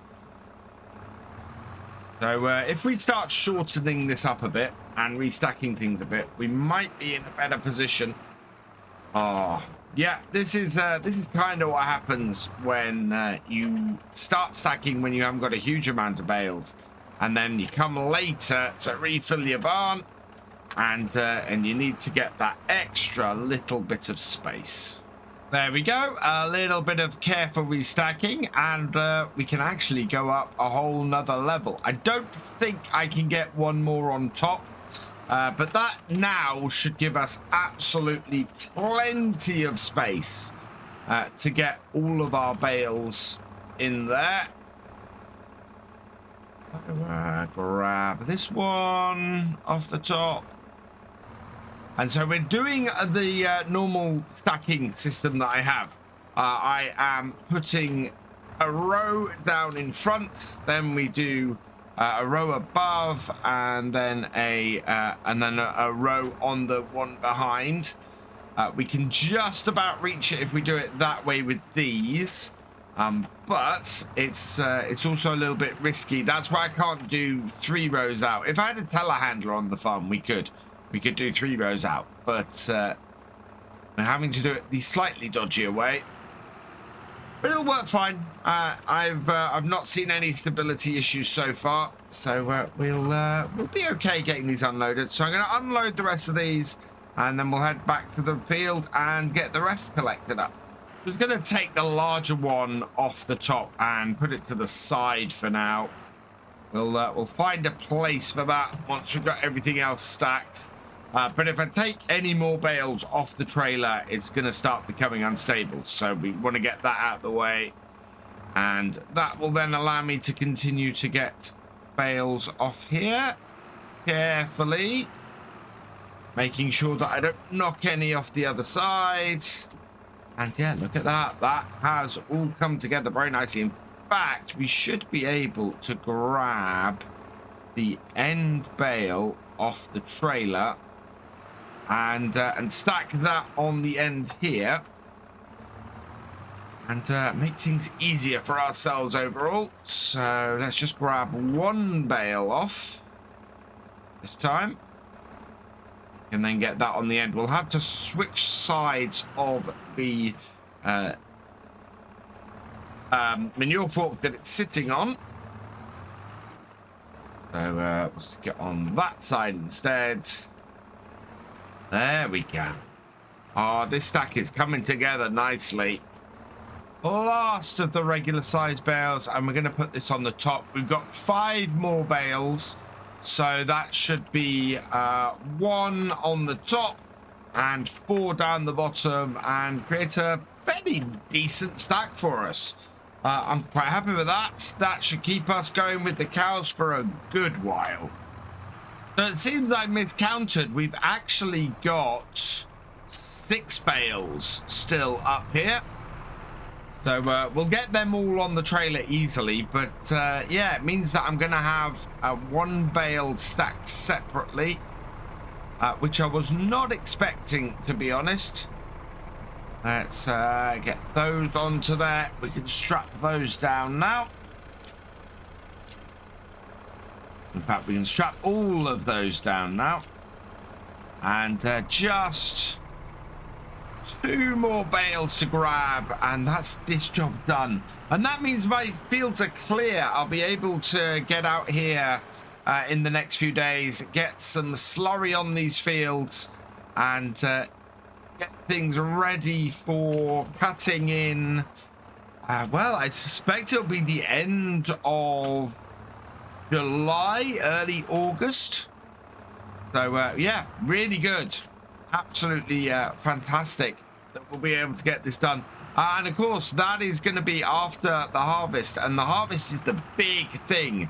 We're going to see if all the changes and everything we've done over this year have led to a better harvest for us, and see if we make more of that this year than we did last year, because it was a very disappointing harvest last year.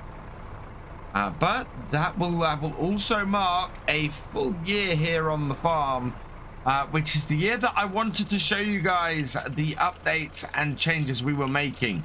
So I am going to be getting the harvest done, and we'll review and have a look at the farm at that point, because how successful have I been in rebuilding the farm and making it, well, modernizing it and making it work better. Back up at the yard, and we'll get these unloaded, nicely stacked up the top here. This is a nice stack. I'm very pleased with how this has gone today. Sometimes they're a little bit unstable, sometimes they stack up nicely, and today they seem to be stacking up nicely for me. Of course, I'm saying this while I still have another 6 bales to add to this. So it could still all go very horribly wrong. And in fact, I'm breaking my own stacking rules with how I've stacked that. What I really wanted to do was put another row down in front first, but we're fine. That's gone on there okay, and now we've got a simpler thing of getting that row down in front. And I've managed to keep those bales from disappearing over the edge. That is was my biggest worry doing this. Was I was going to push some bales into the field, and they were just going to roll off into the hedge at the bottom of the field. And I was going to end up just chasing bales. Now, though, we've got just 3 more to get on here, plus the big one. We'll get the big one off to the side. But all in all, that's been a pretty successful day getting this done. I am going to remove that rear ladder off the trailer. It doesn't help me. We would have got more bales on the trailer today. We'd got 1 on the bottom row. Yeah, we'd have got at least 4 more bales on the trailer, and as we only had 6 more, we'd have probably fit everything on the trailer today had we not had that rear ladder. So yeah, I think that's beginning to hamper things a little bit. That end bale is a long way out. I'm just gonna come here, and you can shove bales onto there. There we go. Shove this one up too. Perfect. that is looking brilliant. I think I heard my mobile phone just go off. We'll ignore that for now. We'll be fine. And one last bale to get done. Off the trailer. That's everything got. Brilliant. I'm very happy with that. I'd like to try and get this trailer actually into this shed as well. But for now, I think I'm going to leave it. I'm just going to get this one onto here. And then we'll have to get the larger one. Might take the larger one and sell it. Because as I said, it's not a huge amount of use to me. Unfortunately, they can't convert round bales into the pellets down at the pellet factory. So I'll just leave this just inside the shed here. But we might take this down. And I think that the animal market might quite like that. So I might get that sold down there. But all in all, that has been a pretty successful day getting those fields cleared. And we are now ready to get some slurry on these fields. So I'm going to get that done in the next few days. But I think my next vlog is probably going to be the harvest and seeing how we've done in this year. It is July the 14th. And as you can see, I am slowly moving the combine up to the header here. We want to get this connected up because it is time to get the barley harvested. As you can see there, we've got a nice golden field of barley. And after a year of making these vlogs, we are now in a position where we can see what our final results on the farm are. We've spent a year improving things. I think the yard itself is so much better and so much more efficient now. We've got more space to move and do things, but it's not really that much different. The amount of space this shed actually takes up is slightly more than the original shed that was here, but the way everything is configured is just much more easy to move around and everything now. Our grass is doing well. That's getting ready for a new cut in the near future. And yeah, it's just now really to see how this barley has done.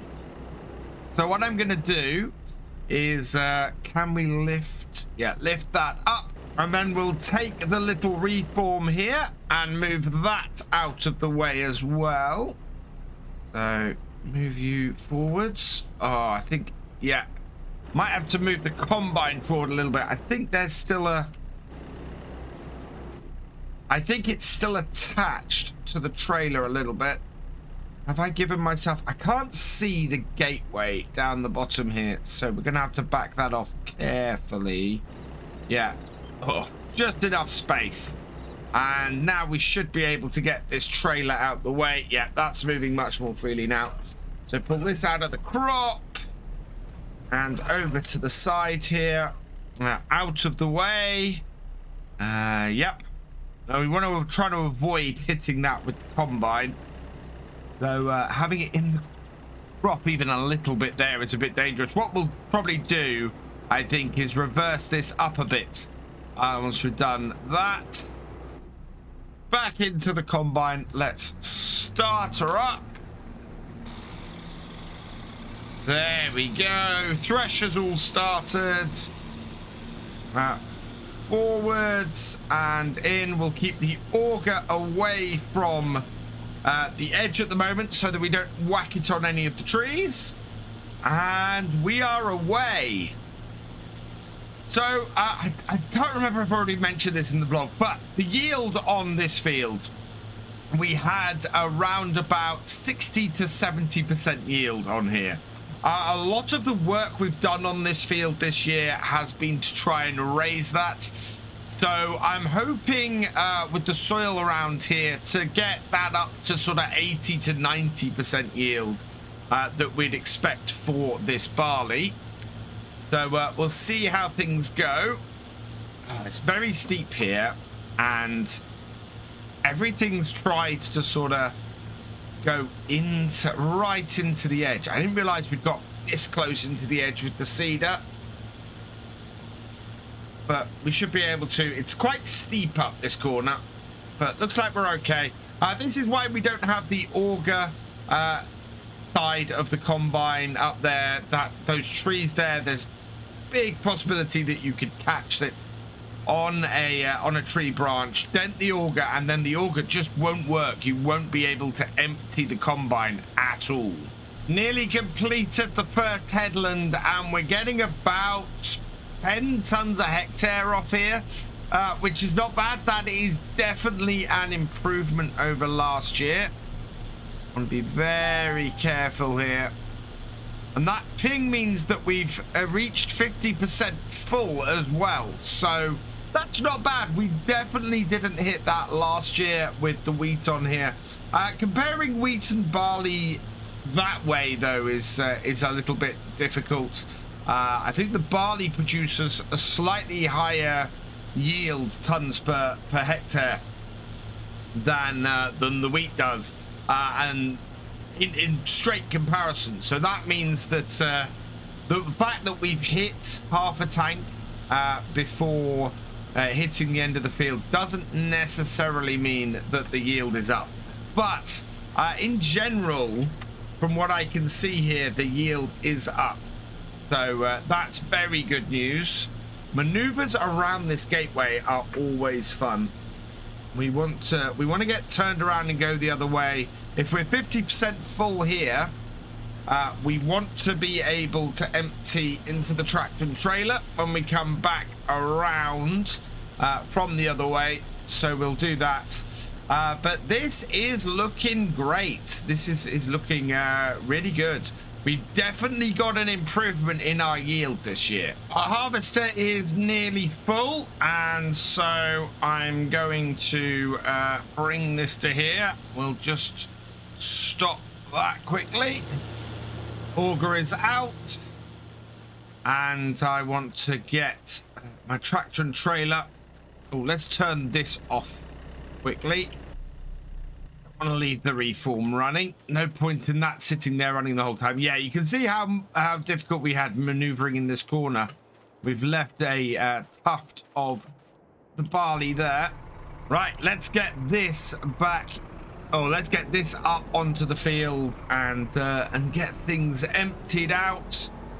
It's actually quite impressive. The combine has made it most of the way around the field with little issue, and there is definitely an increase in the yield on this field. I'm very, very happy with that. So let's lift up our header and reverse this up a bit, get a more central empty into our trailer, and yeah, look at that, that's going out nicely. So I did a little bit of analysis while I was emptying the combine a moment ago, and I reckon that we've increased the yield on here by 10%, getting it from sort of a 60 to 70% yield across this field to between 70 and 80% yield, which, considering the land that we're on here, is actually quite decent. There's still paste, or there's still the possibility, the potential to go higher. I think we could get this possibly up as high as 90%, and there are places in this field where I think we've reached that. I think in a couple of spots up this top corner here, there certainly seemed to be a large amount of yield when we cut up this top corner. That seems to be up to sort of 90% around this bit, judging by how much was coming into the combine at the time.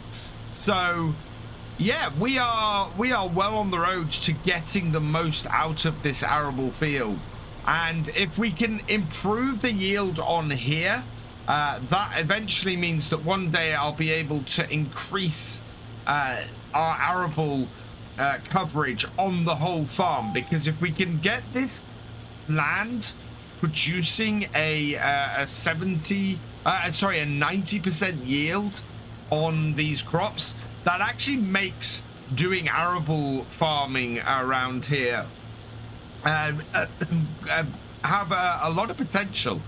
So I'm actually quite enthused by that. It wouldn't take much to diversify a little bit on the farm, which I think is only a good thing. If we can increase the amount of land we have here, and could diversify the farm, I think we'd end up being really, really profitable, even more so than the farm actually already is. When I talk about the state of most of the soil around here, when the agronomist did the survey of this field, the top end of it is sandy loam. We've then got a strip of loamy sand through the middle of it, and then this bottom corner here that I'm going down at the moment, this is silty clay. I'm hoping I'm gonna get to the bottom corner here without any issue. Yes. Right, that is the headland complete. Let's turn that off. And in fact, let's turn the thresher off as well, because right now we need to empty. We were 80% at the top of the hill there. So now I need to get this emptied. We're going to take this down to the grain store where it will be shipped out from there. And yeah, we're going to start making some money off this field. But I am very pleased. We have a couple of spots on this field, I think, which are 90%, as I said. I think we're actually between 70 and 85% yield for the most part on here. With those 3 types of soil, that is actually pretty amazing. I'm very, very happy with what we've achieved on this field this year. To get that kind of level of improvement, that is absolutely perfect. And I'm wondering, actually, oh no, that's looking quite full, that trailer. Yeah, I think we'll head down, we'll get this tipped in the store, and then we'll be able to come back and continue on this field. But that, so far, is really, really promising. We might even get a couple of trailers off this field, which would be perfect, because that only means that we're going to get more straw off this going forwards. And that just helps us to do our cows and brings in a nice little bit of extra income from our fields as well. So down to the grain store here, and we will tip this in. If we did a larger arable setup on our farm, we'd probably end up not using this communal one, and instead putting our own grain store in. This isn't able to take a massive amount. Most of the farms down here have this as somewhere to store, and then the next day it gets shipped out from here.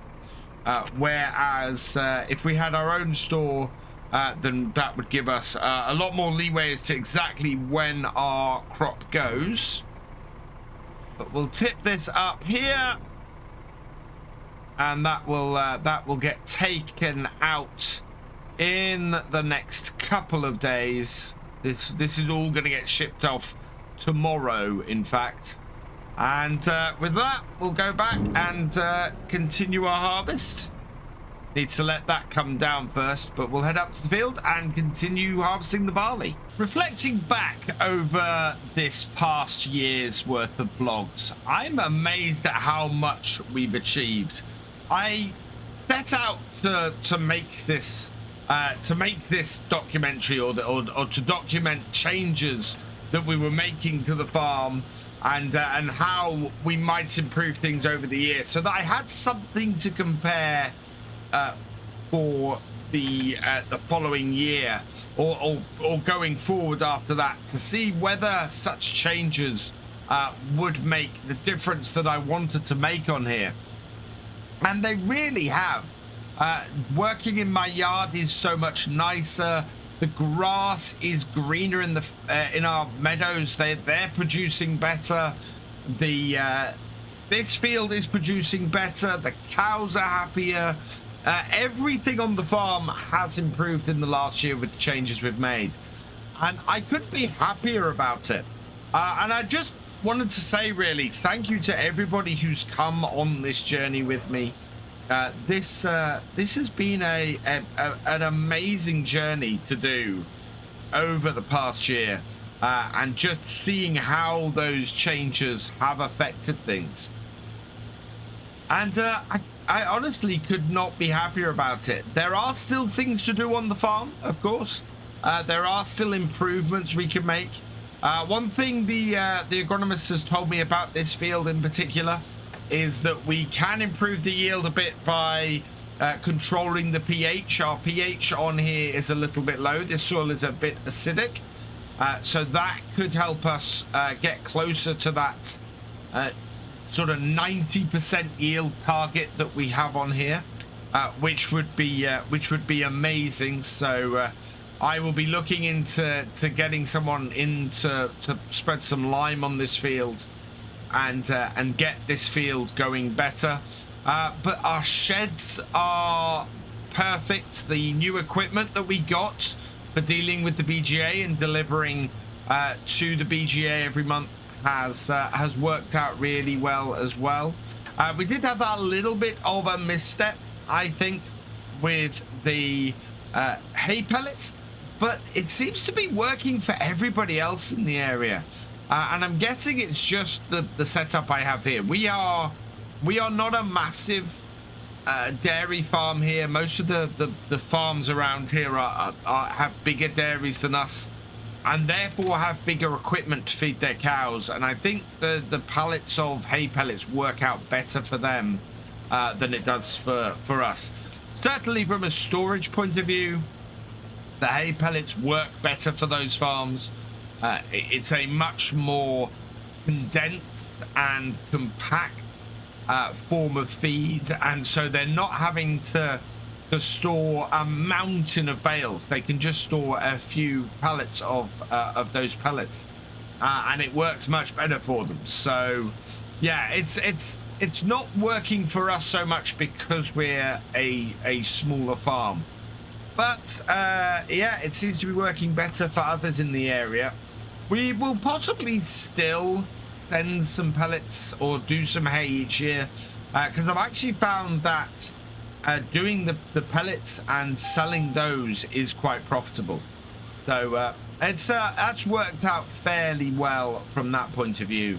And with the equipment being available to us and the fact that we are invested in the BGA with the other farms around here, really does mean that we might as well take advantage of the equipment that's there, even if it's not something that works so well on our farm.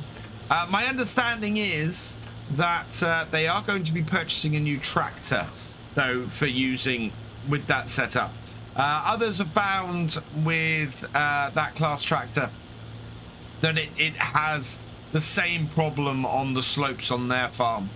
And so they're looking to replace it with something with a bit more horsepower that should be able to handle the area a bit better. Unfortunately, I think my hopes of getting 2 full trailers off this field are dashed. We are, well, a decent of the way through the remaining crop on here, and we have we've only just reached 80% full. I see through there. No, I think we got grain right up to the top. So I'm just going to lift up here, and rather than hopping out and getting the tractor over here, I'm just going to put the auger out and empty into the trailer. If my auger comes, there it is. I can see it. It's the top corner of the window. Sometimes that's difficult to see, but you can see it out there. Let's reverse up, get that over the trailer, and empty it out. Yep, nicely done. Perfect.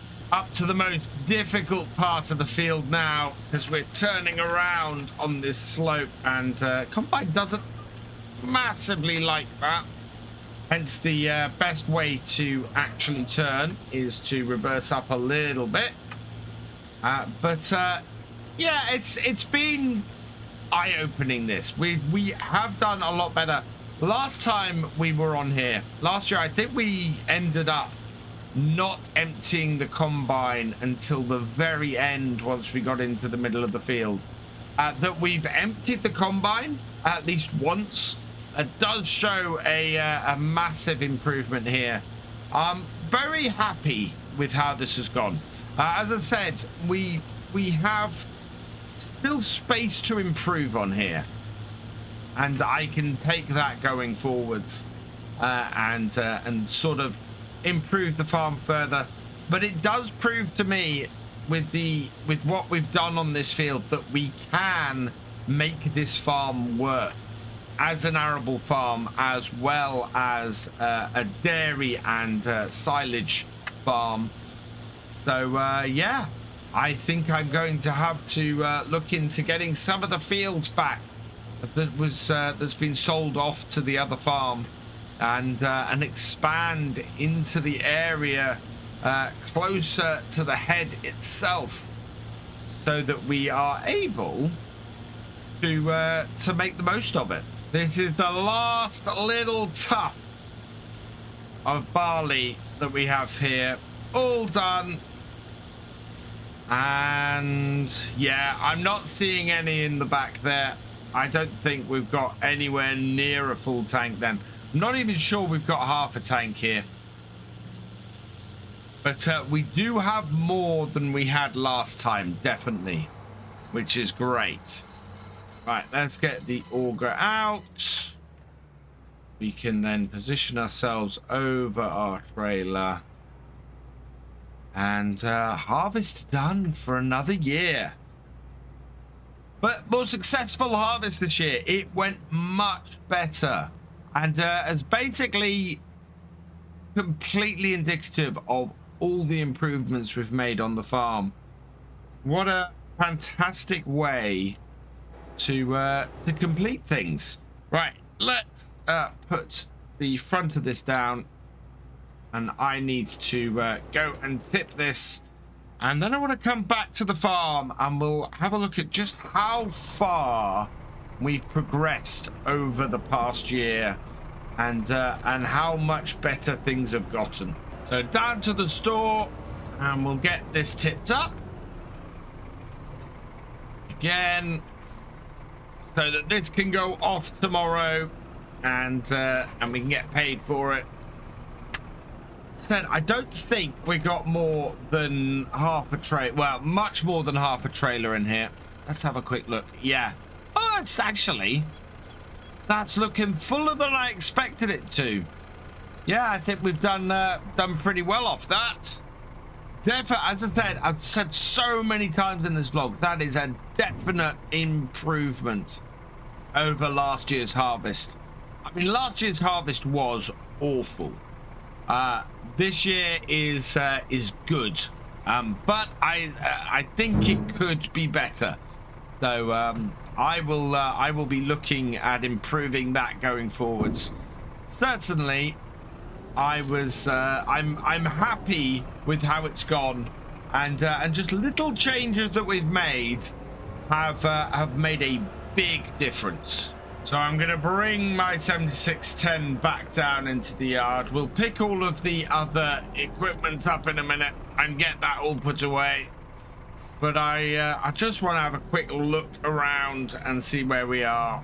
And this lean-to here, this is so much more accessible than the little lean-to that was in this sort of area a year ago. Everything is just so much more accessible and easy on the farm. But I don't think our yard has lost any of its character. It still feels like just such a nice place to be. The difference is that even with our small equipment like the 7610 here, it's tight, but it's maneuverable. We've got plenty of space down the side here. We've got lots of space for storage in here and storing all of our stuff.